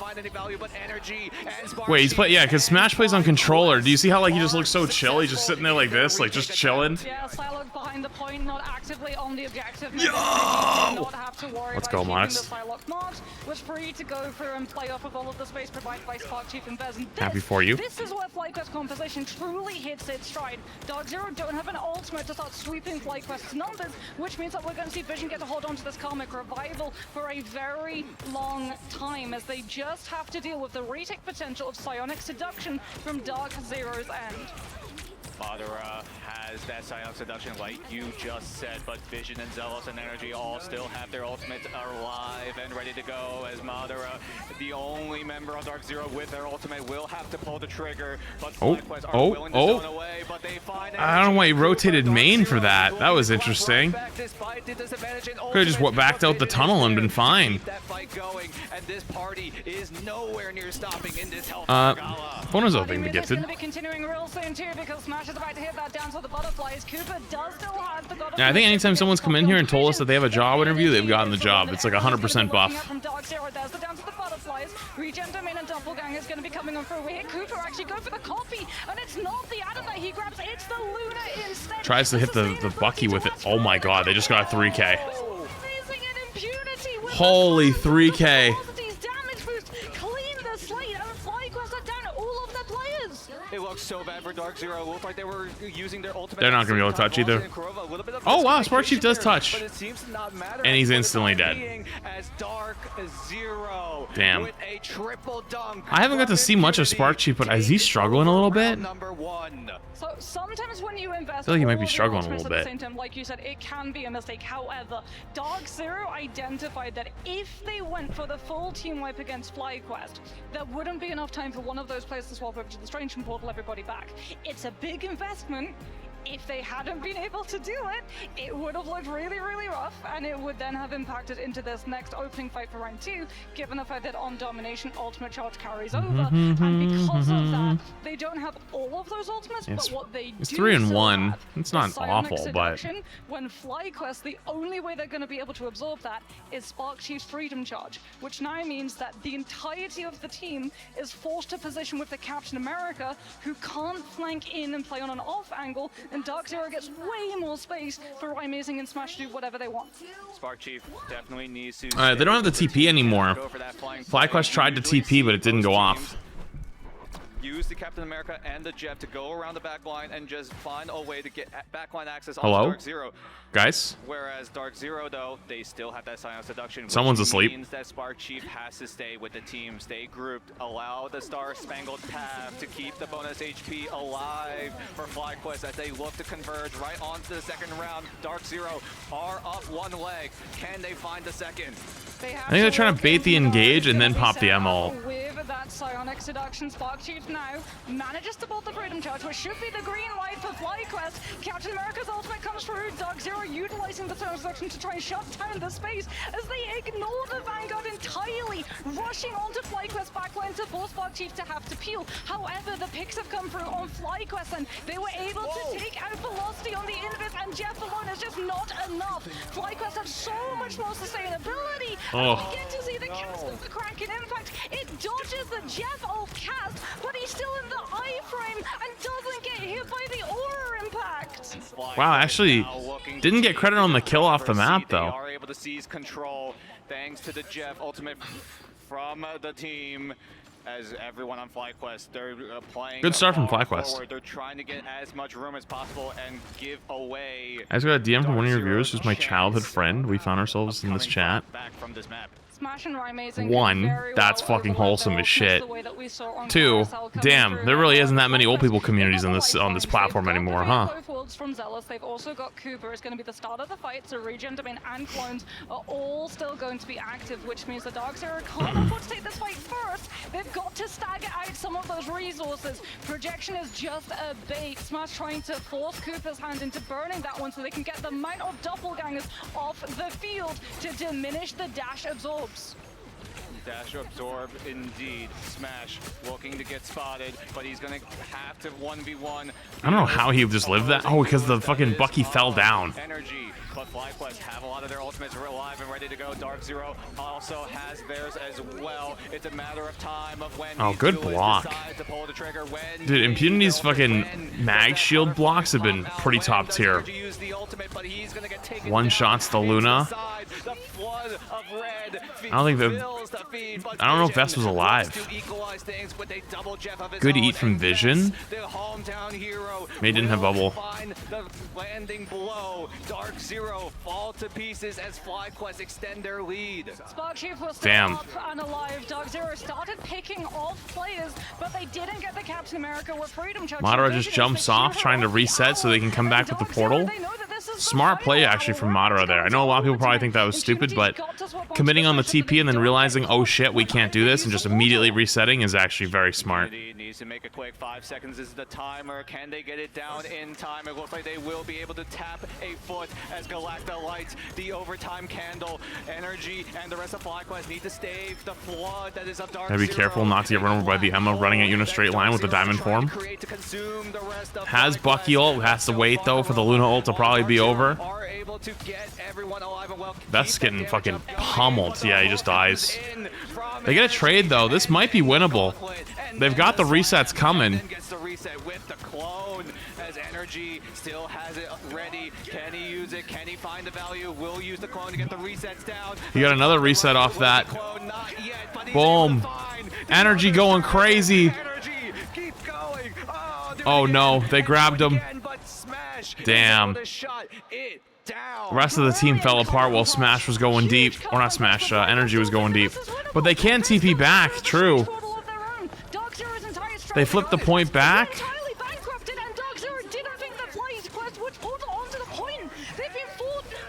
Yeah, I don't think they were paying full attention. That was a crazy play to just fucking TP back that quick. And they C9. What a play by FlyQuest.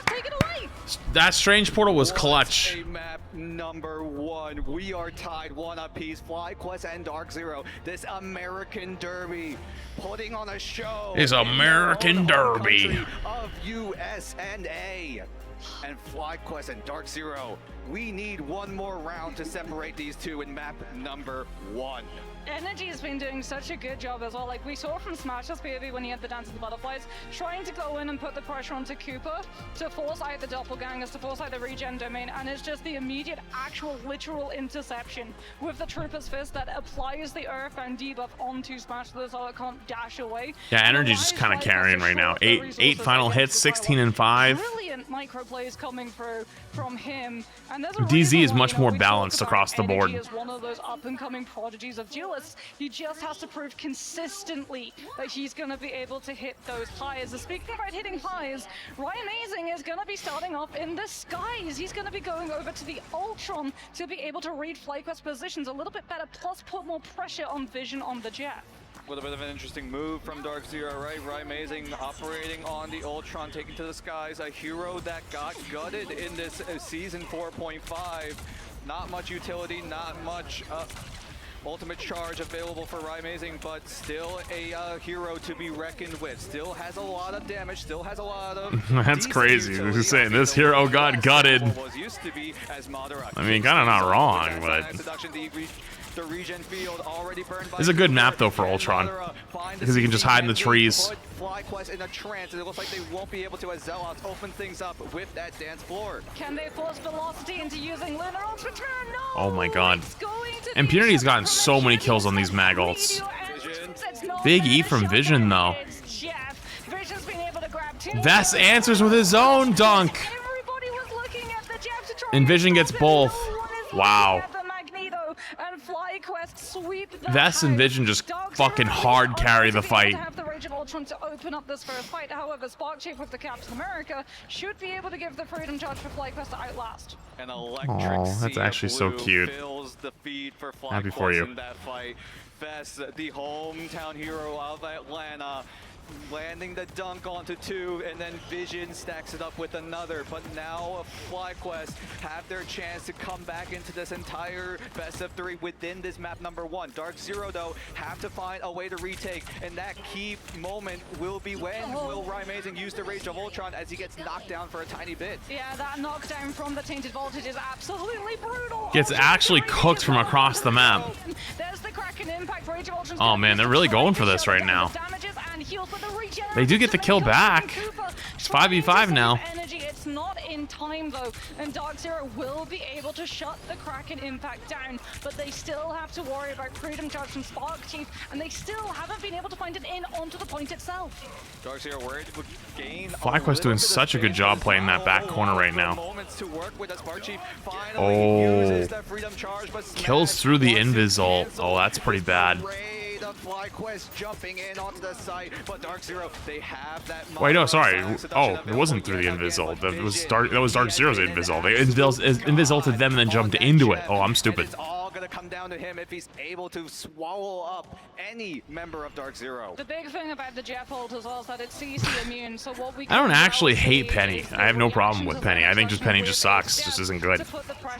You know, like I feel nothing to the character. I think people there's a lot of people that think Penny's so good because like she's a stomper in a lot of the lower ranks, and then at the high ranks, if you're like one of 5 players who's really good, that you know you can really shine on her. But like if you just played something else, you'd probably actually do even better.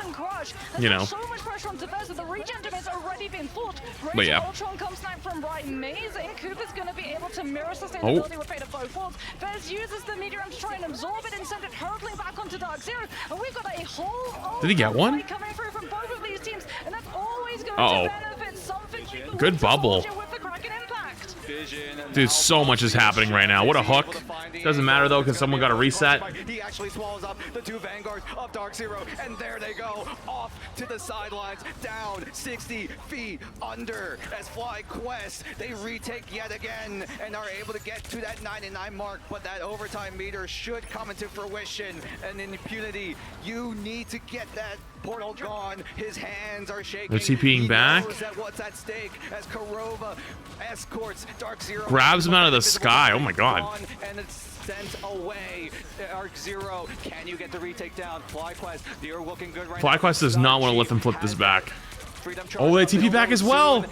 And will be able to pop it as soon as it's available, but that overtime meter still comes in. Amazing has the rage. Can he find the rage of Ultron? That will be the anger issue that Dark Zero get into a round win, but Sparchi that's a big kill on energy. Freedom Charge vest also close to his ultimate as well. Cooper will use that. They're running forward with a Capel, trying to kill their backline as fast as they can, because they have Luna ult too. Going to be the fate of both from Cooper. Oh, he got in. Oh, he got anti-healed. There's going to be a moment, a window for impunity to come through with a huge damage boost with Eye of Agamotto. The Jeff ult from Vision, though. Jeff, no way Vision does this again. We're still in overtime. The Strange goes off the map. No setup for Eye of Agamotto. And FlyQuest just have to deal now with the last couple of players from Dark Zero's end. Here comes Eye of Agamotto. The Agamotto from downtown! But he's not there in time. The max position was 2 for a win. Damn. The Jeff low-key saved him. Low-key, grabbing him, take him 9 miles away, so the Strange ult's so late, saved. FlyQuest wins the map. I'm setting you up again. Here's another Gamba. I'll be right back, because I'm going to go take this plate downstairs. Ciao, we'll be back in 2 minutes. Everybody get up, stretch, do what you got to do. We got a couple minutes before the next round starts. Big save from the Jeff. Putting on a show as he tops the lobby as the best player in map 1.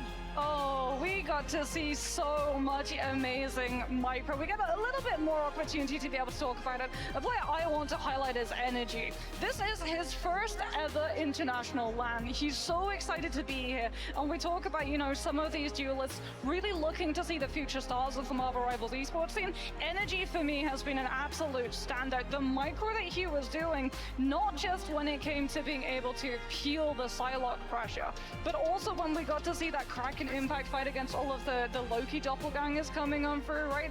We got some amazing plays where he uses the Kraken impact on the doppelgangers to be able to close up the distance and put more pressure on the backline. And then what he does is so smart. He uses the Trooper's Fist onto the actual Loki himself so that it immediately limits the mobility of the Loki's disengagement and makes it incredibly obvious which one is the real one, so he can go from doppelganger to actual Loki.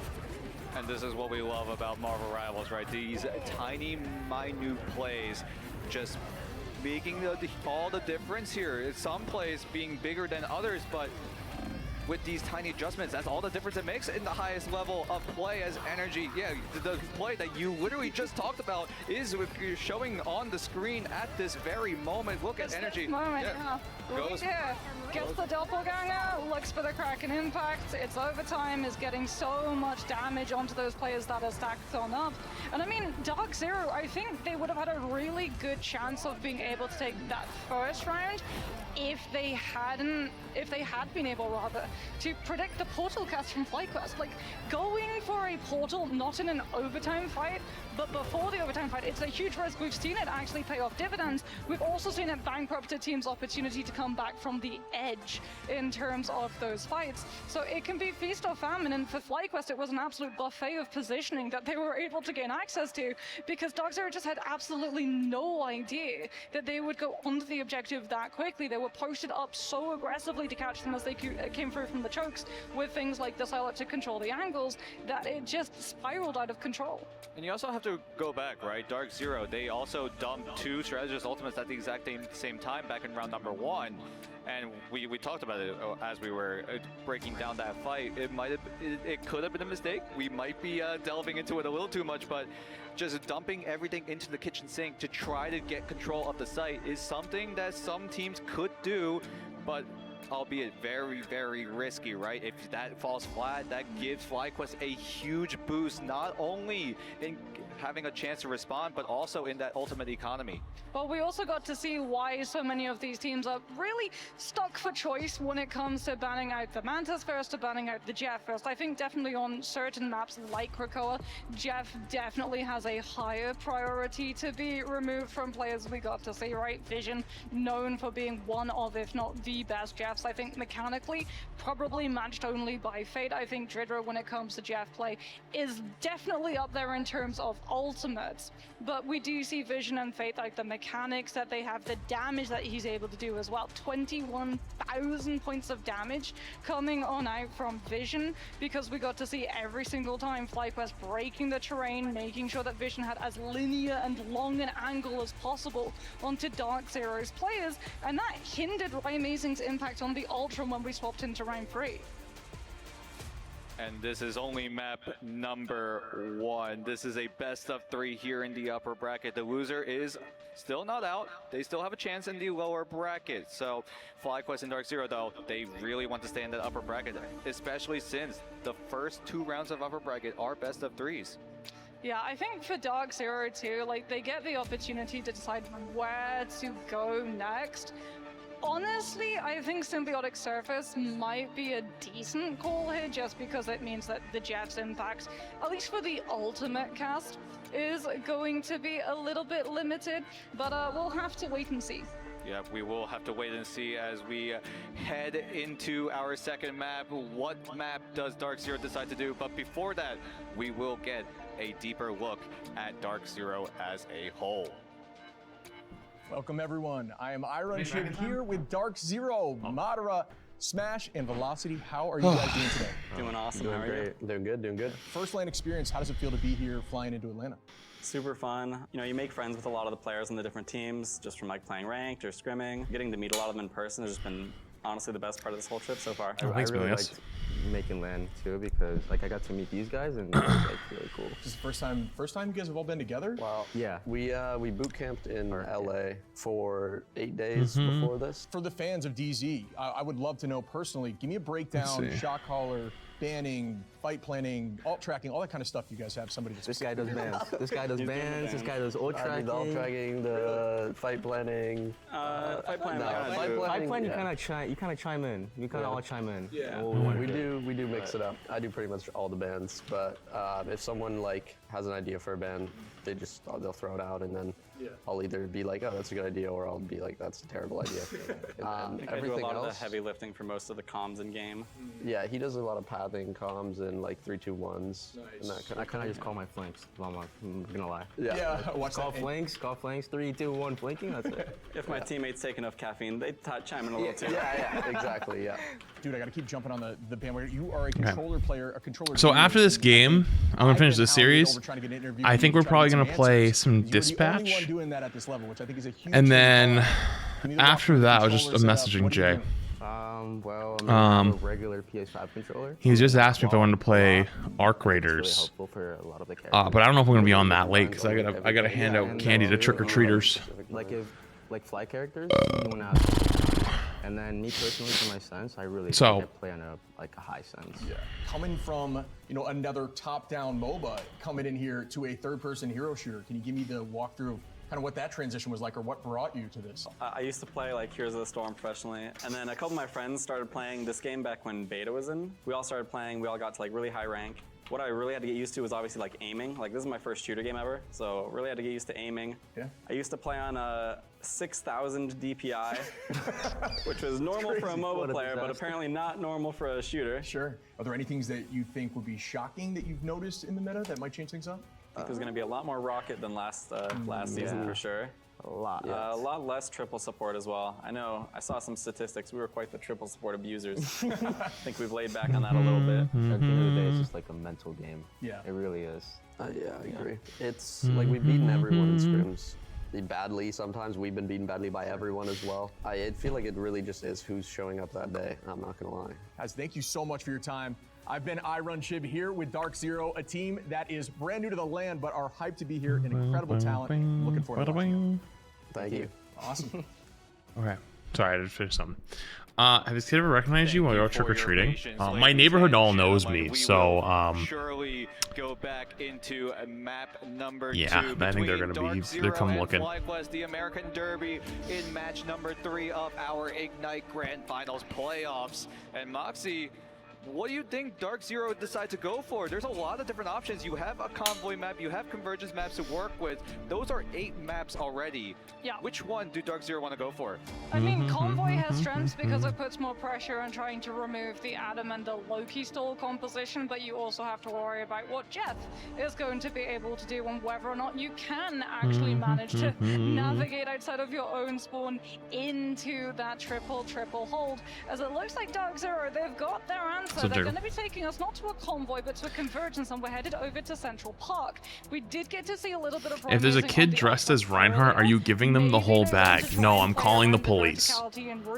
Fallen Angel in the prime. To act as cover, and ooh, that's interesting. We get Dark Zero going for the Instaban on the Emma Ban Mantis, Chef which means save. that maybe this is trying to force FlyQuest into making a decision. Do you save the Jeff or do you save the Mantis? I think personally I would go Mantis here because then it's going to force a ban line on. Yeah, they get Mantis. Like Huh. Just like that, FlyQuest opt to go for the Mantis. The amount of versatility, the amount of different ways you can utilize this hero is just so beneficial, but Dark Zero have to find a way. Hello, I'm going to streamers' streams and asking how they feel about Daredevil. Does he need a nerf buff or is he balanced? Loki has been removed. Yeah, nice try. I ended up in your Reddit thread. Hell no! I don't want in! Leave me out of it! I want out of here! So they're going to be able to get both the Mantis and the Jeff. They don't get the Venom for the symbiotic shenanigans, and we're going to see Dark Zero also remove the Hela as well, so when we go to the defensive half coming in from FlyQuest, they're not just going to be able to play for the pick potential composition and punish the walk up that Dark Zero have to rotate into. Oh, Adam save. Whoa. From Dark Zero's end, which means Dark Zero gets to save Adam for a round. They got Mantis and Jeff though on the other side. Adam pick, a pick that has been so strong, not only here throughout the entire tournament. That Karma Where is Gus? Gus is being a little weirdo today. I don't know what's up with him. You know, when I went downstairs, he was just down there staring at the door, like looking outside. But he, like, already went out. And then I opened the door, so I was like, oh, do you need to go outside? And I opened the door and he just looked at me. He was just like, didn't want to go out there. Too many options would allow Dark Zero to just take over the entire map. He knows what day it is. He knows what day it is and he knows that they're coming. He knows the children are coming. Oh my god, he really is clairvoyant. He's a clairvoyant pug. So strong. and Dark Zero and FlyQuest. He knows the horde is coming. Intruders are on the way. And now we set our sights on the second map of our American Derby here. Dark Zero on the offensive. FlyQuest will be on the defense. How long does it take until FlyQuest find the defense, or do they crumble in the defense? FlyQuest are on the full pocket energy composition right now. They're going to be able to come through with the Groot and Jeff ultimates together if they so choose, but it's also going to be about Zealous on the Invis Woman with the Guardian Shield Sagas over energy and the constant 24/7 damage boost from Cooper's end. As we're going to be seeing Impunity actually roll out on the Strange just for a moment, wanting to utilize that shield on the walk up, as if you keep an eye on the Strange, the Angela. keeping an eye on the Angela in your backline, because Smash is also on the Iron Fist. This is a split push coming through from Dark Zero, as aggressive as you would like it. He's trying to look for a Spear Slam onto one of these FlyQuest players. Smash on the Iron Fist. But that's just no one there. We're on the Storm, the Iron Fist, and the Jeff and the Angela. What a comp. But FlyQuest just W keys and they all fall over. Oh. Already down, so they're going to have to run for the hills immediately, and they will have to wait another day for Madara and Smash to get that backline access. I think the Strange is going to stay too, because remember they went for the instaban on the Emma. Emma is one of the biggest things that Doctor Strange has to worry about, especially when it comes to those ultimates. His vision at the moment is entirely untouchable. Dark Zero, they've lost the element of surprise right now. We're seeing energy just trying to spam all. They keep trying to kidnap energy off that high ground. If they get him, it'll be GR, but he's not going to let it happen. Dies to a Groot wall. The Groot walls from Sparksheet, which further isolate them from the team. Yeah, the wall is just putting it right in between the strategists and the duelists and or vanguards. Just damn, the Mantis Groot team up, sitting on that corner. To extend their current lead. And those Groot walls have been absolutely devastating on the side of Dark Zero. You want to see more console content? I'm gonna be real with you, like, through that tree, can they find a way to exit down? It could be Kurova's ultimate, however, energy making content on console is very difficult and harder on average than PC. And like most people, once they if they become a content creator, even if they start off on console, eventually work their way over to PC. Why? You're just way more at your disposal. You have more control. It's easier to like record content. To the halfway point, Dark Zero cannot find any room. Impunity, Amazing, and Velocity need to team up with their ultimate. And also, like, overall, console is kind of casual. Like, if we're talking gamers on a spectrum, like between a hyper casual and hyper competitive, the further you go up the competitive aspect, the more PC players you find. And most people that are watching content are people that are going to be very deeply involved or like kind of competitive. Or not competitive, sorry, like take it more seriously / be more invested / like be a part of the community more / be like, I guess not competitive is not the word, I guess. It's more like invested are probably going to be PC people, you know? This could be the moment for Kurova taking both of the vanguards off the map. Both vanguards gone, the front line. Except for Jinxie, dude's loyal to his Xbox.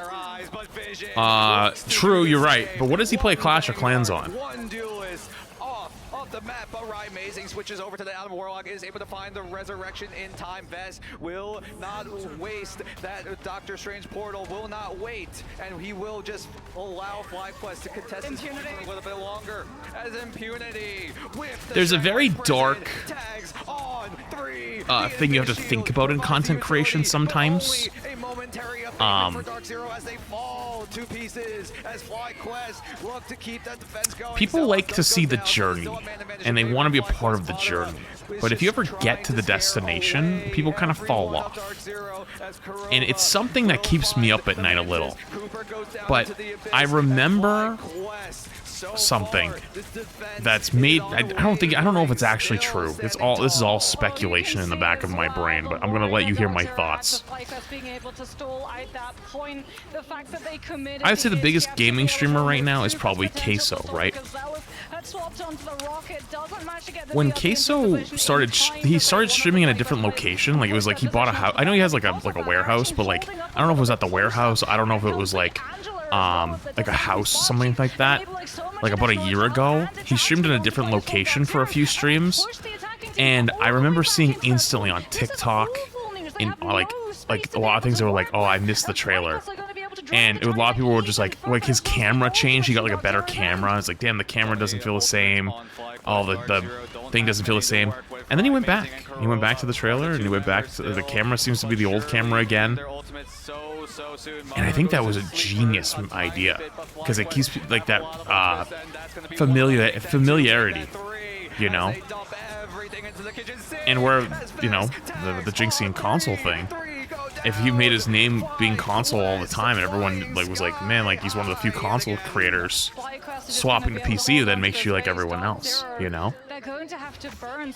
So it's like let's say you made content on like losing weight, right? I remember Agent talked about this.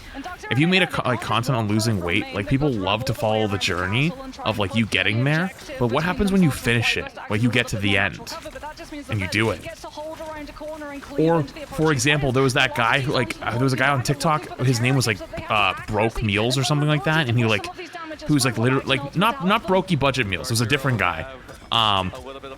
Where like he literally was like eating like literal slop, and then as like he started getting paid more through the creator fund, he started eating better and better things, and then like upgrading his lifestyle, and like people got upset at that, you know. And it was like, whoa. Was it Hood Meals? Maybe, yeah. But like it throws off your base, and like you think the goal is like to watch this guy improve his life, but that's not actually what people want to see. And it kind of ruins it. Yeah, Brokey Budget Meals is someone else. That guy's cool. Sorry. Deep philosophy yapping at that point. Never found a chance to use it at a good time, but Energy and the rest of FlyQuest are starting to cycle their ultimates yet. Yeah, I think you have a point actually with Asmon. I think you actually genuinely have a real point. I think a lot of people will see the not upgrading lifestyle with millions of dollars and like, oh, he's just like me, you know? But I think as people discover that more and more, they're just going to understand that if you do upgrade your lifestyle, or you change your lifestyle, or you change your habits, you just can't show them. Which is real, like that's real crazy, you know? No, I think it's always possible, PG. I think it's always possible. Although I think TikTok is extremely saturated these days. Oh my god, gets nuked. Is that seating the prime? People will always find good content. If you make good content for a long enough time, your day will come. It always happens. The problem is you gotta show up every day. And showing up every day, when it ain't hitting, is hard. That's real hard. FlyQuest locked the fuck in. To fall down before he got into position to tag in, and they lose the round without getting to use the Kraken impact. Little bit of a what-if moment if they were able to get that Kraken impact down. FlyQuest were able to get that defense going, only giving Dark Zero a single point, and that gives FlyQuest so many opportunities, so many ways, so much time for them to equalize, match what Dark Zero did, and they're looking good and on pace to get that 2-0 win. Here's where the planning comes in for Dark Zero, though, because it is going to be the Hella name of Arc Raiders. It is going to be their turn to go on the defensive rather than offensive. What I worry about is that Mantis was able to get secured on the end of well, not move on, but definitely try to get off there. For sure. But the problem is, though, is how. On the ultimate cycle to be able to find those it's a really difficult thing to do. Much more in the downtime of rotation, so you want to have something like Matter and Impunity, just creating as much disruption on the front line as possible. But FlyQuest, they're going to be starting on the attack, and Central Park is one of these points where it's not just you walk main. There's so many angles that are available for that attacking side that the heads are going to be constantly on a pivot from Dark Zero's, and if anything falls through and they don't manage to mark it, it's going to be too late and first is lost. And with those different routes available to FlyQuest, they will use that to their utmost advantage. Spark Chief on that Angela will look to circle around and behind Dark Zero and maybe look for a skewer into their own team. Dark Zero do have a way to go back. Did they ban this match? You can see the bans actually the top left and the top right. No way for FlyQuest to try to find that opportunity. Dark Zero also have to respect the space that FlyQuest are forcibly giving to them. I can't commit to streaming because I'm faceless. Become a VTuber. Problem solved. I mean, they've lost the pre-developed angle from both the Hello and the Nemo of FlyQuest playing that aggressively forward with the Guardian Shield and the Mantis damage boost.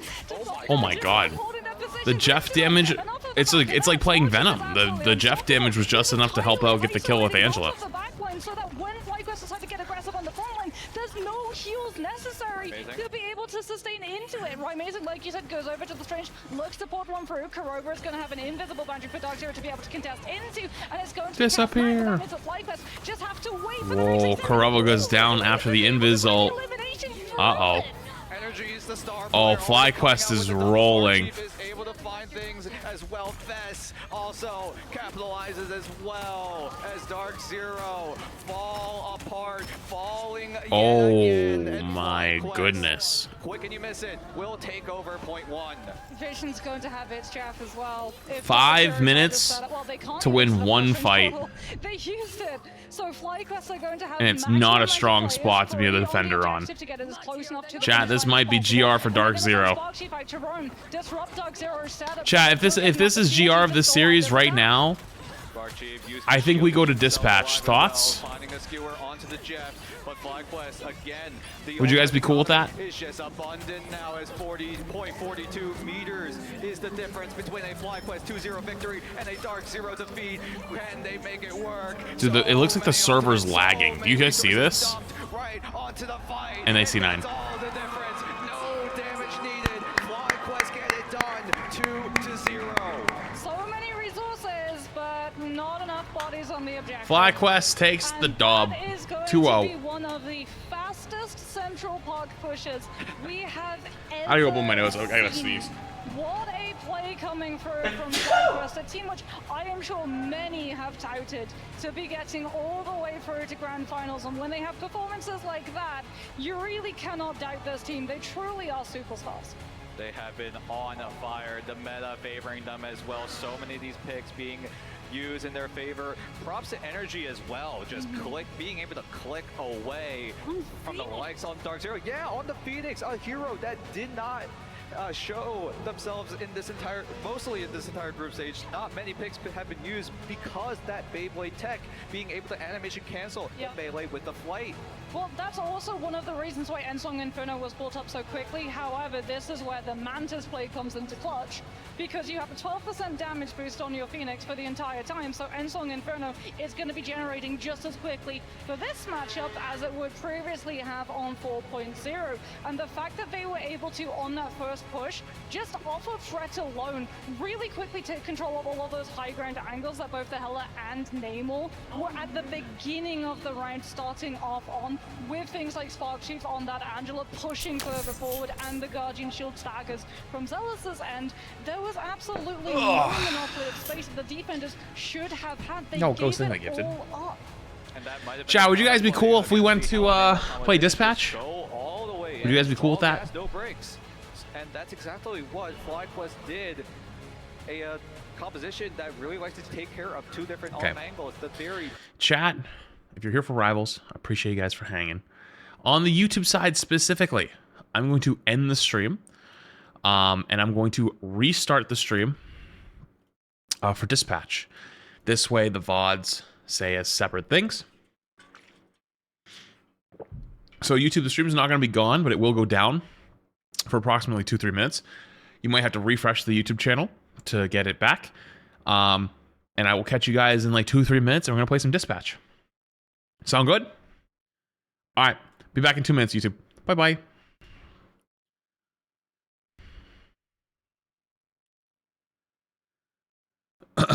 I've experimented a few times with like ending the stream, not ending the stream. And it seems like ending it does better.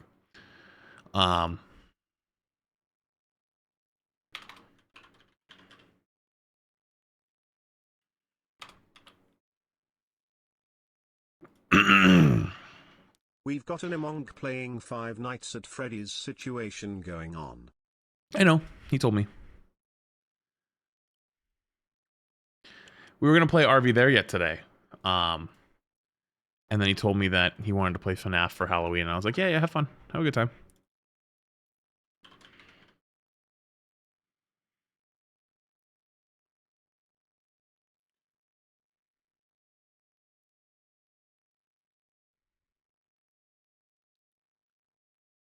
Okay.